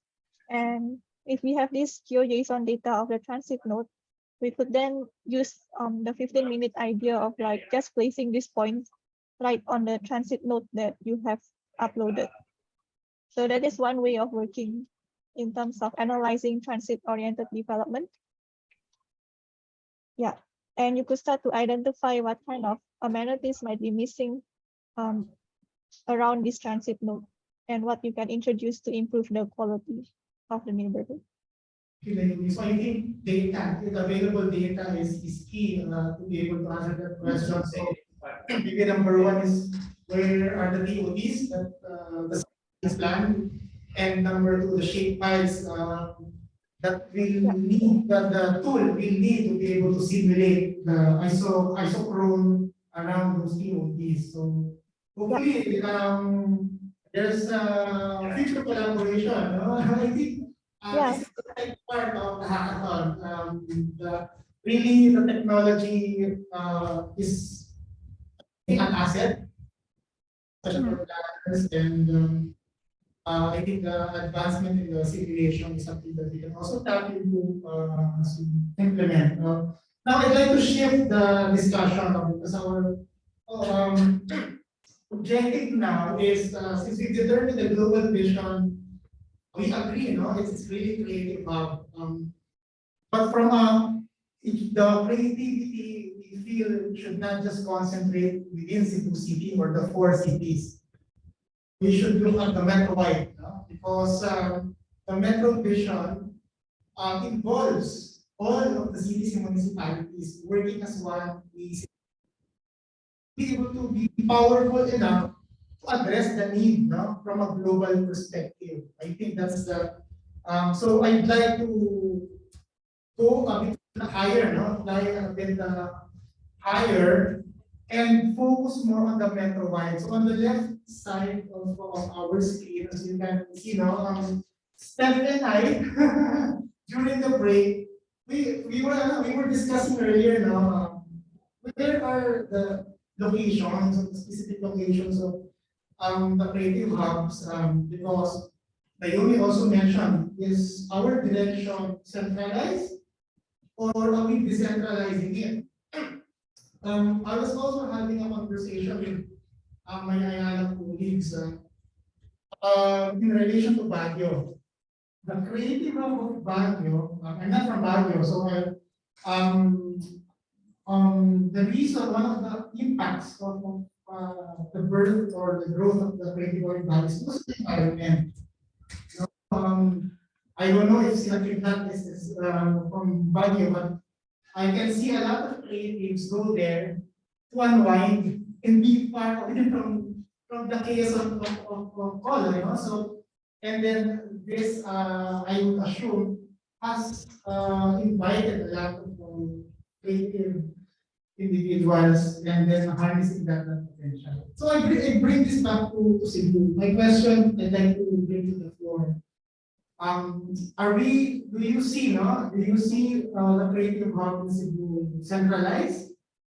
Is there a specific area Steph was showing me earlier, there's a warehouse cluster there where the furniture makers are concentrated. So these are the products that are exported. And then there's a school corridor where you have the universities, University of Carlos, UP. And then you have the heritage core, So, because I would imagine some creatives would also prefer to be urban, stay in the urban because of the fast-paced lifestyle. and also because of the strong internet. So is there in Cebu City, will there be a dichotomy between those creatives in the mountains, uplands, where Steph's office is currently supposed to be located, and then there's an urban creative districts here in Cebu. And now to bring the green loop, is this something that will connect the dots? I'd like to bring them to the front in light. This was what I was explaining earlier, no? Because I believe that there should be convergence and there should be location. Similar to real estate, no? Location, very important. And I believe this also translates to create a creative hub. The location is very important. So I'm a fiscal planner. I think that the location is around a natural feature. And I was identifying years ago Kansaga Bay as the creative hub because it's very near the manufacturing. There should be synergy between government, academia, and industry.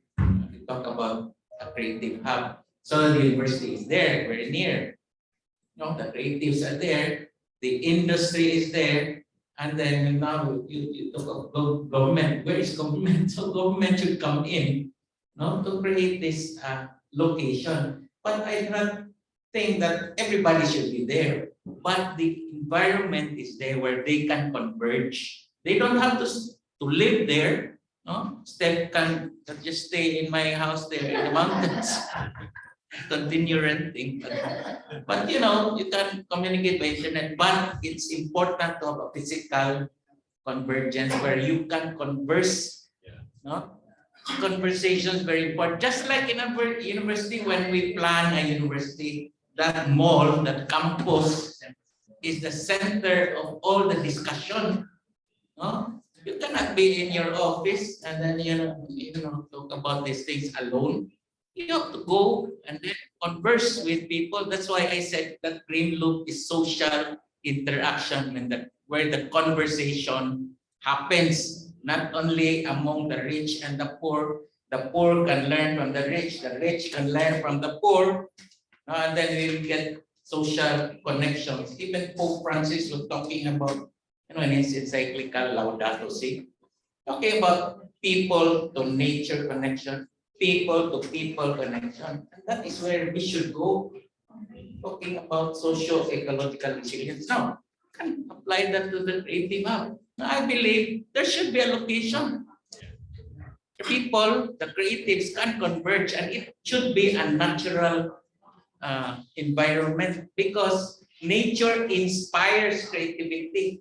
I'm an architect. I always go out, look at nature, just to relax. You said go to the mountains, get the inspiration from nature. A lot of these creatives get inspiration from natural things, a flower, a branch, tree, whatever.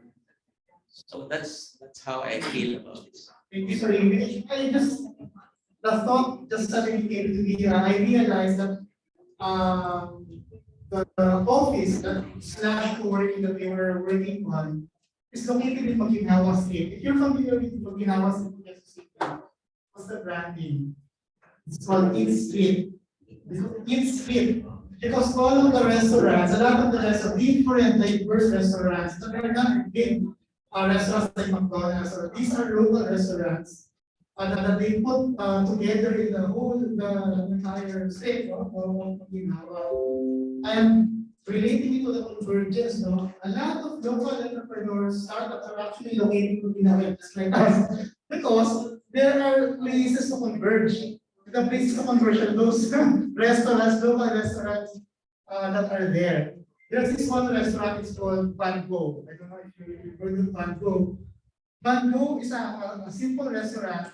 It just has one table. I might be mistaken, but it just has one table, but it's fully booked for the rest of the 6 months. So he will only accommodate one customer per day, and he will serve the best food possible. And that's quite a unique concept only. You can find that in Ginhawa. And there's also play cafe there, no? And so I remember before a lot of my colleagues converge in those specific areas to have those conversations. My question is there something like this in Cebu? Yeah, I listened to the presentation kanina sa Baguio. There's this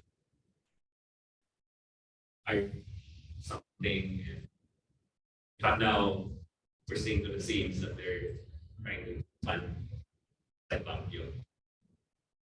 I think there's one good example here in Cebu. In Balamban, we have this mountain place called Gaas in Balamban. There's an artist there, Florentino. Florentino, he created a space there, and he has a gallery there. And so ideal because people recharge and they go to the mountain, get inspiration. But I think more importantly, that is a very good example of creating a space for artists, for people who display. There's that already here in Cebu. The second point I'd like to make is as a rejoinder to what I said. That, the green loop serves as a convergence point, and this is where conversation happens. And it's not necessary that everything happens there, because you can backtrack and identify the value chain, and you can go as far as Kapka or even as far as Santander to the south, and up to Dantantaya in the north, or even Malabasco Island. As long as you identify places and also map out the value chain, then you have something that you can build on. Right now, I think what I'm starting to learn is actually we have this already. The point is just making it into something that is cohesive, something that is synergistic, and we need to align a lot of things so that we can create this brand. Because like what Sir Bandi said kanina, there was really discovery, brainstorming, and then came out with a brand because inherently that was there already. So we need to also have that process again, process of discovery, and then that might be the genesis of identifying the districts and branding it and creating the vision. So I think we have these places I believe we have that in Cebu.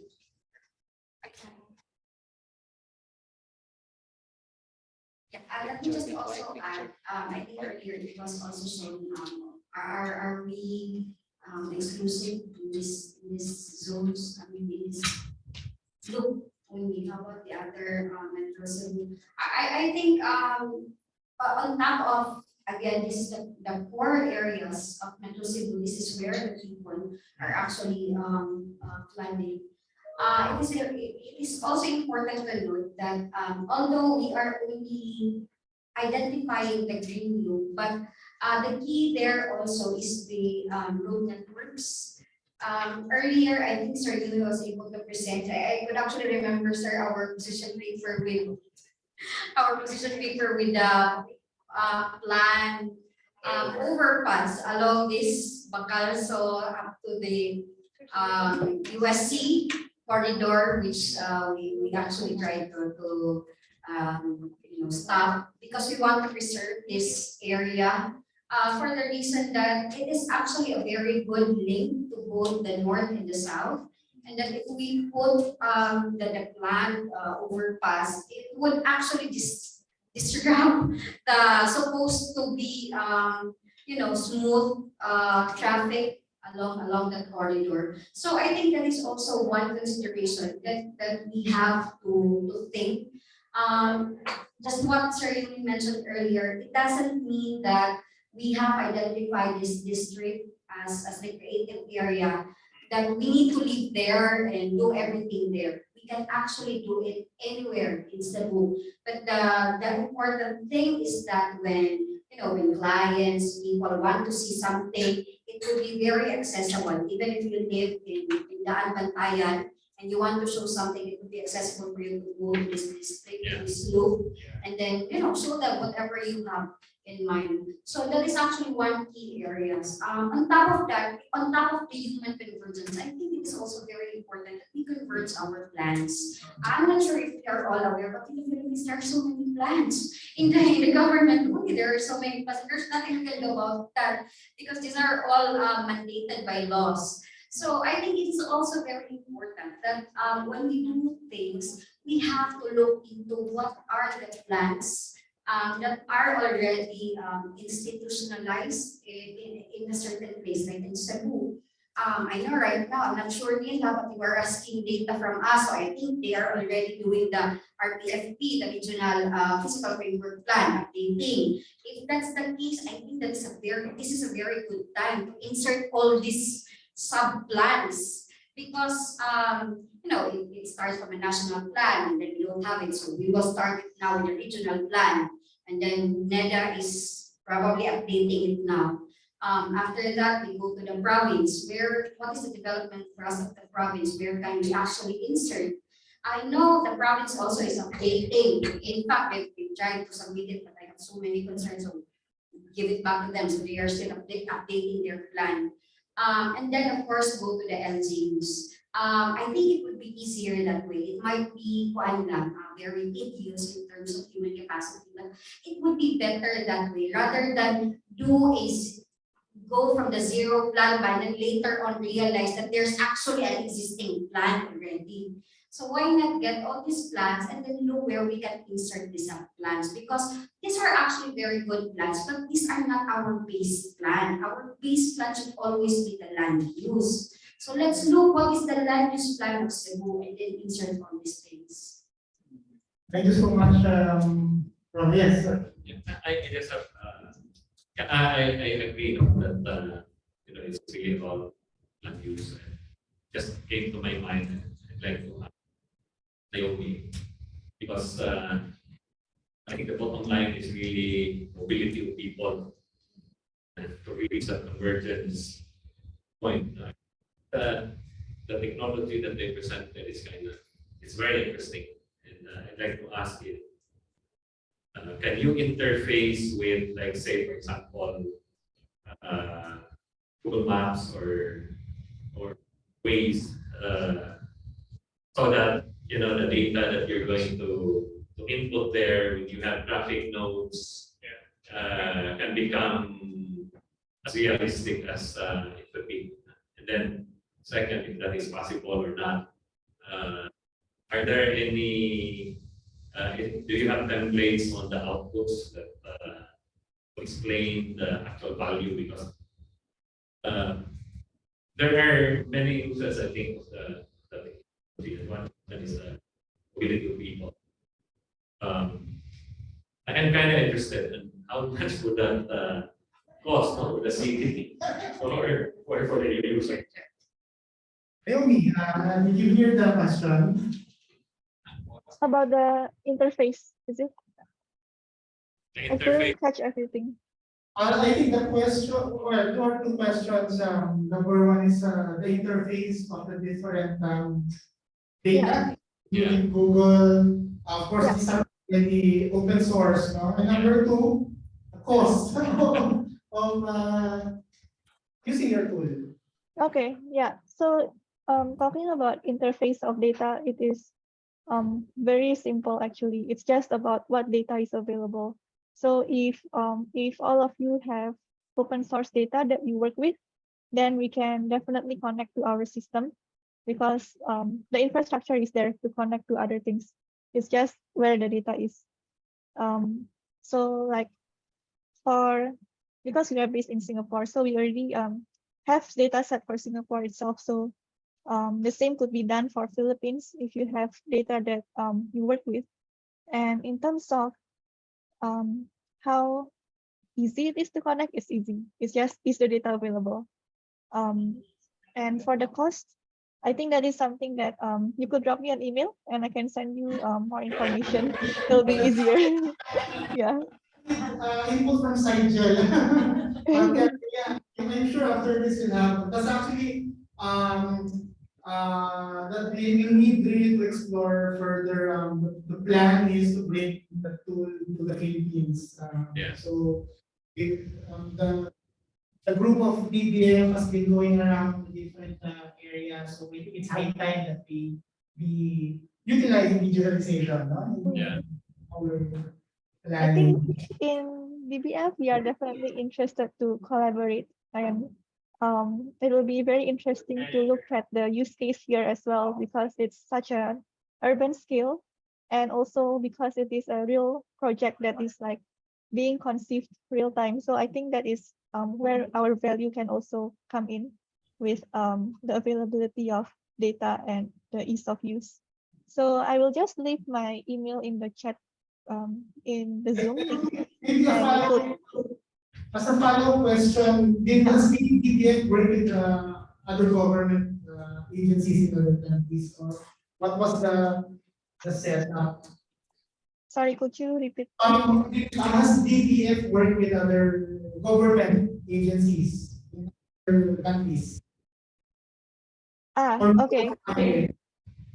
Yeah, we are in talk with several government agencies, but this is information I couldn't really disclose. Yeah. So yeah, hope you understand. Of course. Thank you, Naomi. At least you have an idea. Many more questions. I think what Ian Roma mentioned earlier is a good segue, no, to our next session, because not just focusing on the green, we have to look at the wider picture of the metro. And Roma being part of the SUD, I think that's one of the directives. No? My wife, Ian Pilara, was part of the sector plan that the SUD is currently using, and the Metropolitan Directive is part of that. So it is highly important, as you mentioned, to insert all of the existing plans, all of these are already here. And also the land use plan, that's is developing with the city, because as much as we want to start from scratch, I think we have to set the baseline for the available information. And at the end of the day, this has to be institutionalized. I mentioned earlier, this has to be translated to statutory document, approved, and gone through the proper process. So I'd like to close this segment with that note, because after this, we'll have from MEDA, PBA will be sharing to us the MEDA directive of the Metropolitan Development. I'm very familiar with the developments of MEDA, the CDO. I think in Baguio also, so there are 10, so you can highlight that further later on. And then Ellie, who will be representing Pastor Dondi from Cebu Leads Foundation, will tell us about Mega Cebu. And I think Congressman Edo Rama will also join us, so we'll have a glimpse of the draft Metro bill. So I think that's a good next step for us. So all of these ideas, we'll see where we are at, and hopefully after the presentations, we'll have a final panel discussion. So we can see where we're coming in, no? The private sector. So with that, I'd like to close the session. Thank you, everyone. Let's have a coffee break.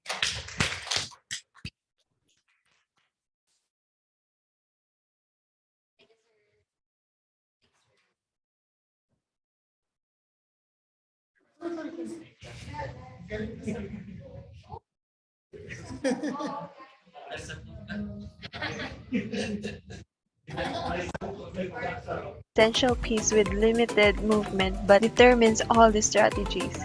Its culture must be highly preserved and protected with its designation as a creative city of design. While Cebu City is currently an independent and autonomous government, This Metro Chess approach aims to unify the 13 cities and municipalities in an interlocal cooperation to jointly plan and implement development projects and initiatives. One of which is the third Mactan Bridge, the Cebu-Cordova Link Expressway. It is funded by the private sector and is scheduled to open by the first quarter of 2022, made possible by the partnership and an ordinance passed by the LGUs of Cebu City and Cordova. Cebu City took the global spotlight once again, as it was named one of the new creative cities by the UNESCO. This promotes cooperation with and among cities that have identified creativity as a strategic factor for sustainable urban development. Pineapple Week, a performance and exhibition space in Makati and home to the producers of Fringe Manila, has developed a program catering to the LGBT community. And Balayrat Creative City, that is cultural visitor economy and market, is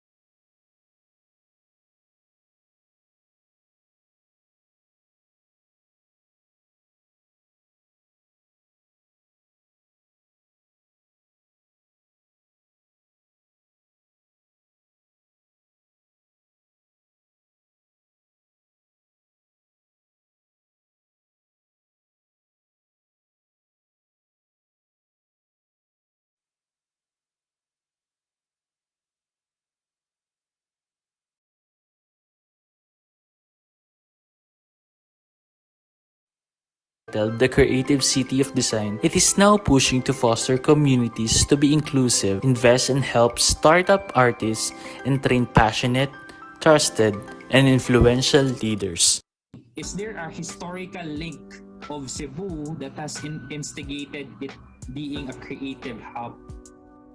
Cebu is always not only strategically located in the Philippines as the center of the Philippines, but if we will go back to history, even before the pre-colonial period, Cebu was already a trading center. So it's a long conversation, but then, of course, when we talk of art, it has something to do with architecture, architecture, interior, painting, even music, and so on and so forth. Even during the Spanish period, there was already the creative art, but in the form of zarzuela, theater, the other one, moro-moro. So it's more on stage acts, or it's more connected to fiestas and even church activities. During the American period and in the early 1900s, those were the times when Cebu, not only Cebu, but even in Metro Manila, arts was emphasized through theater. Maybe we can tap with not only with the known artists in Cebu, but we can tap the artisans. So in fact, in our cultural heritage mapping, because that is really the first step that we are doing when it comes to heritage conservation and development planning, we have to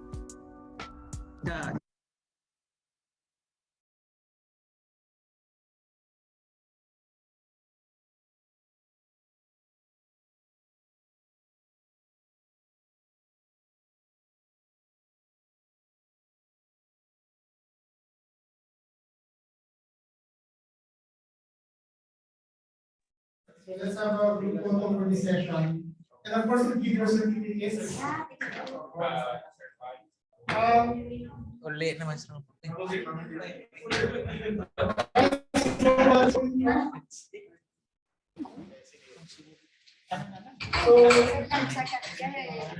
So for imparting valuable insights and inspirations during the Cebu MetroHackathon 2.0, we'd like to give this certificate of appreciation to Ilse Roman Tago, President of the IMF Cebu chapter, soon for joining us this afternoon.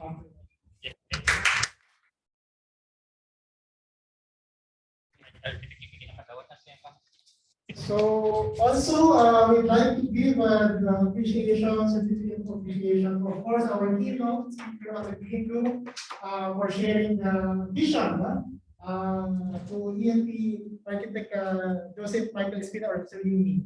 Thank you.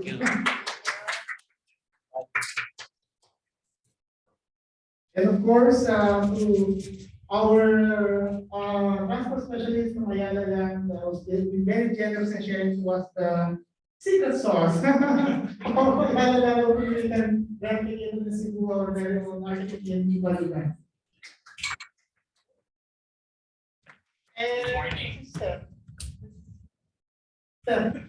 So also for sharing her valuable study, funded by the British Council, on short notice for joining us. We were lucky to get a contact with based in Cebu, really valuable input. Ms. Stephanie Tultud, the head of White Bricks Studio. Thank you very much. Yes, I'm a group also.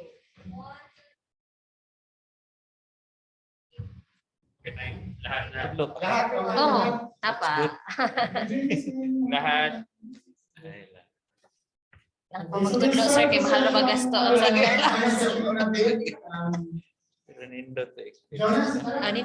Architect Tulo man may kabuo. Napa? Ayaw magbiyak sa.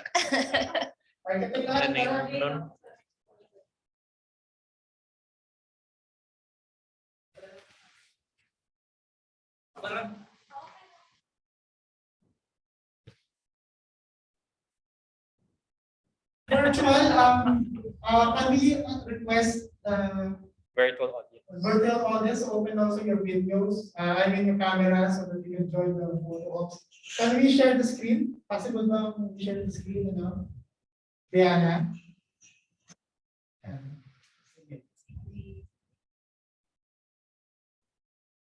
Remove spotlight. One.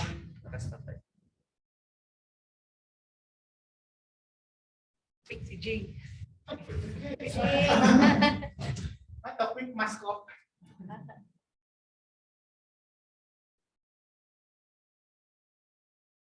One, two, three, smile. Ganun pa.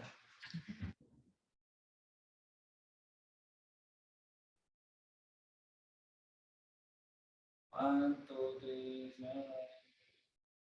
Okay. Thank you. Thank you.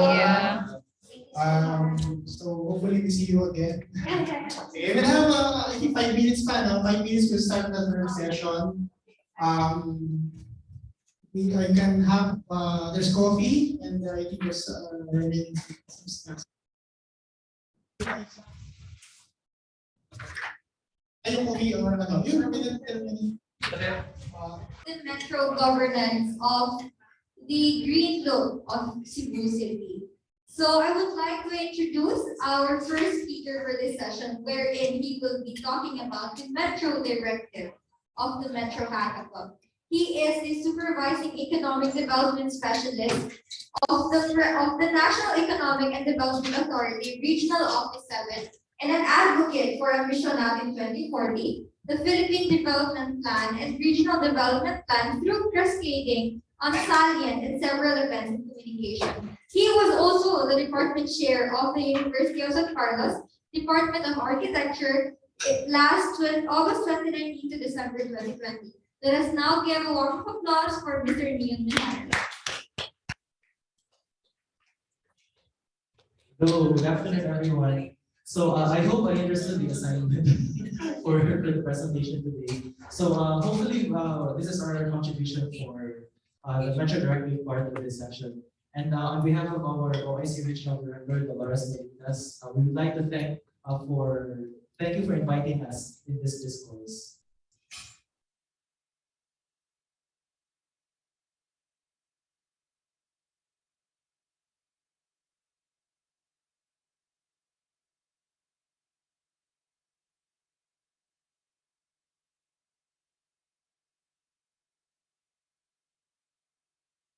Oops, sorry.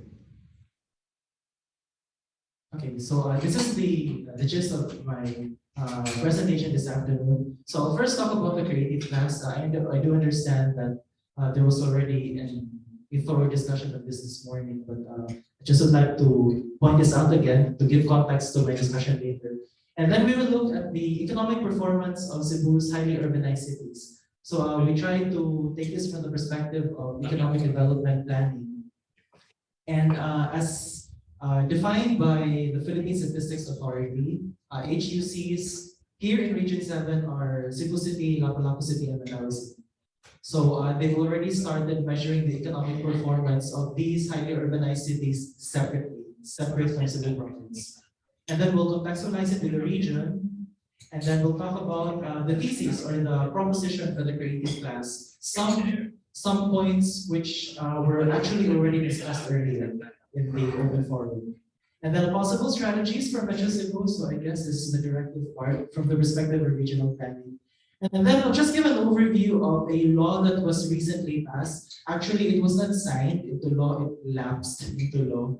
This is support for the Creative Industries Development Act, of which there is a council and DTI is the chair of that council. I'll give an overview of that.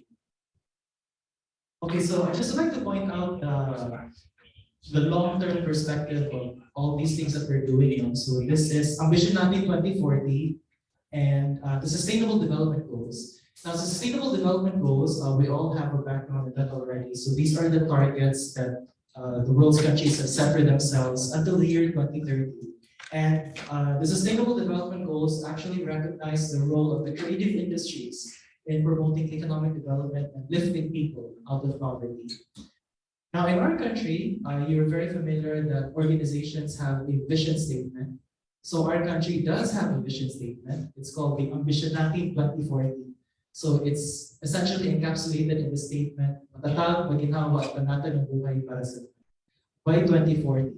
And the gist of this vision is that all development plans through various administrations until 2040 should be hinged on this vision. So this was actually started in the previous Philippine Development Plan. So that's for the previous administration, 2017 to 2022. And now we're currently crafting the Philippine Development Plan as the regional counterpart of that, the Regional Development Plan for 2023 to 2020. So let's first talk about the creative class. I'm not sure if you are already, if you've heard of this guy, Richard Florida. He is a renowned urban studies theorist. He's currently based in Canada. According to Professor Florida, he defines the creative class as those occupations associated with the creation of meaningful new forms. Okay, so that's the point that he emphasized. If you create a meaningful new form, then you belong to the creative class. Okay, and members of this creative class tend to be college graduates. It's not to discriminate because there are definitely other people who do create meaningful new forms. It just so happens that in our current circumstances of the world today, most of the creative class tend to be college graduates. And so who are these people in the creative class? So Professor Florida defined them into two groups, the super creative core and the creative professionals. So according to Florida, the super creative core are composed of these occupations, those in computer and math, architecture and engineering, life, physical and social sciences, education, training and library, and arts, design, entertainment, sports, and media. So they are those occupations who directly perform creative activity. And then he also classified the creative professionals. So these are the professionals whose work have a significant creative component. So these are the people in management, business and finance, legal, healthcare, and high-end sales. So because it does take some creativity to try high-end sales. Now, if we contextualize that to our perspective here in the Philippines, we can actually identify some of the industries that belong to the creative class based on the 2019 Philippine Standard Classification System. So these are, by the way, the letters J, K, M, P, Q, and R. These are the sectors classified by the Philippine Statistics Authority. And based on the broad definition of Richard Florida, so we can say that there are some occupations under the services sector that we can consider to be part of the creative class. So these are some of the occupations in information and communication, financial and insurance activities, professional, scientific, and technical activities, education, health, and arts, entertainment, and recreation. So we will take note of these sectors because in the succeeding slides, we'll go through, we'll have an overview of the economic performance of these particular sectors in the 3 highly urbanized cities. Okay, so let's now look into the economic performance of what the PSA refers to as the highly urbanized cities. Now, for the longest time, we're familiar with gross domestic product, GDP. There is a regional counterpart to that. It's the regional gross domestic product, or the GRDP. Now, just last year, the Philippine Statistics Authority actually piloted selected regions to have a provincial breakdown of that GDP, and it's called the Provincial Product Account. Now, because of the nature of Cebu City, Mandaue City, and Lapu-Lapu City, they actually produce the economic data for them separately. So we now have separate GDP figures for the provinces of Cebu, Bohol, Negros Oriental, and Siquijor, and separately the cities of Cebu City, Mandaue City, and Lapu-Lapu City. So thank you, PSA, for that. Although the latest figures we have is until the year 2020. Okay, they have yet to release the figures for 2021 with before the year ends. So hopefully within the 4th quarter, we'll get the 2021 data. So for now, the data we have is from 2018 to 2020. Sorry. So for Cebu City, so this is the economic performance of Cebu City.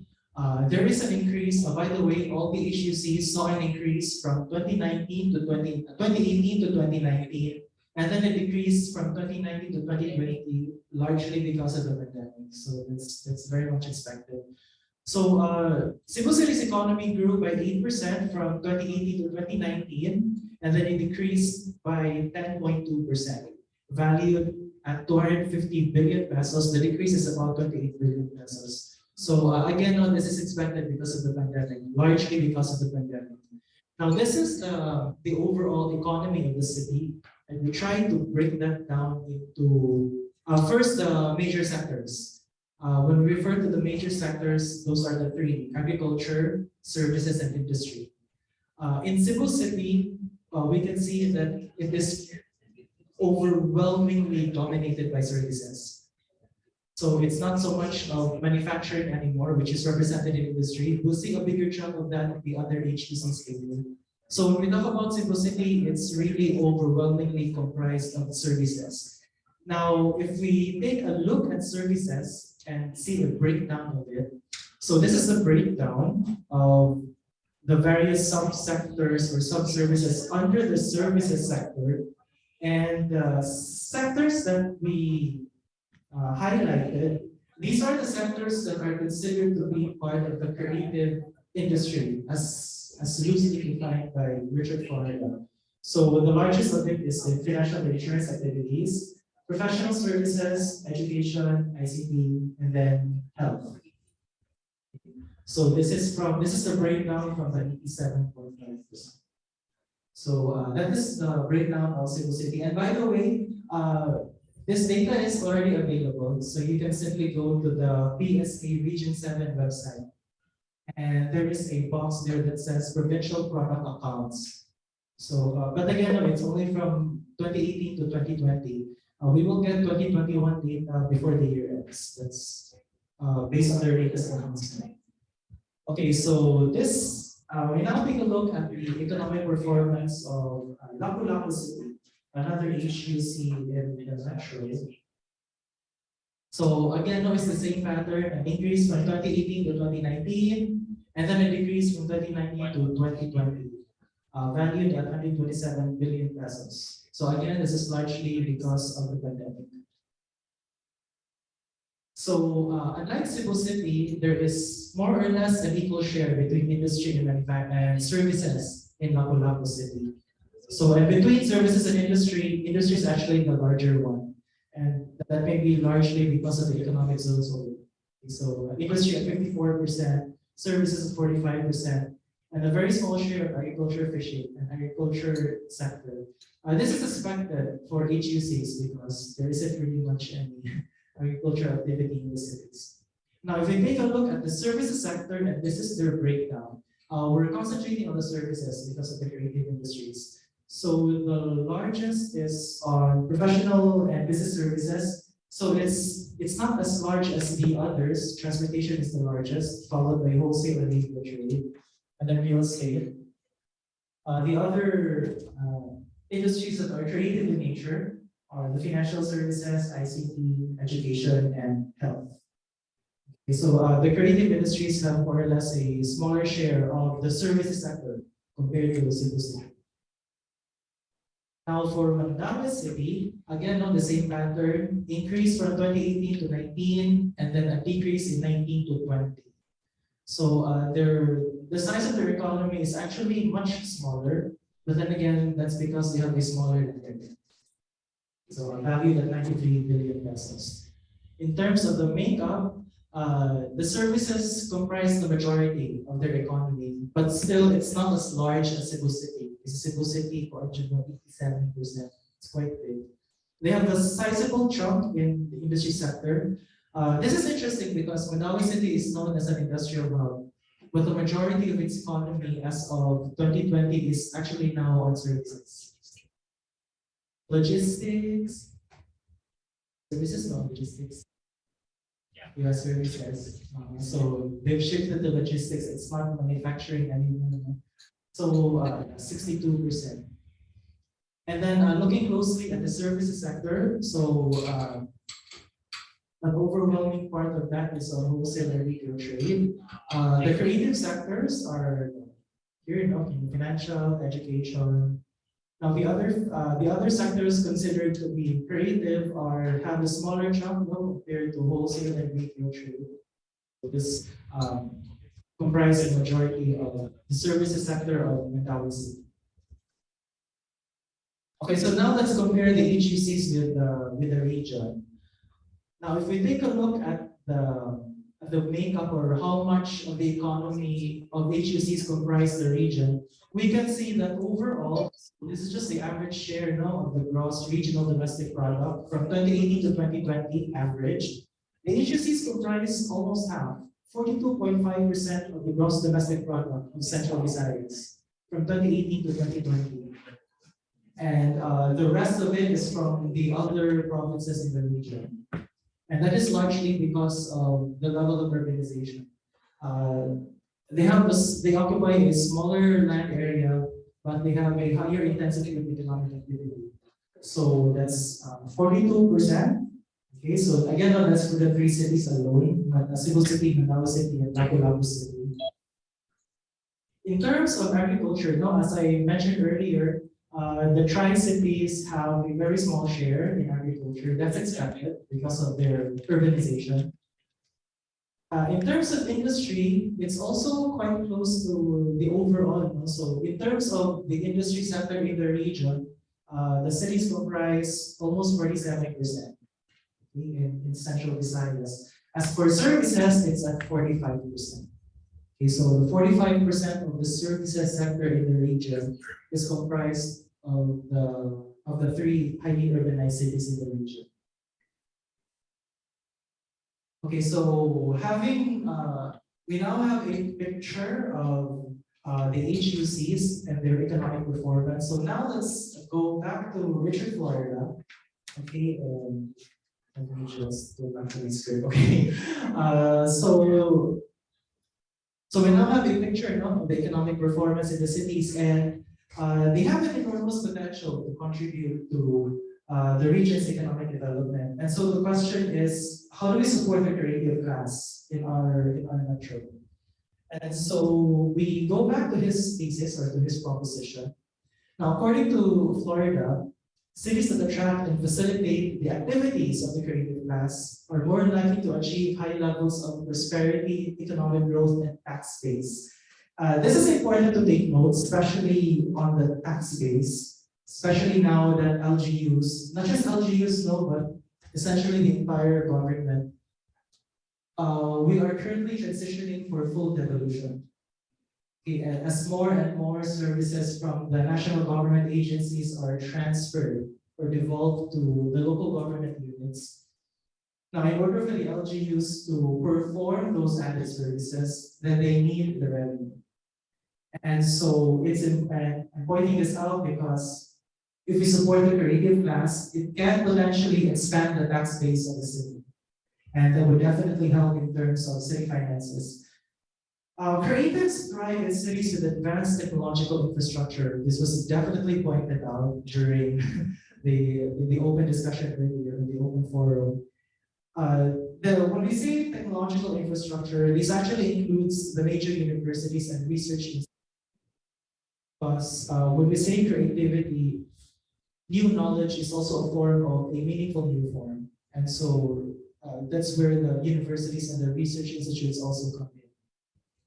Successful cities host cultural amenities. ANP, Sir Buddy pointed it out earlier. They've successfully done it in their private estate developments, and it would be good to see if more of our local governments actually pursue this, or even at the national level. So successful cities host cultural amenities that stimulate creative expression, creative conversation, and opportunities for social networking. So as pointed out by Sir Yumi earlier, creatives, we also provide opportunities for creatives to come together or to meet up. Because it is ironic that in the age of the internet, for us to innovate, face-to-face interaction becomes more crucial. And many economists have actually seen this in the innovation hubs in the US, the hubs where the Amazons and the Googles and all the other players in the innovation sector, including in the health. Boston is a known innovation sector in health. And they also saw the same pattern. Face-to-face interaction is simply not the same as having a meeting through Zoom. Because when you meet through Zoom, there's no opportunity for chance encounters. Makita sa lobby or sa hallway, so you have to plan for meetings through Zoom. If it's face-to-face, you have the chance encounters and unplanned interactions where it is a fertile ground for innovation. Florida also, he is very supportive of the classic work of J. Jacobs. So for the environmental planners, they know very well the classic work of J. Jacobs, the author of The Death and Life of Great American Cities. She's not trained in urban planning or in architecture, but she was a freelance journalist, but now she is an essential part of urban planning theory. In support of, Florida also supports the classic work of J. Jacobs, and he advocates for this also, that walkable mixed-use neighborhoods offer opportunities for creative social interactions, the chance encounters that was pointed out in the open forum. And he also explains that cities with a bohemian presence, it signifies that its people are culturally tolerant. Actually, that's just the base, no, because acceptance is on a higher level. But if a city is at least culturally tolerant, then it's a signal to the creative saying that, I am accepted there and I feel welcome. So we've definitely seen this in creative enclaves in cities around the world. And so what are the possible strategies for Metro Cebu? Okay, and so what can Metro Cebu do? So this is our, it's actually a mix of what LGUs are currently doing, what the national government agencies are also doing, and opportunities for all levels of government to pursue. So first is pedestrianization. We've seen examples earlier, especially that I'd like to point out the green loop, and now I just heard today the heritage loop. So hopefully, heritage can be an avenue for pedestrianization. Okay, protektahan ang atong architectural heritage. Our regional office actually undertook a study in pedestrianization. It's already out there. Just in case you're interested, you can search online. It's currently hosted in the PIDS website, the CERT, so you can actually access a copy of this study. And we're glad to know that the future plans of Cebu City for pedestrianization, it includes the segments proposed for pedestrianization proposed by the study. So we look forward to that Cebu City for pedestrianization. Simplify and incentivize program entry requirements so that we can bring the informal sector into the fold of the formal sector. So we know that DDI is very hard at work at this, especially with the go-negosyo centers and the electronic business permitting and licensing system. So we hope to see more LGUs adopt the EBPLS so that getting business permits would be much easier. Advocate for SOGI awareness and developing programs, activities, and projects. So this is already for those who don't know yet, SOGI stands for Sexual Orientation, Gender Identity, and Expression. Kasi nga, if you want to attract the creative class, even the most of the eccentric ones, pardon me for the language, we might find them unusual, but they're the ones who bring the creative energy into our creative ecosystem. And so they have to feel welcome. And for us to do that, then we have to be, at least have that awareness of being open and welcoming. Fourth, improve technological infrastructure. So this was pointed out earlier. And speaking of makerspaces, especially that Ms. Steph is here, the Regional Development Council Economic Development Committee actually passed a resolution in support of the implementation framework as embodied in Ms. Steph's study. And I'm glad to see Ms. Steph and Ms. Hope seated side by side because DDI will play a large role in advocating for the implementation framework for makerspaces. So, of course, the shared service facilities. This is a program of the DDI, especially for. Correct me, Ms. Hope, if I miss anything. There are many small businesses that need equipment, but they could not afford to procure it. And so, what DDI does is they provide the equipment, and that can be shared for use by the small businesses. So there are many of that around the region. Provide public amenities that support creative social interaction, the parks and the so-called social investors. This was pointed out in the open forum earlier. And strengthen networks and collaborative platforms. We know that BDI often organizes mixers, especially for the small businesses. Join the Philippine Creative Cities Network. I will point this out later in my last slide. The NADA Central Office is actually currently developing an online platform wherein it's like Facebook or LinkedIn for creatives or for innovators. It's more innovators, but it's not launched yet. We're still working on that one. Hopefully, we'll see something next year. And I just would like to point this out. This is my last slide. This is a law in support of the creative industries, the Philippine Creative Industries Development Act. It actually lapsed into law last July 28th. So it's quite a new law. And I think the implementing rules and regulations for this is still ongoing in the preparation for this one.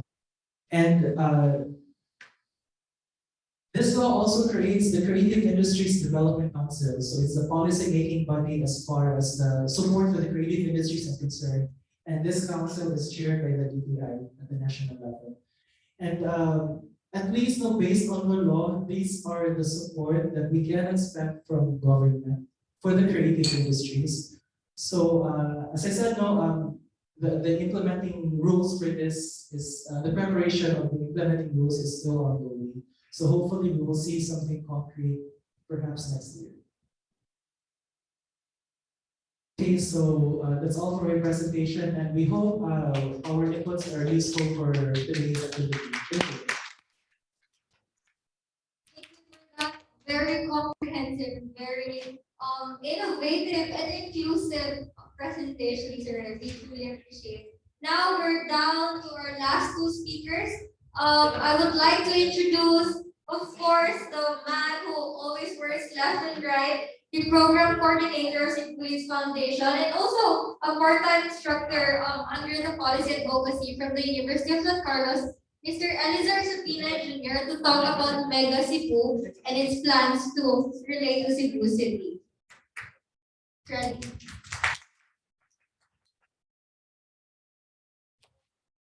Hi, good afternoon, everyone.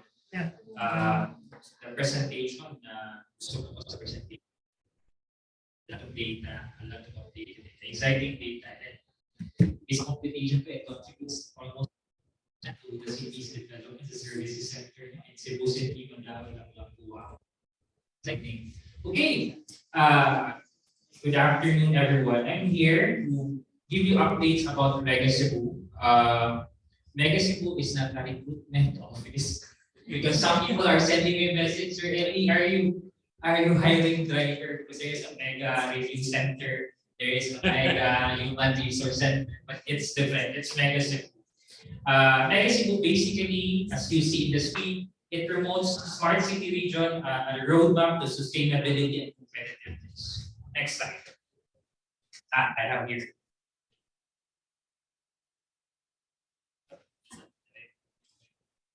Okay, so basically right now, I'm with Cebu Leads Foundation.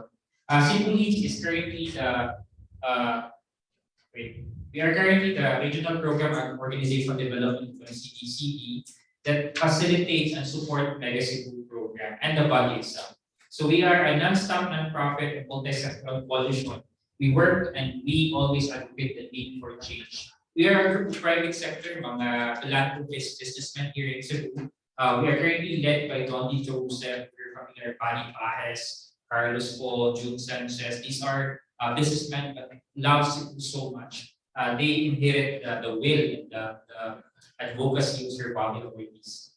And architect Yumi is also part, and his brother architect Maxwell is part of the board of Cebu.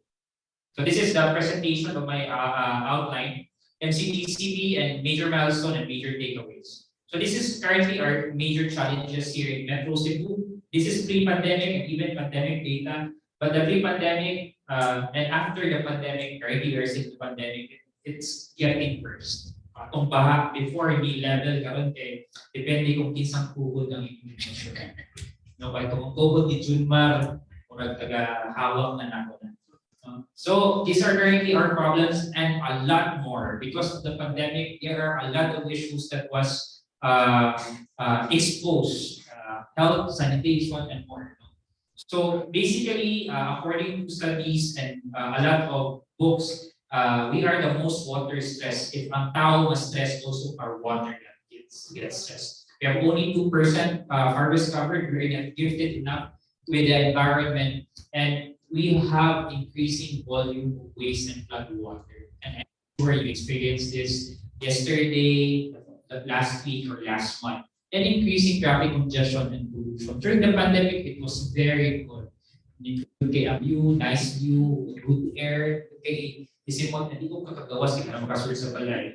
But after na slowly, you are now, the restrictions is easing out, you can go out. But the last months, you don't want to get out because grabe ang traffic, there's no transportation, there's no jeep, there's no bus available, long queues sa line. Then grabing baha kumaguan in just an hour raining, then grabing baha. No? So this is currently our issue and more. Increasing demand, increasing construction, limited supply. We we lack water, but we have a lot of water. If pagbaha, then we don't talk about water quality. On water supply, but seldom we talk about water quality. And our water provider always say that, oh, our water is potable, you can drink it. But my question, water here in our faucet. No, we don't drink. We always get and buy gallons, no, instead of drinking water. And we have weak governance and management framework. As mentioned a while ago, there's no consolidator. Who will lead this? We're talking about creative sector, but who will consolidate this? Among Metro Cebu LGUs, who will be the champion? And that is a good basic foundational question in every project and activity. Who is the accountable organization? And has been the problem of Cebu since before. Then out of 20% of the total, 67% of population are located in Metro Cebu. That's how congested Metro Cebu is as of the moment. So Metro Cebu is 13 cities and municipalities in one province. I'm just explaining this again because we have online audience who might not know about Metro Cebu, Mega Cebu. That's why I'm going back to the basic about Mega Cebu. So we started around 2011, the Mega Cebu program, and we have been existing for almost 11 years already. We somehow did not convene immediately during the peak of the pandemic until now. It's not yet convened. And all Cebu always believe that we are number one, but we're very far from number one. We always believe that we are number one. That's the mindset. Mindset. No? Even when who mentioned that we as in Roman, we want to be a smart city. Mindset. But this is our current ranking right now. If you look at in the competitiveness index of DTI, Cebu is out of the top 10. If you look at organized cities, we're out of the top 10. No, we're in the top 10. But before, when they started this, we were around top 3, top 4. Oh, we would like to recognize the presence of Congressman Edu Lamang. Ngayong hapon,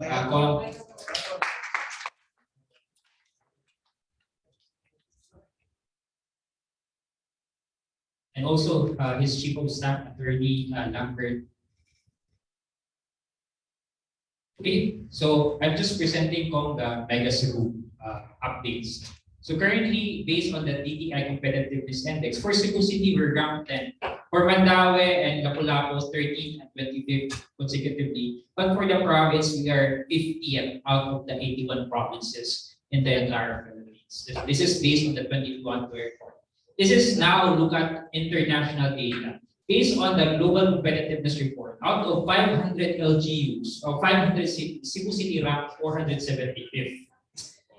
Okay, so mindset, one mindset.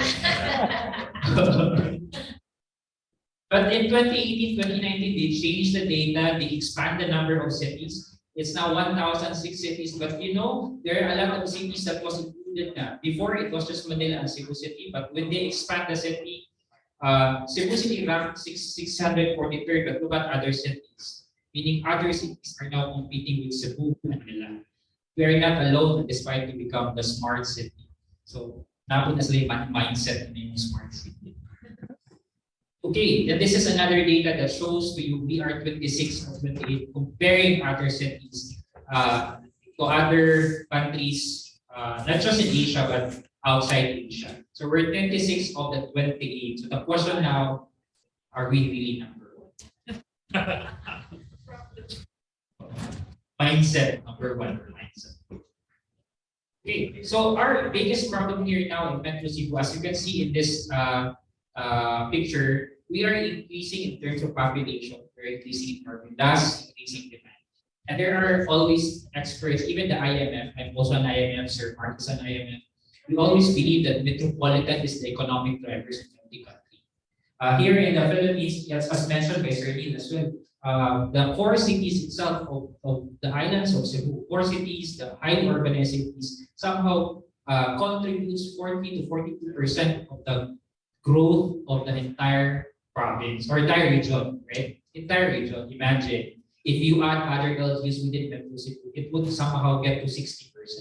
Meaning that's how crucial metropolitan is. That's why in IMF, we always advocate to look at metropolitan planning and metropolitan development. Because according to World Bank, 70% of the world's population is said to live in crowded cities, and that is expected and anticipated. So we need to prepare for that. Even sa projection sa JICA, by 2050, the projection of JICA, Metro Cebu will be 5 million. And that's just a conservative estimate. Currently, right now, we're around 2.7, 2.8. No? And dapat na sa 2022. Diba? So it will double by 2050. So what are the challenges that we're experiencing right now? Number one, increasing social, economic, and environmental challenges, aging infrastructure as the oldest city in the Philippines, declining social fabric because of the rising technologies, continuing in migration. If you're familiar, there are many Tagalog, Ilonggo, Ilongga, Bicolano, workmate mo, or even kasabay mo sa gym. Then complex transboundary urban issues. Then slow pace of growth and development. We're experiencing this the slow growth and development of our cities because of this 1, 2, 3, 4, 5 issues. So Metro Cebu Development and Coordinating Board is the body behind the Mega Cebu program. It is established in April 1, 2011 through the Memorandum of Agreement. But we call this MCDCB as the organization of the willing, meaning if the LGU wants to be a member, then he is a member. If does not want to be a member, then he can get out anytime he wants. So that's the struggle because we're just a coordinating body. That's the struggle right now. So if one LGU says, I will not be a member anymore, if you're planning to have an LRT, so mag-LRT ka from LGU 1 to LGU 8, maglang ka sa LGU 9, pag-recycle ka sa LGU 9, ikapot din mo LGU 10 until LGU 13, LRT ka sa. So they can do it because the CDCB is just a coordinating. So our role and functions are, you can see in the screen, coordinating body, platform for interlocal coordination, and formulation of integrated development. We have crafted a roadmap and we'll share with you the update of that roadmap. These are the members of MCDCB. As you can see, Cebu Leads is a member, Cebu Chamber is a member, Mandawi Chamber is a member. There are 7 private sector members who are supporting the Mega Cebu program. So these are some of the beginnings of MCDCB. This was headed and founded by Sir Bobby Aguilis in the private sector, Governor Gwen Gracie of the province, and Mayor Mike Ram of Cebu. So they're the founding pioneer of Mega Cebu. So June 24, 2011, we were recognized by the RTC7 as the coordinating body for Metro Cebu development. In May 2017, we formulated the roadmap study for sustainable urban development in Cebu. So as you can see in this map, this is the part of the roadmap, which includes already the green loop, as mentioned by Architect Lee. It's already incorporated in the roadmap, which is adopted by some LGUs and now part of their CLUPs and part also of the Provincial Development Framework Plan.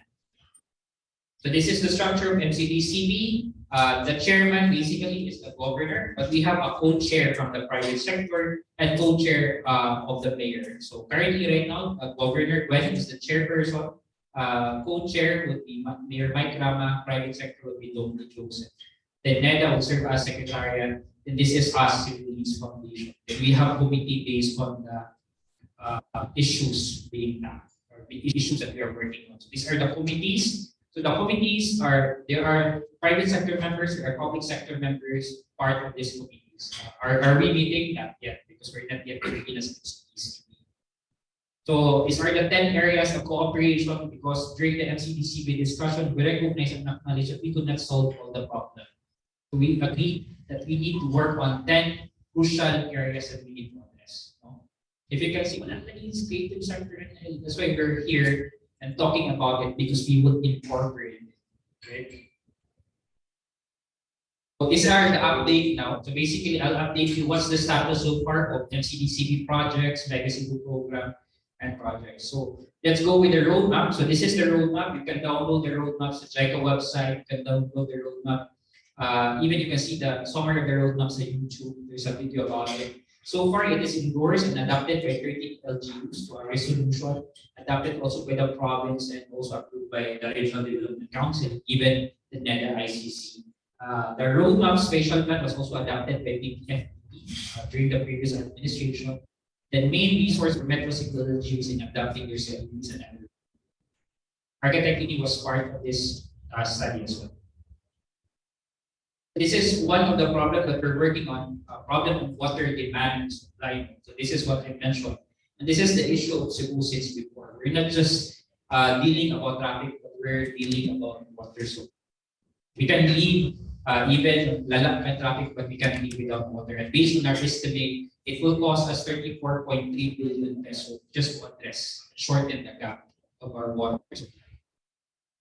And right now, we are also heading the Metro Cebu Integrated Flood Control Drainage Master Plan, which was published in 2017. We propose a total of 103 projects of DPWH, and so far out of 103, there were 7 implemented and ongoing right now. The total funding requirement is 44.8 billion peso, but allotted as of today is 1.6 billion peso. So if we base it based on the funding mechanism, it will take us 110 years to solve the flooding of Cebu. This mindset.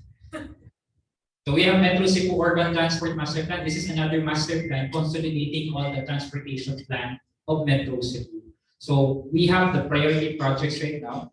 The ongoing is the Mandaue-Lapu-Lapu Link Bridge. If there is a third bridge, there is also an ongoing fourth bridge that will connect Mandaue Coastal going to Lapu-Lapu City, particularly Mezuan, connecting directly. That's the fourth bridge. They are now on the DET process, na like discussion, but this is funded through JICA. Another priority project of the Urban Transport Master Plan is the Metro Cebu Circumferential Route, or other term for it is the Metro Cebu Expressway. So that's from Naga City, City of Naga to the Now City. It will, according to TPWH, will take you 45 minutes from Naga to Cebu City. Then Cebu City to the Now will be 45 minutes. Then another is a rail component, the urban transport, urban mass rapid transit, coastal line, central line, and the ATC. So that's the priority projects of the master plan. Ongoing currently today is the DED of the fourth bridge. This is funded by JICA. And other recommended projects is around 49 projects. So Metro Cebu Bridge, through the MCDCP Mega Cebu, we are able to gather and got the 1 billion grant from the Ministry of Environment of Japan. So we are now working on it together with MCWD. It was approved last 2019. The grant total is 2 billion, converted to pesos 1 billion for a septic treatment plant. Because currently right now our wastewater is thrown in the river or in the sea. We need to address. And these are just some projects that MCDCP Mega Cebu is working with. We're working with LGUs on the Metro Cebu Resiliency Strategy. We're also assisting some of our partners, like GI said, on the climate change adaptation projects, and work with different organizations. So these are just some organizations. This is not the BTS Korean group. It's a biking group. It's not a BTS Korean group. It's the Bactas Data Society Class and more. We are also working with IMF and Australian aid. And these are just some things that we have done during the online. We did not stop advocating for metropolitan development, even during the height of the pandemic. So we organized 10 online forums, total of number of participants and 45 organizations. We are also supporting right now the promotion of e-bus, electronic bus for Metro Cebu. This is ongoing already and servicing around 3,000 passengers, but this is a shuttle. So this is one of our ways supporting initiatives from the private sector in promoting urban mobility, environment friendly. These are just some updates that we've been working on.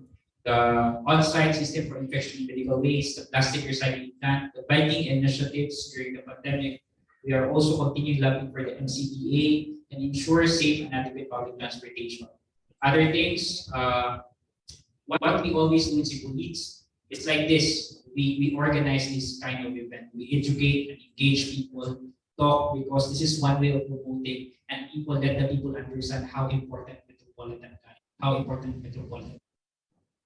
important city-region collaboration. This time, it's time to work with other LGUs, because very important to address not just dance boundary issue, but to address future problems. And we always base our decisions on research and planning. We always share data based on experts' advice. Then we always work within the framework of smart, inclusive, and sustainable development. Major takeaways in Cebu Leads is focus our resources on the problem issues that's identified by data address the problem or issue as fast as possible because the problem is getting worse. It does work as well with government as lead. So this is our goal for Mega Cebu. We want Cebu to be mobile, livable, and competitive with good metro management. And I would like to end my presentation with one of the founding member of Mega Cebu. He always said this to us: that success is no accident. It is a planned journey to a destination of choice. Good afternoon, everyone, and you enjoy the rest of the day.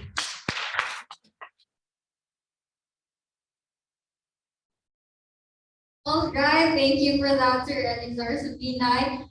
We actually have an on-the-spot presentation, I believe, and it will be presented by Mr. J. Uvalos from the Cebu Chamber of Commerce.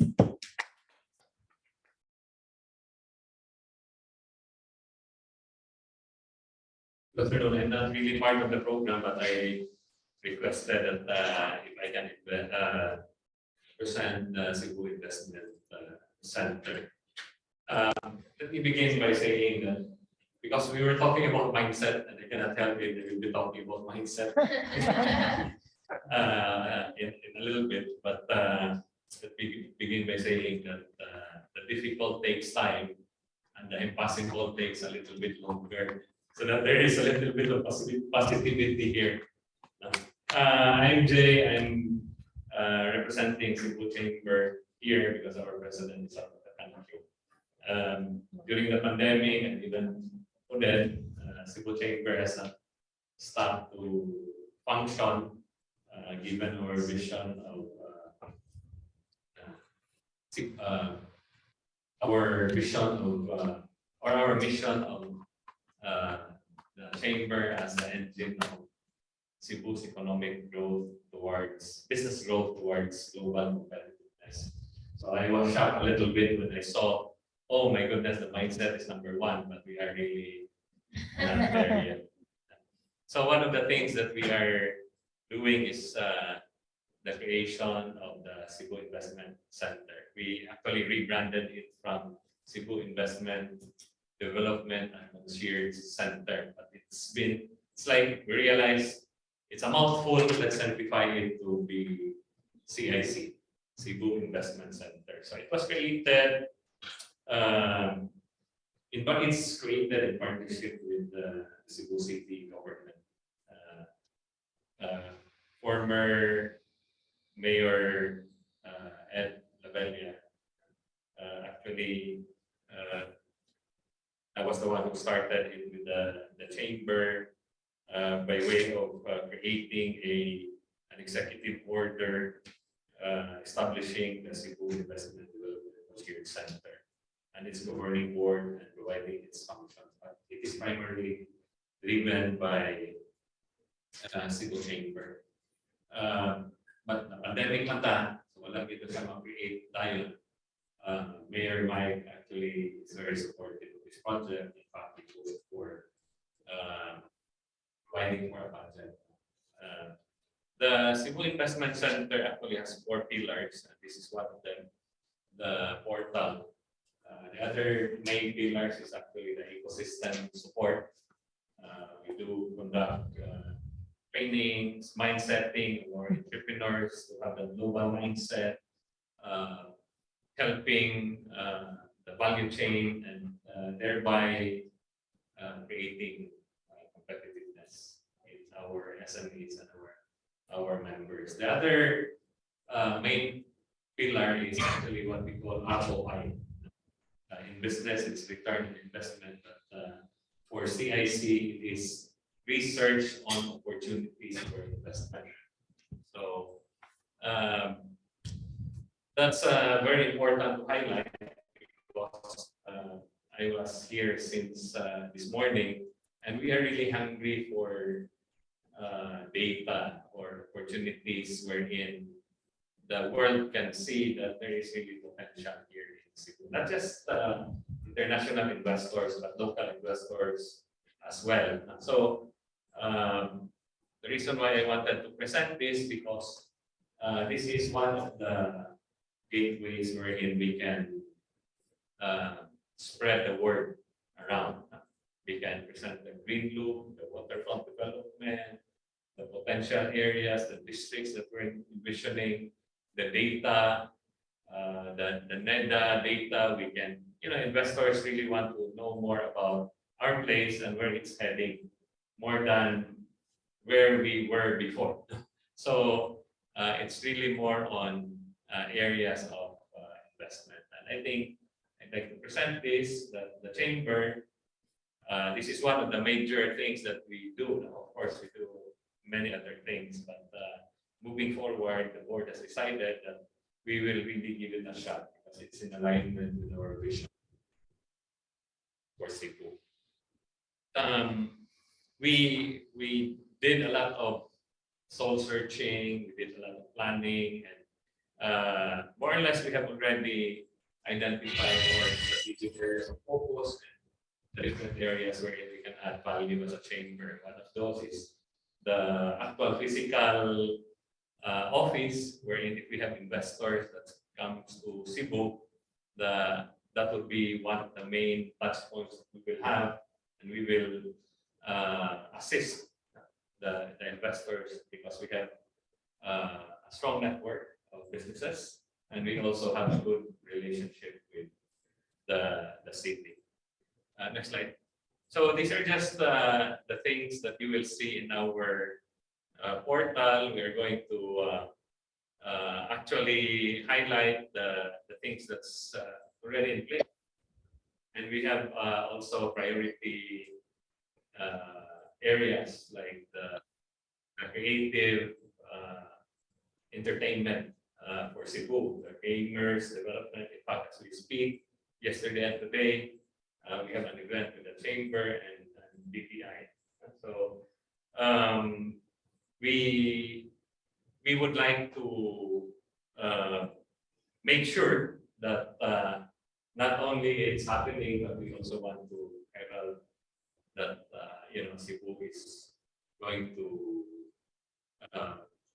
be one of the first to get out the door of the pandemic and all that, and that we are ready for investment activities. So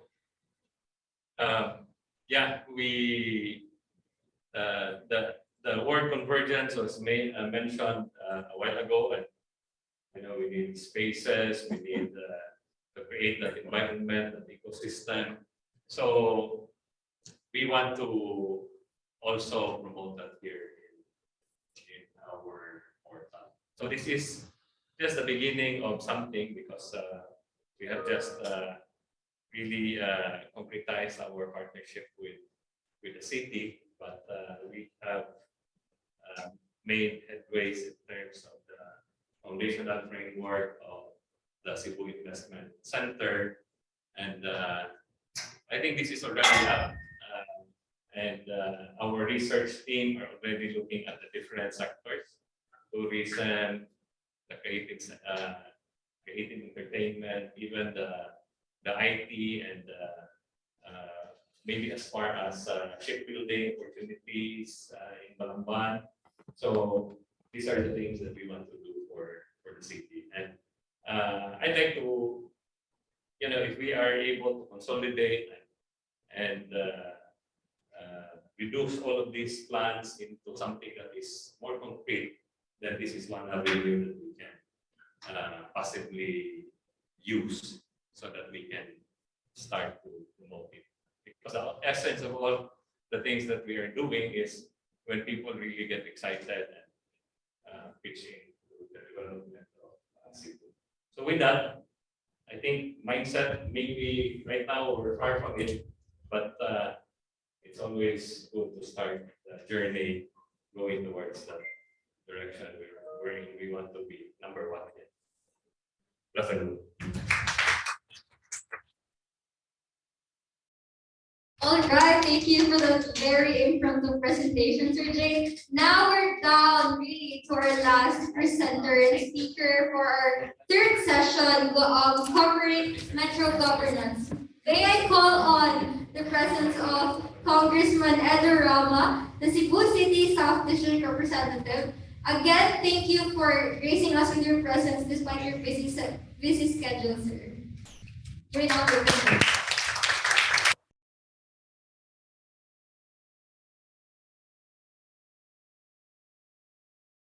The members of the International Metropolitan Fellowship, the stakeholder NGOs and fellow public servants, of course, Mr. J. P. Barrios from the Cebu Chamber of Commerce, servants, leaders, and kanatong tanan, maayong hapon.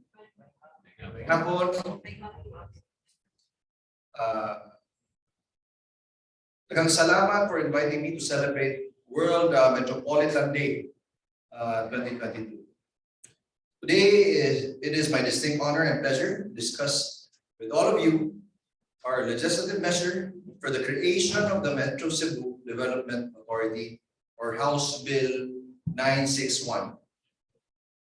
We filed this piece of legislation with the objective of achieving sustainable development and disaster resilience, not only for Cebu City, but for the wider Cebu Island.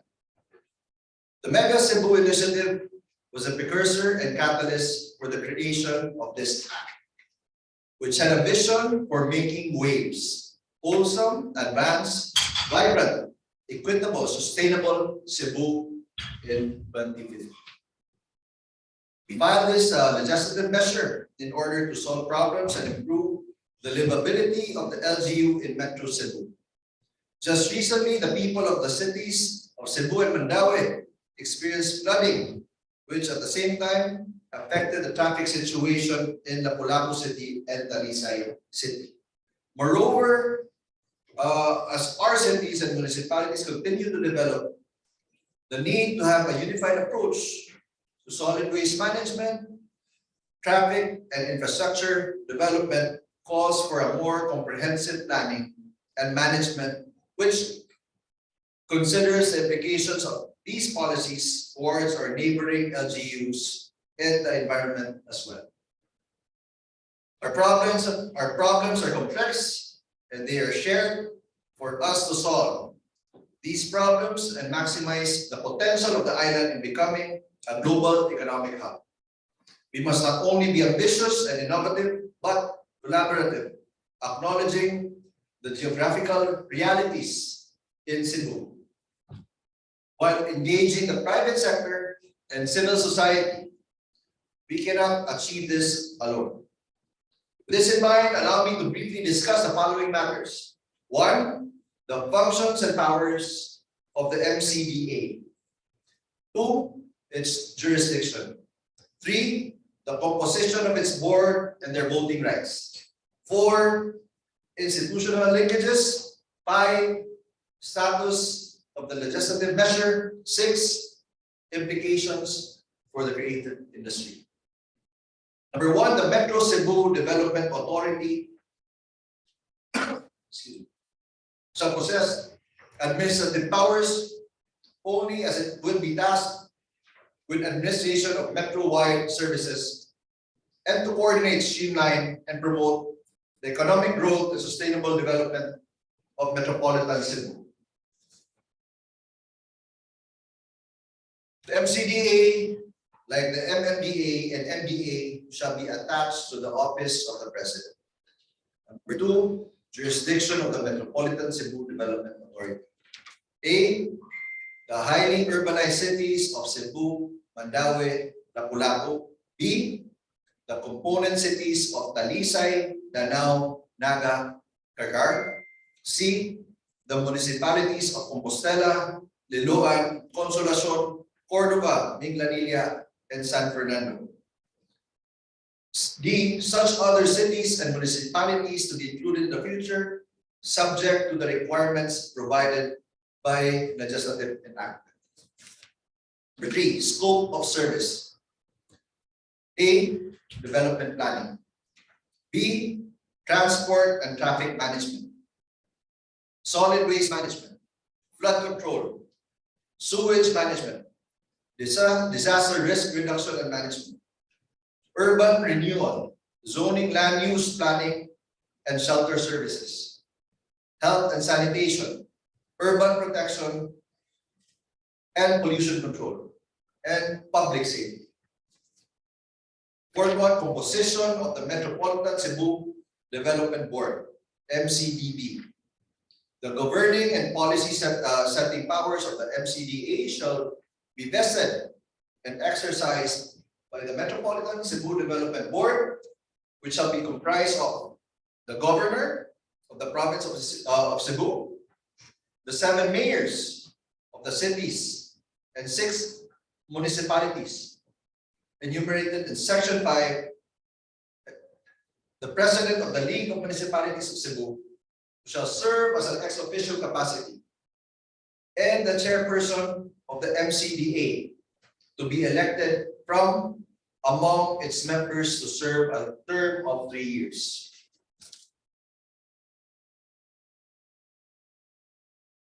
The heads of the following Cebu regional offices of national government agencies shall attend all meetings of the council as non-voting members. National Economic Development Authority, Department of Human Settlements and Urban Development, Department of Public Works and Highways, Department of the Interior and Local Government, Department of Environment and Natural Resources, Department of Health, Department of Information and Communications Technology, Department of Energy, Department of Tourism, Department of Transportation, Land Transportation Office, and Philippine National Police. All regular members of the MCDB, including General Manager, must have been residents of the cities of Cebu or province of Cebu for at least 3 years preceding their appointment. They shall serve for a term of 1 year until their re-election or successors shall have been elected, unless sooner removed for cause. Voting rights. Each member, ex officio or regular, shall have equal voting rights and shall participate during the deliberations of the regular and special meetings of the MCDB, provided that 11 members of the MCDB shall constitute a quorum for the conduct of regular and special session. Provided further that the implementation of plans, projects, and activities affecting a particular LGU must have the affirmative vote of the mayor of the concerned LGU. 5. In order to ensure a wider participation between the public sector, private sector, and civil society, the law mandates the establishment of institutional linkages between LGUs, national agencies, NGOs, private sector groups, and the like. The status of the MCDA as of the moment. Currently, it's referred to the House Committee on Government, Enterprises, and Privatization, and will likely be further tested out in a technical working group where we will work closely with Congresswoman Cutie Del Mar, also file her own measure to consolidate our respective bills. In 2019, UNESCO designated Cebu as a creative city and dubbed it as a city that is traditionally known for furniture, arts and crafts, and fashion design. It is generally considered to be the country's design capital. With the creation of the MCDA, we hope to further promote not only Cebu City, but the whole Cebu as a creative hub. A healthy collaborative environment fosters creativity. Further, it will allow us to engage in initiatives which promote our shared culture and heritage and celebrate our history, supported by both the private and public sector. But at a grander scale, as it will involve not just Cebu City, but Mandaue, Lapu-Lapu, Talisay, and the rest of Metro Cebu. Creativity thrives in more livable spaces and environments which encourage, inspire, and support it. As I mentioned early on, our problems are complex and require a basket of solutions to solve them, but our potential is limitless. The possibilities are abundant, and our destinies are shared. So we must work hand in hand to guide the sustainable development of Metro Cebu and see it that we achieve a balance between efficiency, equity, and environment. Daghang salamat. Ug maayong hapon kanakong tanan. Thank you very much. Thank you for that, Congressman. Now, as we conclude the last part of our program, to extract everything that we've discussed from the Metro governance session, may I call on again Architect Mark Castro to moderate the last panel discussion for this session entitled Hacking Governance. This will then be followed by the synthesis and next steps of the Metro Hackathon 2.0. Congressman, thank you very much. That was a happy moment. Everything. I think that captures everything that we've been discussing the whole day. So what hoping that moves forward to actually implementation. So I'd like if I may, Congressman, maybe invite you in front and along with our other speakers. Neil, also very brief panel discussion. I know everyone is tired, but I hope we've absorbed a lot and be able to translate this into actionable statements later on. Who else? Sir. Yeah, please join. Terry, okay. So this panel discussion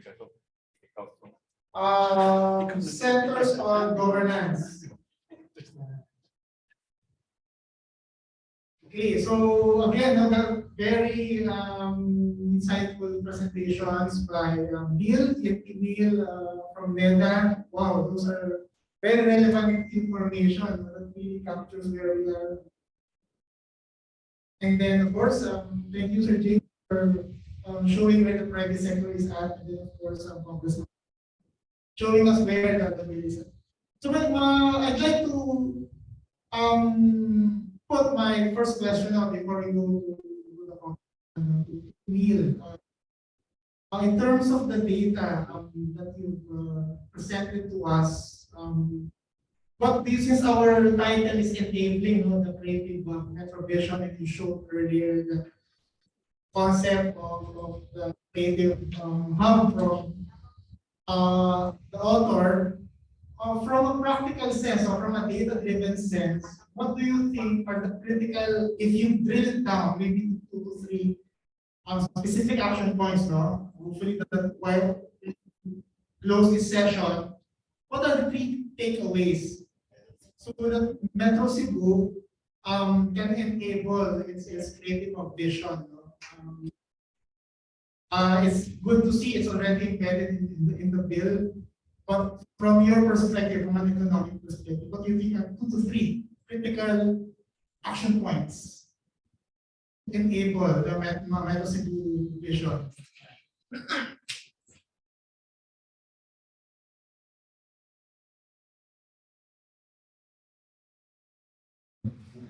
Two to 3 points. The first one that I can think of is from the economic development standpoint, really support or essentially making their life easier. So we already have a program on electronic business permitting and licensing system. And I guess the only hindrance for some LGUs not being able to implement it is they don't have the support they need yet, especially on the internet side of things. So we really could not go electronic if there's no internet. I think that's one. I think it would address a very crucial bottleneck as far as supporting the creative industries is concerned, especially that many in the creative sectors are MSMEs. Okay. I think the second is connections. It's not so much of economic development planning; it's more of physical planning. But it's very crucial because the interaction could not happen if the movement of people is very fast. When I say the movement of people is very fast, it's the car-centric development. And the interaction really could not take place if you're moving too fast. Now, how do we slow down that movement? It's really the walkability, the pedestrianization. And that's also one reason why our regional office undertook this pedestrianization study a few years ago. So, we're glad to see that, particularly for Cebu City and some LGUs, they're pushing for that already. So, pedestrianization, bringing life to the streets because, and that reestablishing that connection. Because what we see from the demonstration of that amazing web app earlier by our earlier speaker, we can see that there's the 15-minute walk is actually there, but the question is the quality of the walking. Are the sidewalks there? Is the shade there? So we can see from the top that yes, the 15-minute city is possible, but I myself, I walk a lot. And unfortunately, there are some streets are just not walkable. And so the challenge there is really on the bringing back that connection, whether in terms of pedestrianization or allowing or providing avenues for connections. So those are two strategies that I can think of. Thank you, Neil. I agree with you. Some areas are really difficult to pronounce. But yeah, at least we have a guide of the viability of the 15-minute walk. Now I turn the question to Sir Jay from the private sector. One of the key items that was highlighted this morning, especially the need for space for creatives. And of course, from ALL and state developer, one of the private sector, one of the things, of course, that we look at is the bottom line, right? The feasibility of it. And so one of the things that Steph mentioned is the affordability of space. No? So from our perspective, from the private perspective, the viability and sustainability of space. So you presented earlier a very interesting project of city investment, Center Center. Do you think it will be able to address or provide solution to that challenge in terms of enabling the creatives, particularly providing the physical space? You mentioned that can get area investors, no, can come in and converge. But is there also a plan by the chamber to enable other private sector to provide that space for the creators? Yeah, I think we recognize that the question really is about sustainability of the investment, especially the spaces now in urban Cebu or like it was pointed this morning that it is expensive here in the business district, etc. I think it's a function of supply and demand. So if there's business, if the city is bustling with investments, surely if we are intentional about creating that creative hub, then it becomes something that is viable. So that is our belief. So what we are doing in the chamber, specifically with what I presented earlier, is to go down further. What I mean by that is we, together with Cebu City, we're doing a project that is called the barangay-based mentoring program. So it is really changing the mindset, the entrepreneurial mindset. It's driving them towards entrepreneurial mindset rather than staying on becoming micro or just being contented with being small. Because if we handhold them if they have a big brother that can guide them, teaching them about the basics of entrepreneurship, the business model canvas, the business process map, and the business improvement plan, especially coming from the out of the pandemic and Typhoon Odette. We have success stories that we can tell that, from a stall owner that closed shop, people tend to a home-based kitchen and started to go online, and now a thriving business. So things like that is important. And that is what we're doing in the chamber. So later on, we hope out of the pandemic, out of the ravages of the typhoon, I'm sure we can create such spaces and business centers or even hubs for entrepreneurs to participate and thrive. Mr. JM, that's very interesting of the barangay mentoring program. Helpful for. I'd like to now shift to the governance side, which I think is very critical because the draft bill sort of really encapsulates the institutionalization, especially the metropolitan scale. I'd like to ask the congressman, how do you see the bill enabling not just the creative potential? Where is the bill at in terms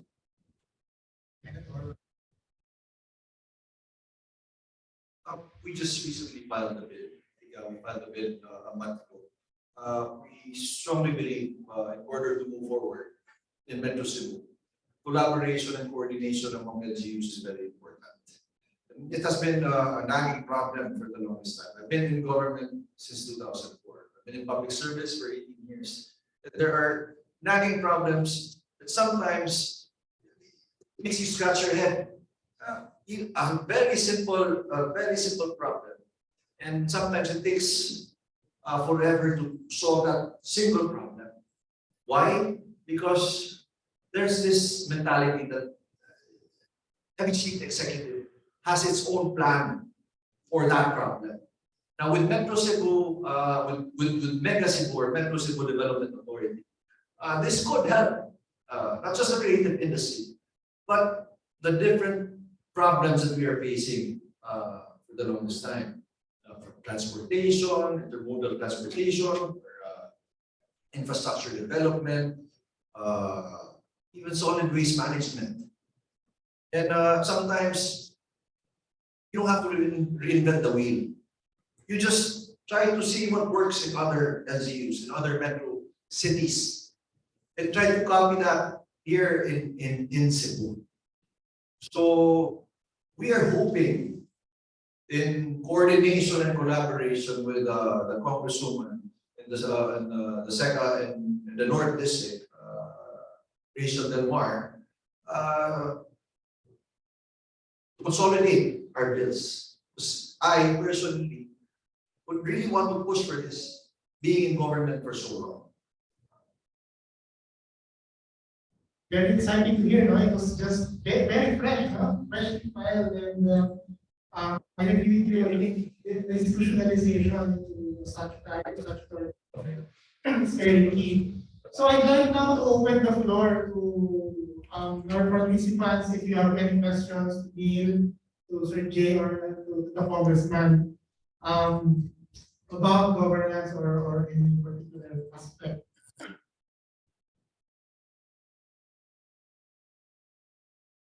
For Sir Jay, because the presentation was about to do investment.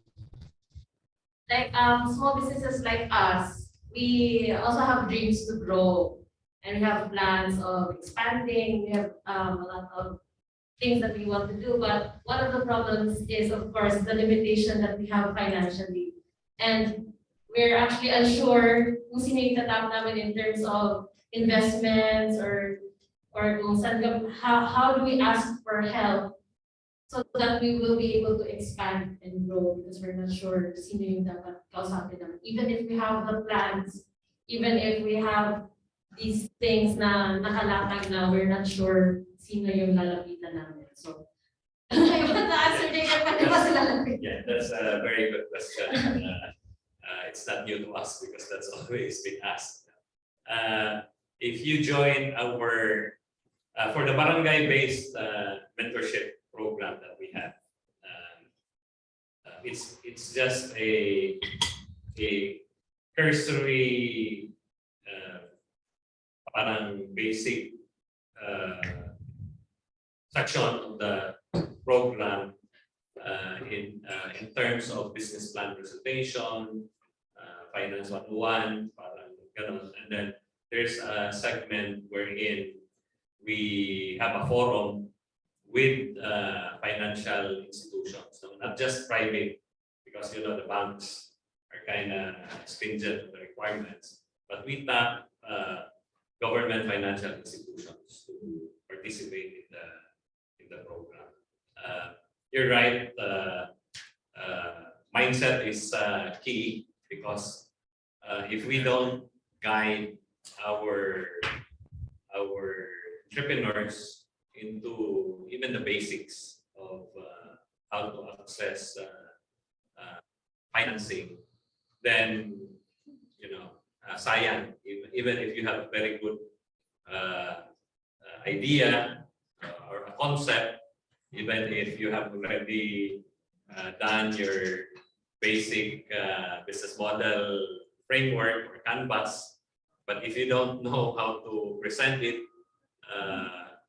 through a business plan and the financial plan, then wala. No one will lend you, maybe your mom or your relatives, but there's a science to that, and the chamber is quite active in that space because we recognize that access to finance is an important component. Perhaps, sir, is it possible if this is a thrust, especially with the city government, that we are thrusting towards using the creative industries as an economic driver, especially post-pandemic? Is it possible to have like a similar program like the Barangay program, but more of for the creative industries? Yes, if I just don't remember the exact name, but there's also an intervention we have for the creative sector, or even for the what you call it, the gaming, the IT, yes. creative side of it. I'm not very sure, but we can give you information Okay. on that. Thank you, sir. May I just add, based on my experience in local government, I used to be the chairman of a small and medium enterprise development council. Maybe you can approach that council, maybe Sir Yumi, and ask the mayor to activate that council. We were very active then. We were trying to promote the barangay micro business enterprise, and we had projects like the startup weekend. Actually, the first startup weekend. I remember. Yeah, I don't know if you remember that. Yeah. I was part of it, and I was very supportive of it during the past, even the past administrations. Maybe we can encourage the Cebu City government to activate the small and medium enterprise development council. As a matter of fact, way back in 2007, I don't know, Sir Jay was with the chamber then. I think it was Edward Gaisano was the president. We had a project wherein we asked the students to present their thesis and implement their thesis in SM. In SM, they presented their thesis in SM, and there were at least murag dry run sa unsay gusto nila mahimo negosyo. So there are ways on how to access funds. I would suggest maybe Sir Jay being active in the chamber. I think we should activate the Small and Medium Enterprise Development Council. In terms of policy making, it can help also with the creative industry. Yeah, I think if I may add, that is one area that I'm very passionate about also, because we really want to give our MSMEs a chance, especially the micro and the small. I agree with that idea that there's got to be an intentional handholding, and finance is just one of them. And I firmly believe that if there is a great idea, if you have a good financial plan, if you know how to present it, there will always be, because banks or even cooperatives are looking for ways to where to invest their money and at the same time help people. So there should be no shortage of funds for those that are deserving. On the other hand, that is why I mentioned the ecosystem development, which is one of the pillars of CIC, Cebu Investment Center, because we want to also,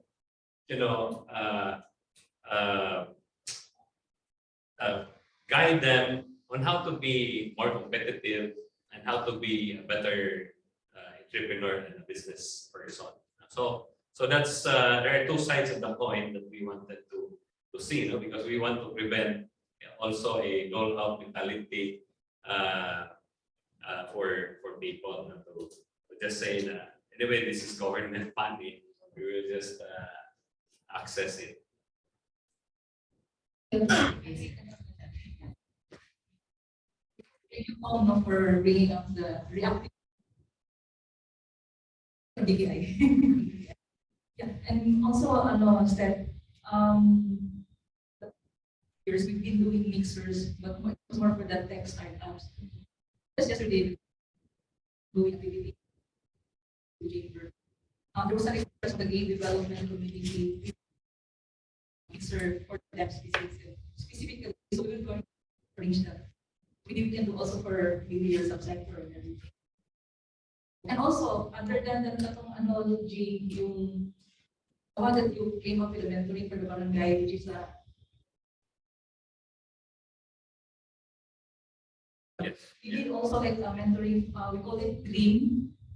Yes. Something That's the one I'm referring to.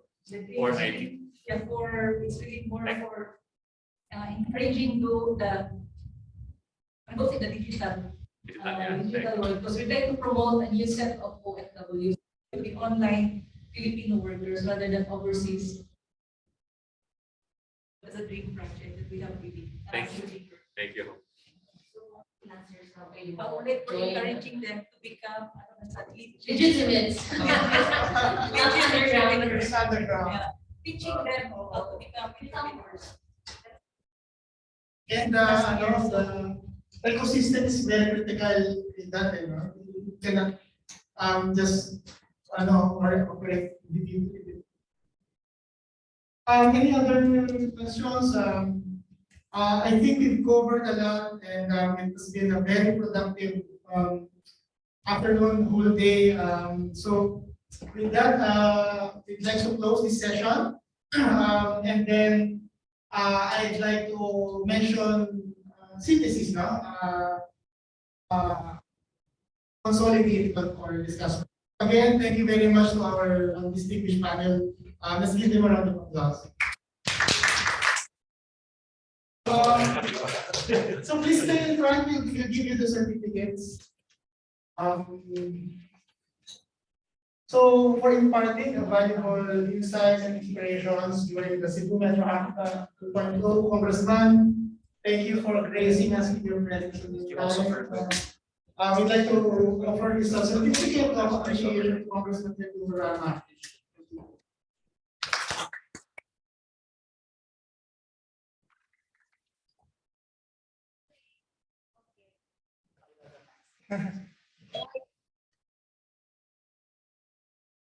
Also to thank you, Congressman.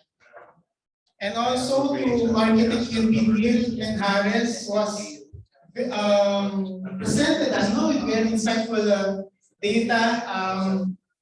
really sharing to us. I think those are going to be very useful information. So for imparting your valuable insights, inspirations, with the Cebu MetroHackathon 2.0, I'd like to present your certificate of appreciation. Thank you very much. Just give your hand a round of applause. Thank you.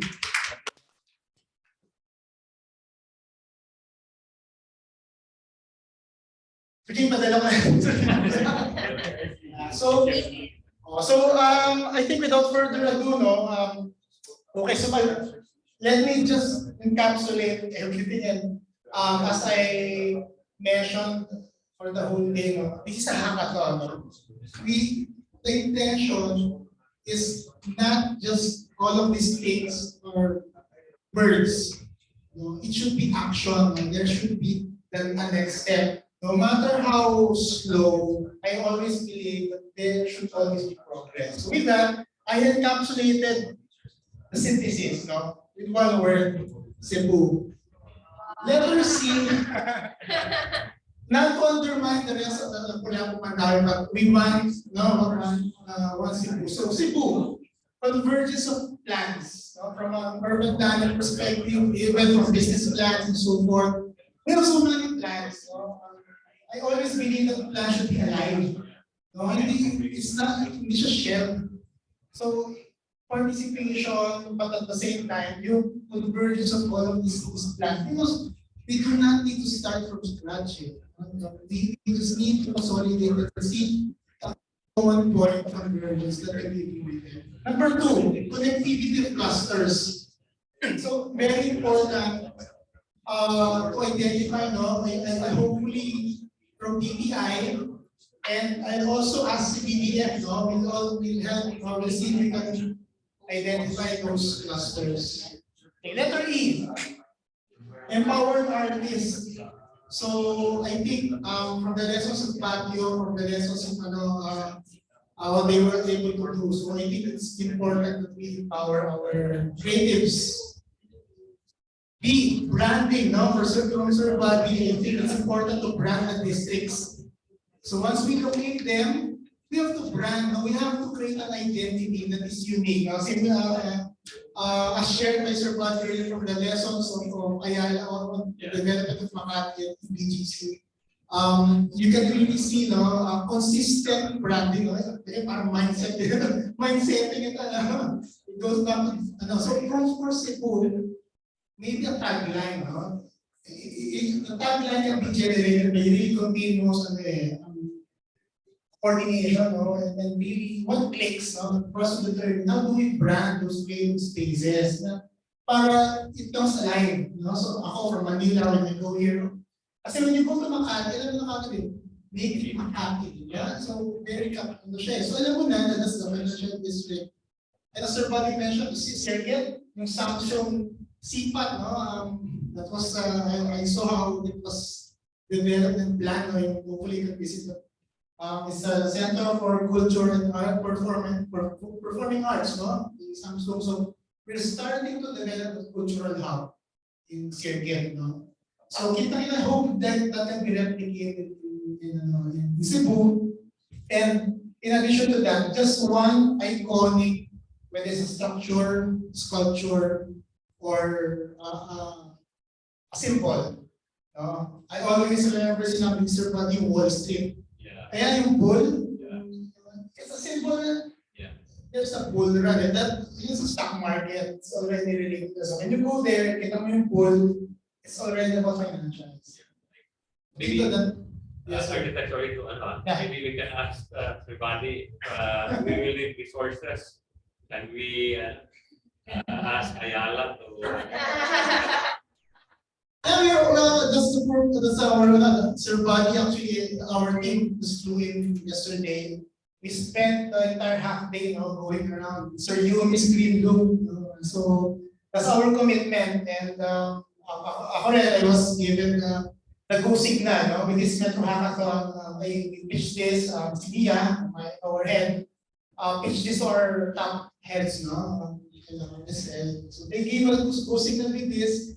Not just the venue, but really we'd like to be part of how the development of Cebu. So Yeah, hopefully this is just the beginning.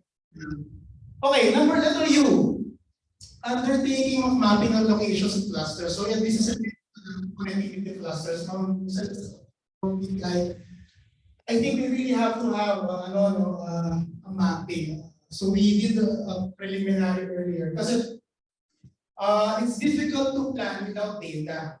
Even if we have PDF here, no matter how powerful the technology is, if you do not feed them information, they cannot simulate anything.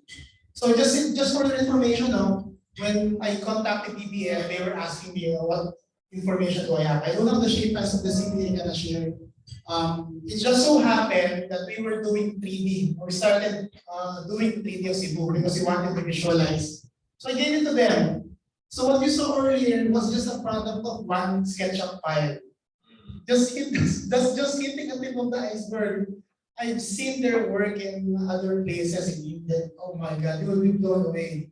It's AI powered talaga. It's not just simulating what is now. It's simulating what is the future. Kasi it overlaps everything, so it can create a pattern going back, but it can also create a pattern forward. So you blow away at the power of VPN. So we have to start somewhere. We really have to map. So in addition, Metro. We compare that Cebu Metro. So Metro, it's important to think, big scale, and I really appreciate Congressman for sharing that bill. We have to mobilize. I think the pandemic has given us time to think, to rest. And I understand that there was a lag in the movie because it's really difficult during the pandemic. So I'm going to engage. I will be talking to you, Steph. There are a lot of hidden gems. Maybe it's about time. I've asked Kay, maybe you can invite them next time. I'd like to meet them in person at the meetings. So really have to know what their aspirations are. And I'm glad you're here as one of them. Transform. It's important. Evolution is consistent, is continuous. So I think that one of my idol investor, they dubbed her as the next wife of her name is Kathy Woods. She's the head of Art Invest. It's a research company. So they use AI then to research and as a basis for their investments. So according to her, the level of innovation during the time of the steam engine, electricity, so that was already massive for us. And the next was the internet. The one that's coming in the next 5, 10, 15 years is going to be 5 times more massive than the previous innovations combined. You have blockchain, you have AI, machine learning, you have genetics. All of these are converging at a point that so the pandemic just sort of gave the parang mapabilis, no? So we're at a point, we're at a tipping point. So yeah, so this is an ancient transformation. So another thing that there's this book that is called Fourth Turning. No? I don't know if you so there's this study, they studied the last 500 years. According to them, there is a pattern every 80 to 100 years, there is a cycle. So that's a lifespan of a human being. So 80 to 100 years. So the life of a human being, 80 to 100 years, you can divide it into 4 turnings. First turning is the enlightenment. The second and third, the middle part is the crisis. Second and third are the transition. The fourth is the crisis. And then it goes back again to the first turning, awakening. So we are in the fourth turning. We are in the climax of the fourth turning. If you count starting from 1950 to 2030. So we are in the, so everything that's happening right now is part of that turning, all the crisis and so forth. So just to give you hope, no? Mom's name. What's going to be, what excites me is what comes after 2030. What comes after the 430, which is the first 30. So that's why from the IMF, we look long term. 40 years, at the minimum, 40 years is our time span for planning. So we see already 2 30s.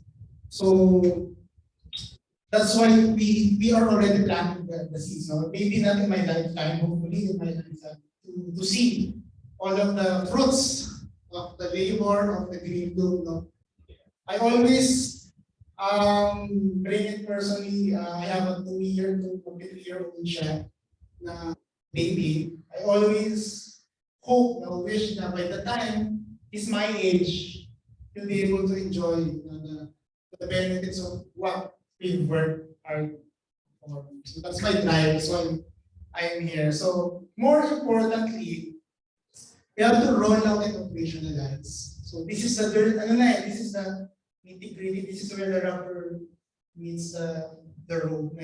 So from us, at Ayala, for me as a planner here, for my part, that's what I hope to do, to continue the conversation and engagement with Cebu, not just Cebu, we're looking at 32 estates of Ayala. So you are the pilot, you are the prototype, and we'd like to learn from what you're doing here. That's where we're coming from. Yun. So with that, I'd like to thank everyone. Wala si Ellie dito. So I'd like to thank everyone in behalf of the International Metropolitan. It has been a very productive World Metropolitan Day 2022 celebration. From IMF, we actually have a congress coming November, the whole 4 Saturdays of November. It's going to be global na. So we have 200 fellows. Yeah. So this is just quickly promote, since we're closing. We just don't want to end this kasi we want to go global. No? So we'll be inviting also other speakers, resources, so that we can continue the hackathon, not just now focusing but in other metropolitan areas in the so yeah. So I'd like to thank everyone. Thank you very much. Thank you, Congressman. Thank you, Steph, Sanjay, Neil, and everyone. Hope you enjoy this day, and let's have a productive weekend. Salamat po. And we have a group photo here, no? Dito na lang sa likod, especially with Congressman here.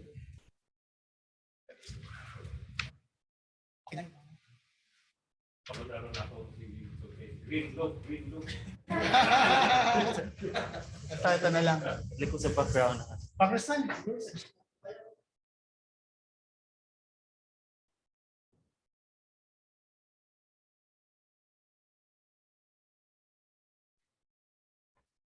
Good afternoon, everybody. To those who are here in the Zoom room, may I request also for you to open your cameras for our online photo shoot. There you are. So yes, thank you so much for staying. I hope you were able to enjoy our webinar for today. So again, may I request everybody to please turn on your videos for our photo shoot. Yan. Okay. Now I can see everybody. Okay, so on the count of 3, give your best smile. Okay, let's start po. 1, 2, and smile. Okay, one more please. 1, 2, and smile. Okay, so thank you so much, everybody. Have a great day.